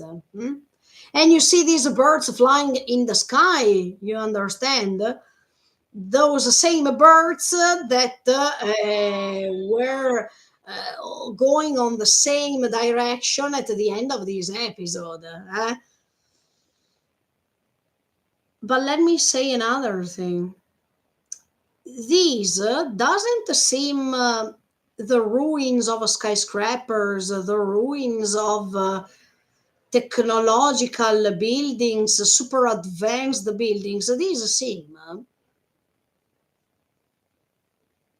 old buildings that were built. I don't know if these are ruins of the old paradise, that maybe these ruins were confined in an area, so For example, when you have, yes, ruins from the old paradise, and maybe they decided to confine them to glorify the period of time that was lived when there was this huge story of Eren Yeager as a Shingeki no Kyojin, etc., etc. But that's why I'm saying that Armin probably wrote a book about Eren, and maybe he called the book Shingeki no Kyojin. That is the title that was given to this story. And throughout all these seasons, we could analyze this story that was maybe written by Armin. Do you remember that even in episode one, after Carla is dead, there is Armin voice actress as a narrator? Do you remember? Maybe this all that we saw is what Armin wrote in this book called The Shingeki no Kyojin, because he was also saying, I, Armin Arlert, I am the one who killed Eren Yeager, the Shingeki no Kyojin. So probably this story is called Shingeki no Kyojin, the story that he wrote. And maybe even this boy read it. Okay. But I'm thinking, these buildings that I see here, they don't seem super advanced. That's why I'm saying maybe lots of years have gone on. Or look at I give you even this option, this option, even if maybe it's not correct. But are we sure that now we are in the future? I mean, who tells us? No one, right? Are we sure? Because maybe this can be even in the past, even before Ymir. It's true that we are in paradise because of the tree, but no one is giving us any detail that we are understand that that's paradise.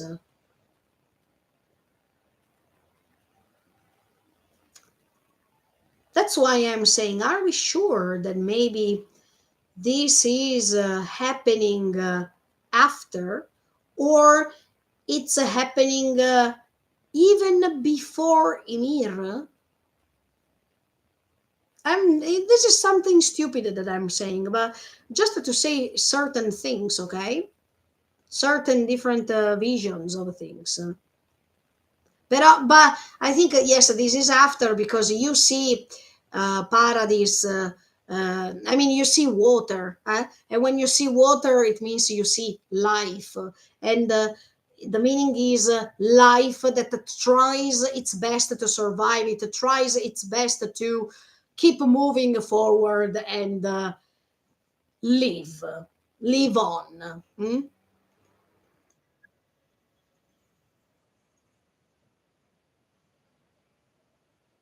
But see, he said, even on the scorched field. But in this moment, you see the boy that stops for a second, and the dog starts going because the dog sensed something.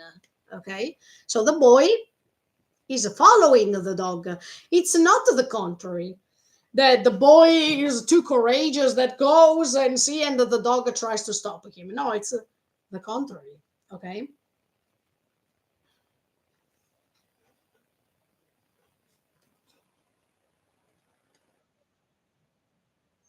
Ah, wait.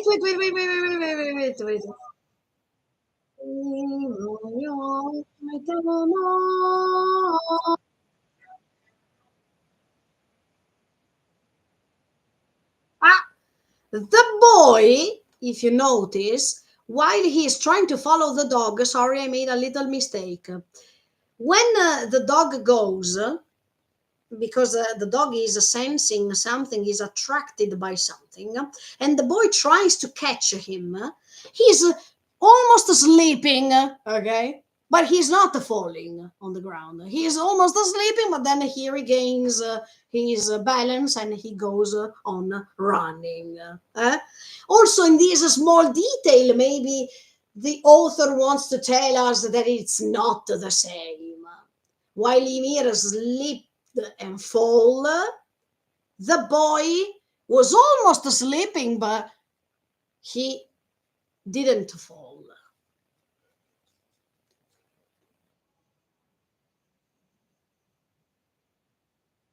And then the boy approaches the tree. But he stops as much as Ymir did at that time, and he looks around, he looks up to see the majesty of this tree. Plants and trees bud. In the meantime, I'm reading even the song. Um, mm.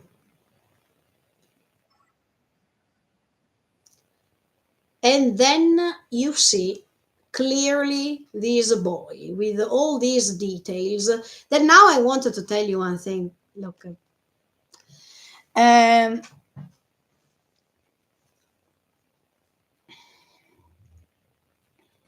somehow, why do I think also the fact that this boy seems to me different from Ymir and her destiny? Because I notice some details, some tools that he has that they remind me of how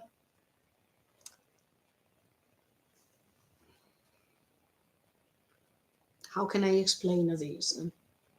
Yes, they remind me a mixture of tools that they were used by all of the previous characters. I'm trying to explain myself. Maybe it's a coincidence. Not saying the contrary, but I just like to analyze certain things. The boy here has a sort of let me see how can I say it really quick.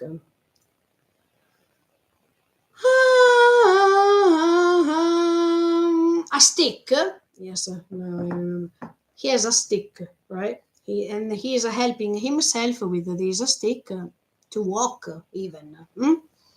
But this stick can be also used as a archer,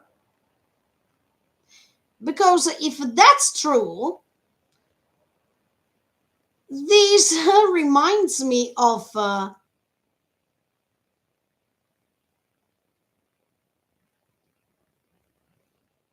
something that Sasha used to defend himself in the case there's the need in the forest. As much as the bottle, the little bottle of water that he has here, it reminds me the same bottle that, if I'm not wrong, Kenny used when he wanted to drink. How can I say if I'm right? Let's see. Kenny? Kenny? Moshi Moshi? Come and help me, please. Let's see if I can find an image. Oh, ah, but I think that he had it.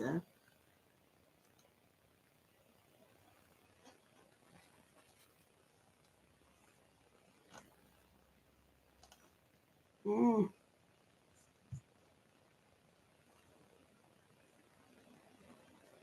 Why do I have the impression that Kenny was drinking from that bottle? Am I imagining this or not? Let's see. Kenny Ackerman.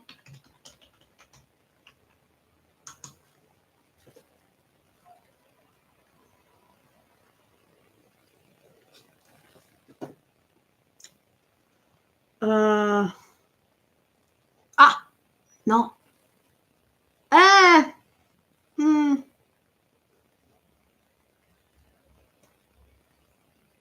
Oh no, I have to go and rewatch all the Kenny's scenes. I remember that he. Well, correct me if I'm wrong, but I had this feeling as if Kenny liked to drink. But I'm saying that that prototype of the bottle that the boy has.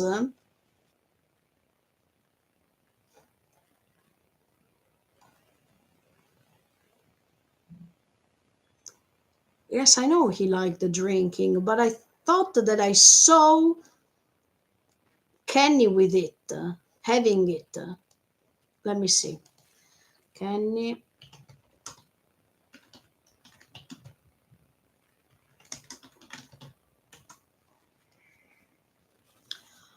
Oh, okay, Kenny Ackerman sings, but oof. Let me see. I'll go faster. Yes, he is drinking. Yes, I know, but I wanted to know. I want to see.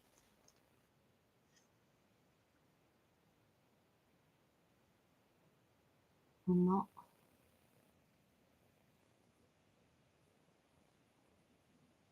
no, no,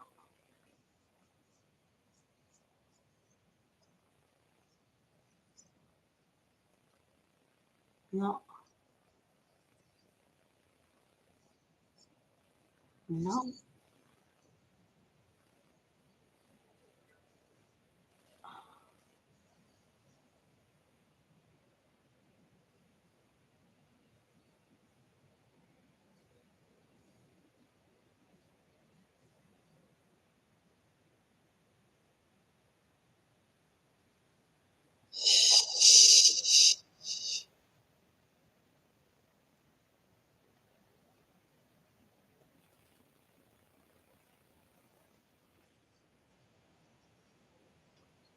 No. Maybe he was.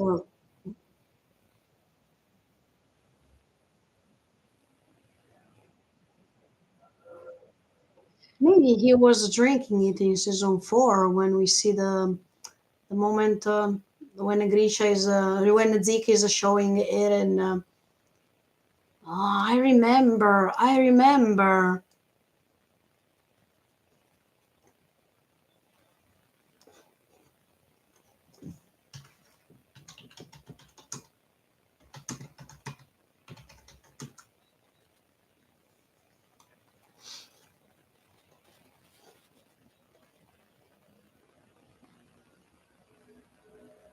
Okay, okay, Vinny, let's see.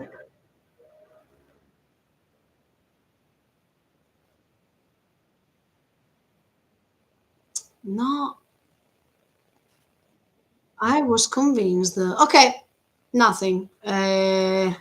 Nothing. I was saying something stupid. I had to go and check it back.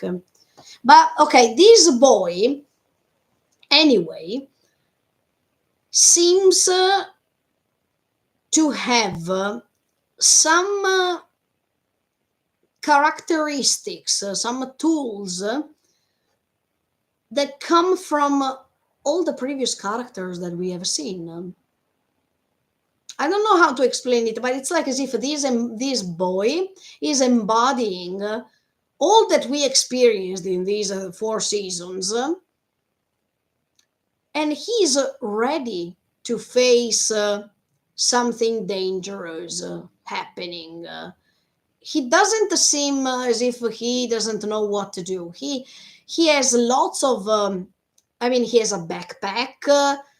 He has even the little futon, let's say, where to sleep while camping. I mean, he doesn't seem the boy that is wandering and he doesn't know what to do, or if as if he is lost.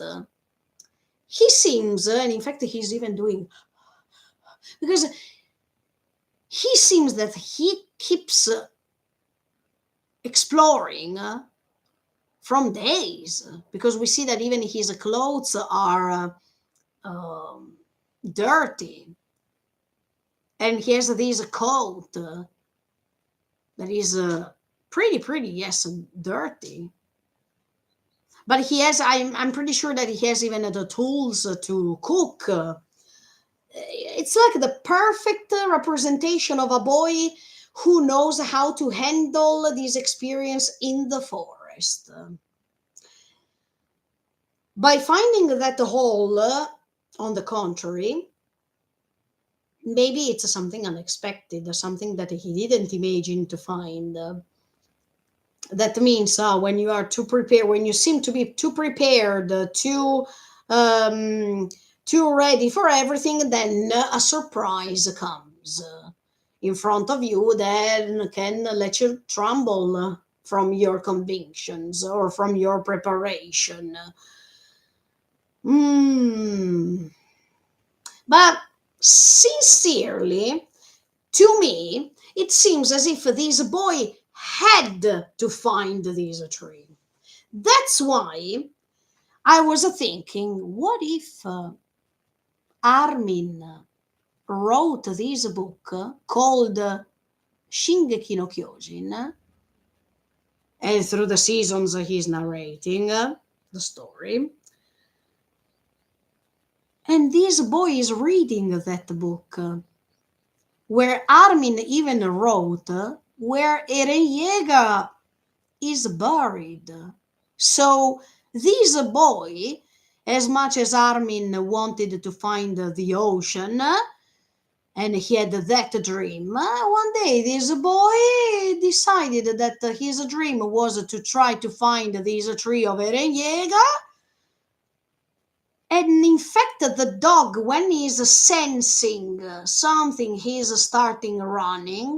The boy starts running too, as if they were trying to search for this tree. And they are not. I mean, if some people can believe that he feels surprised, maybe he is surprised. But I wanted to give you even this other option, as if he keeps searching for this tree until he finds it.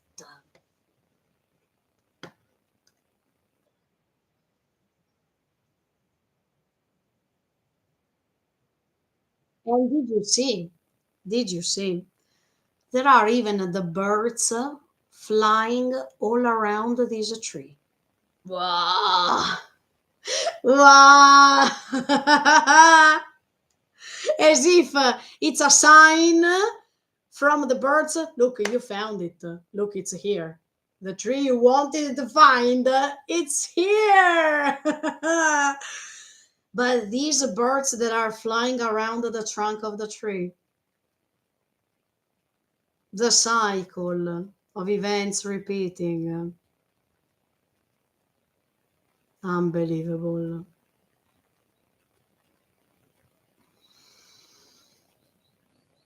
And maybe,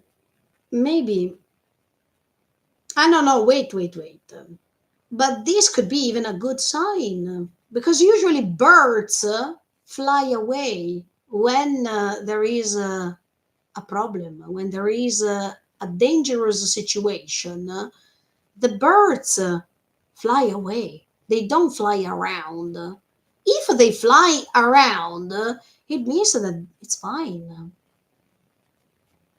And maybe even the birds wanted the boy to to guide the boy to the tree, because that was the right direction, that was the right place to reach, because maybe the encounter between the boy and what he finds inside can be something propositive instead of something negative. So the birds were underlining the fact that this will be okay. This time it will be okay. So, wow, wow, wow. And even the shape of this tree, in the hollow of the great tree that saw everything. Ah, the song says something like this. The song says, in the hollow of the great tree that saw everything. Wait a second that I read even the previous sentence. Yes, yes, yes, yes. Plants and trees bud in the hollow of the great tree that saw everything. Just a second.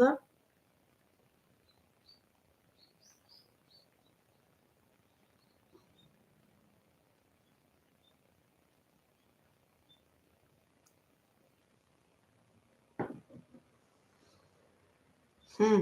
Yeah, but the bud is something that you put in order to grow something, right?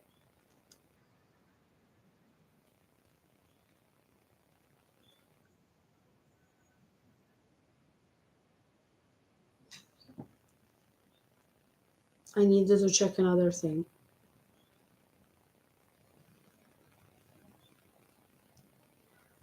Ah, uh,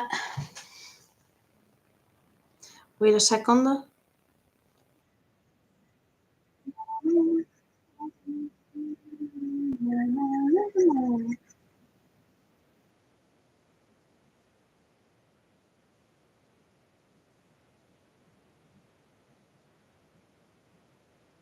The great tree that saw everything.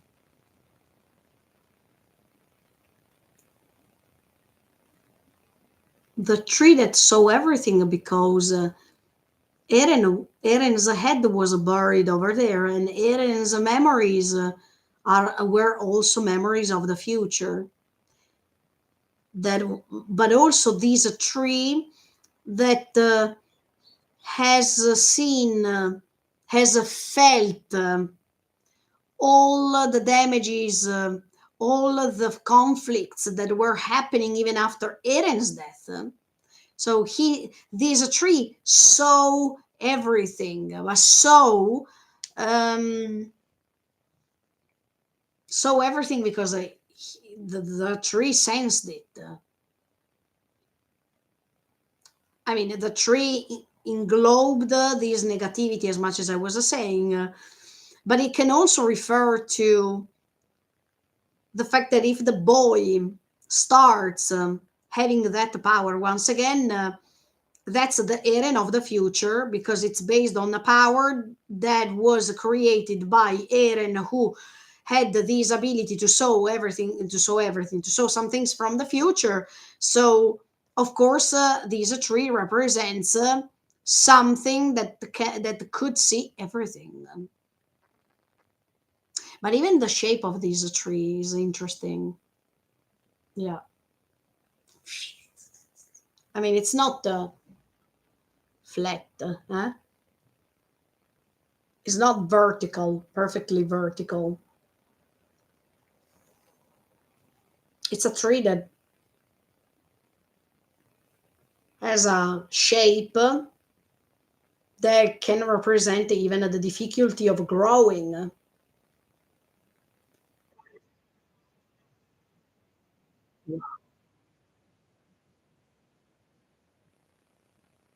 What do you understand?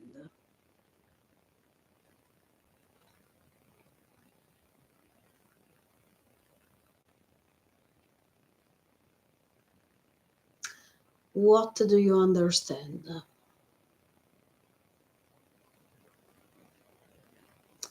Revo is asking us, what do you understand? But if this boy has read Armin's story, he knows to do things properly this time, at least to keep trying. But if he acquires this power,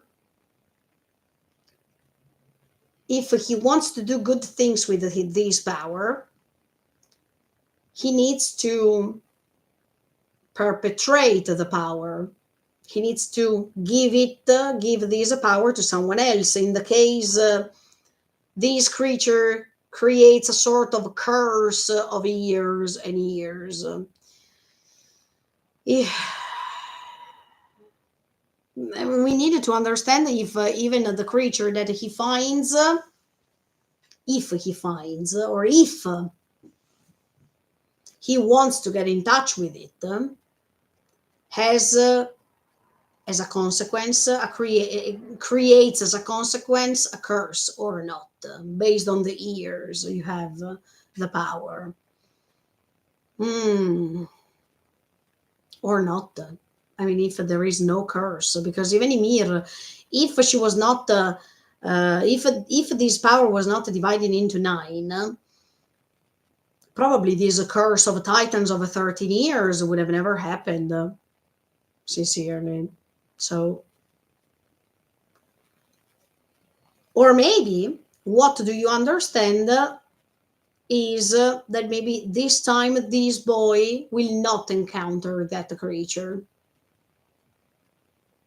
or the dog will help him to stay away from it, because even the dog goes inside this hole. So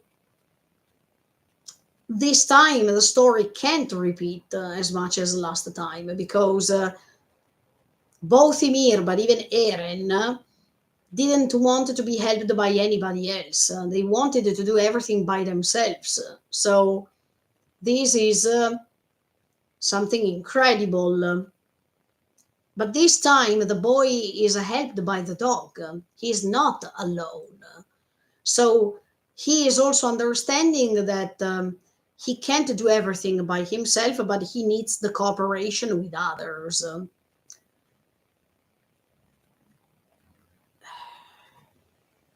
Did I say everything I wanted to say?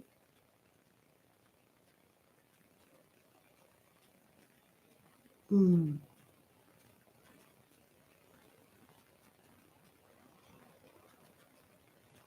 Or maybe it's just the fact that there are temptations in the world. It's up to you if you are strong enough to say no to them.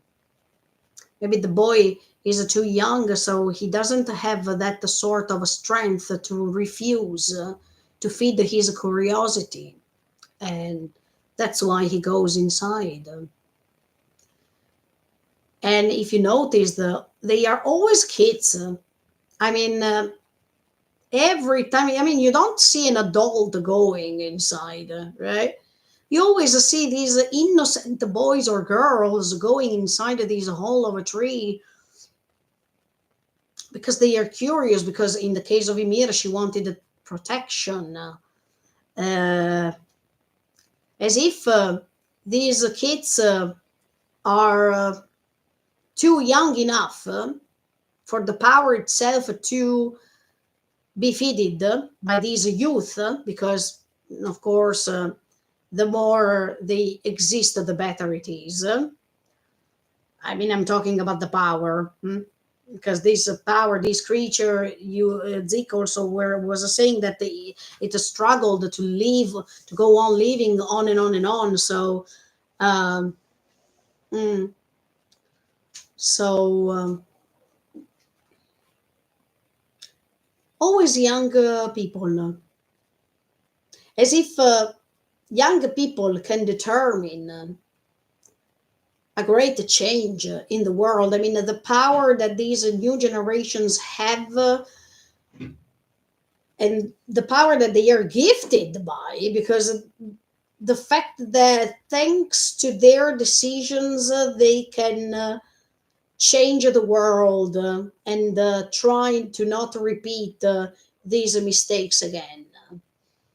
The huge difference that you see here is that the boy is not by himself this time. So probably the chance to go out from the tree can happen too. They go out and they go away. So that the power will not be unsealed.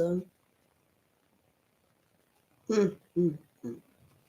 But as I told you, the environment this time doesn't gives me those vibes, those negative, dark, gloomy, scary vibes that tells me, okay, now here we go again. It could happen, yes, yes. Now here we go again. It could happen, like it couldn't happen. Isayama is leaving us with a question mark.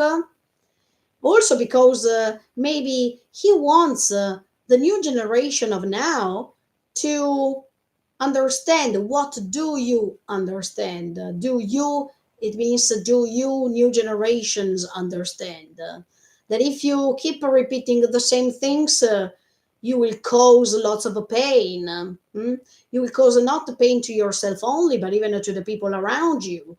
Um, so try to think carefully what you wanted to do with your life.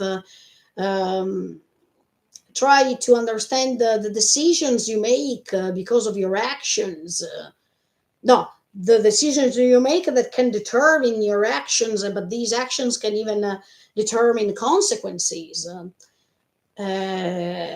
Maybe the author wants to say now everything is in your hands. We, as old generations, have caused lots of troubles, and you are the ones who are able to respond to all of these negativity in another way. Are you ready to try to do something different this time? Are you ready to repeat the same mistake to see, just because you're risking to see if these things can repeat again the same or not? I mean, the author gives this a question mark that is pretty powerful. And by ending this eternal live streaming session in which I analyzed this final episode, first of all, I hope you enjoyed. But second of all, um, I want to say that I really want to praise this ending, because of this ending, even if it doesn't give you all the answers you need, that's the greatness of it. I mean, you are the owner of your future thoughts. Isayama gave you some hints thanks to this story. But now it's up to the viewers, it's up to the readers gaining something from these tools that he gave us to create something in the future that can be a revolution, a good revolution. So I like the fact that the author didn't want to convince us about something thanks to this ending. This ending is opened because you decide if you wanted to enter this hole and repeat the things again or stay outside. You don't see that the boy enters completely this hole. So it's up to us deciding, are we going to risk and pay also all the consequences that will come, that will derive from these? Are we sure that we can handle these? Are we sure that we are able to risk for things that we don't know? um, I think that Isayama made a great job. Absolutely. He created a story that was pretty powerful, that was meaningful and inspiring. And I think that Isayama's story will be read many, many other times through decades. So maybe Isayama is like Armin. He wrote this story so he can keep inspiring new generations for decades. And we hope that this inspiration doesn't come to an end after decades, but keeps going on as much as possible to let the people reflect about what we keep doing. And if we keep going on like this, the risk is that we will never go out from this cycle. while we should try to find a way to go out from this cycle. Let's stay tuned and keep on watching. Let's see what's going to happen throughout the decades. I hope that this story can inspire and we can get rid, first of all, of these Titans' power too. There are these people that are controlling the world and they are telling us what's good to do and what's not good to do. They are imposing their ideas on us. And later we can try our best to be human without losing our humanity.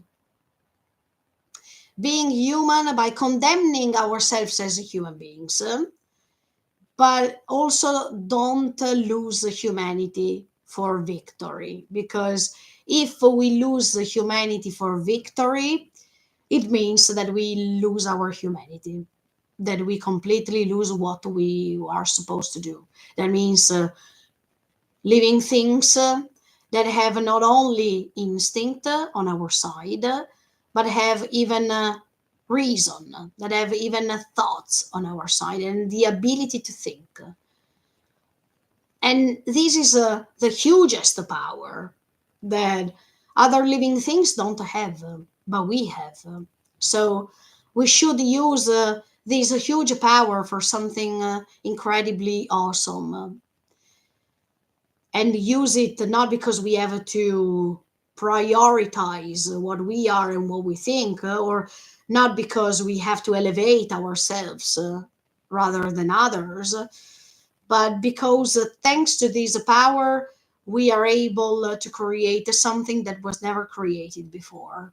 And if we are able to use this power properly, that is not a godly power, because the power of thinking is something that is inside of all of us since the beginning. So, yes, one of the greatest stories of our generation. Yes, thank you, Zayama, because when you planned this story, you were 19 years old. And that's why I think that he's a genius, because he was 19 years old, but he didn't lose this humbleness that characterizes him. And because he didn't say, "Oh, I invented the Shingeki no Kyojin, one of the best stories ever." No, he still feels humble of the story he created. And that's why I say that these people should inspire the world, not the people who wanted to control us. So, good job, Isayama. I don't know if later he will write other stories, but if this is not happening, it was great as it was, because he could contribute to leave a sort of legacy, a sort of testament that everyone should read. It doesn't matter if Isayama will make other stories or not. This could be even enough for us, because this story can keep let us guessing about other probabilities. Um, we will keep talking about these. Of course, I will keep talking about the Shingeki no Kyojin even later after. So yes, I think that this story helped us to reach a certain knowledge, and we should use this knowledge without thinking that the right thing to do is to keep being blind. We should use this knowledge to respond to this reality in an opposite way, because if we waste the opportunity to have understood this story, what a waste. Yeah, what a waste. We are so lucky to live in a period of time where everything that is written can influence us. So we should use this influence that we got to be able not only to transmit to new generations the right, what it probably is right to do, but even to tell them, look, check this story. Think something about watching this story. Don't have a prejudices just because it's an animation, just because it's anime, or just because it's a manga. Because most of the times, a manga are even better than other novels nowadays. I mean, manga, they are the modern literature. So people who have always loved the literature, they should read manga like this, where there is a super great narration, when there are plot twists, where there are peaks, where there are ways of thinking. I mean, moments in which you think, and yes, you think more and you act less. Not because you are lacking of actions, but because if you follow your instincts most of the times, then you are risking, you are creating problems. So instead of acting too much, let's think too much. That is a way to step back and reflect and understand what was wrong so far. What are the problems here? The problems are that we are too convinced. The problems are that we want to pay people back the same way we felt. The problem is that we are too selfish. The problem is that we search for revenge if something doesn't go as much as we want. The problem is that we respond with hell to hell. And the result is that there is no change.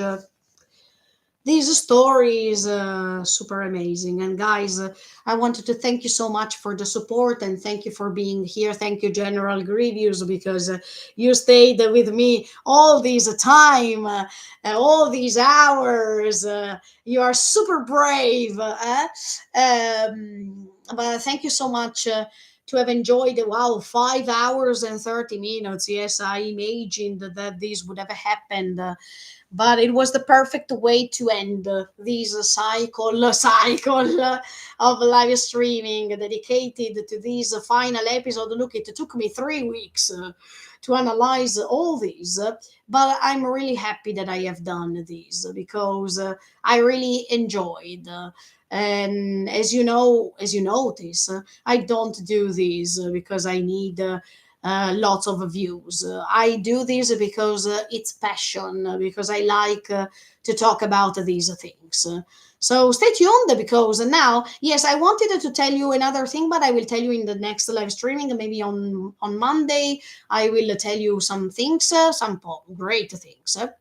Thank you, Grievous. Thank you very much for assisting me in this. Um, so see you there. It's something really awesome that I wanted to share with you. And then, guys, I will go to Italy for the end of the year. So I will try my best to collect the last volumes that I need of the manga. And then, yes, I will keep trying analyzing Shingeki no Kyojin together with you, maybe with the manga, maybe by rewatching some scenes. I don't know. But for the moment, stay tuned and keep on watching. I'll do my best, even to try my, yeah, I will do my best to try to publish the videos with my mother that couldn't be published so far. So I'll take my time and I'll do things properly. So thank you so much for the support, guys. Thank you for staying here together with me throughout all these amazing adventure, and keep subscribing for more to come. That's all I can say. Bye, guys. See you next time. See you with the next story, but even see you with this story again. So keep staying. Thank you. Thank you so much for the support. Bye bye.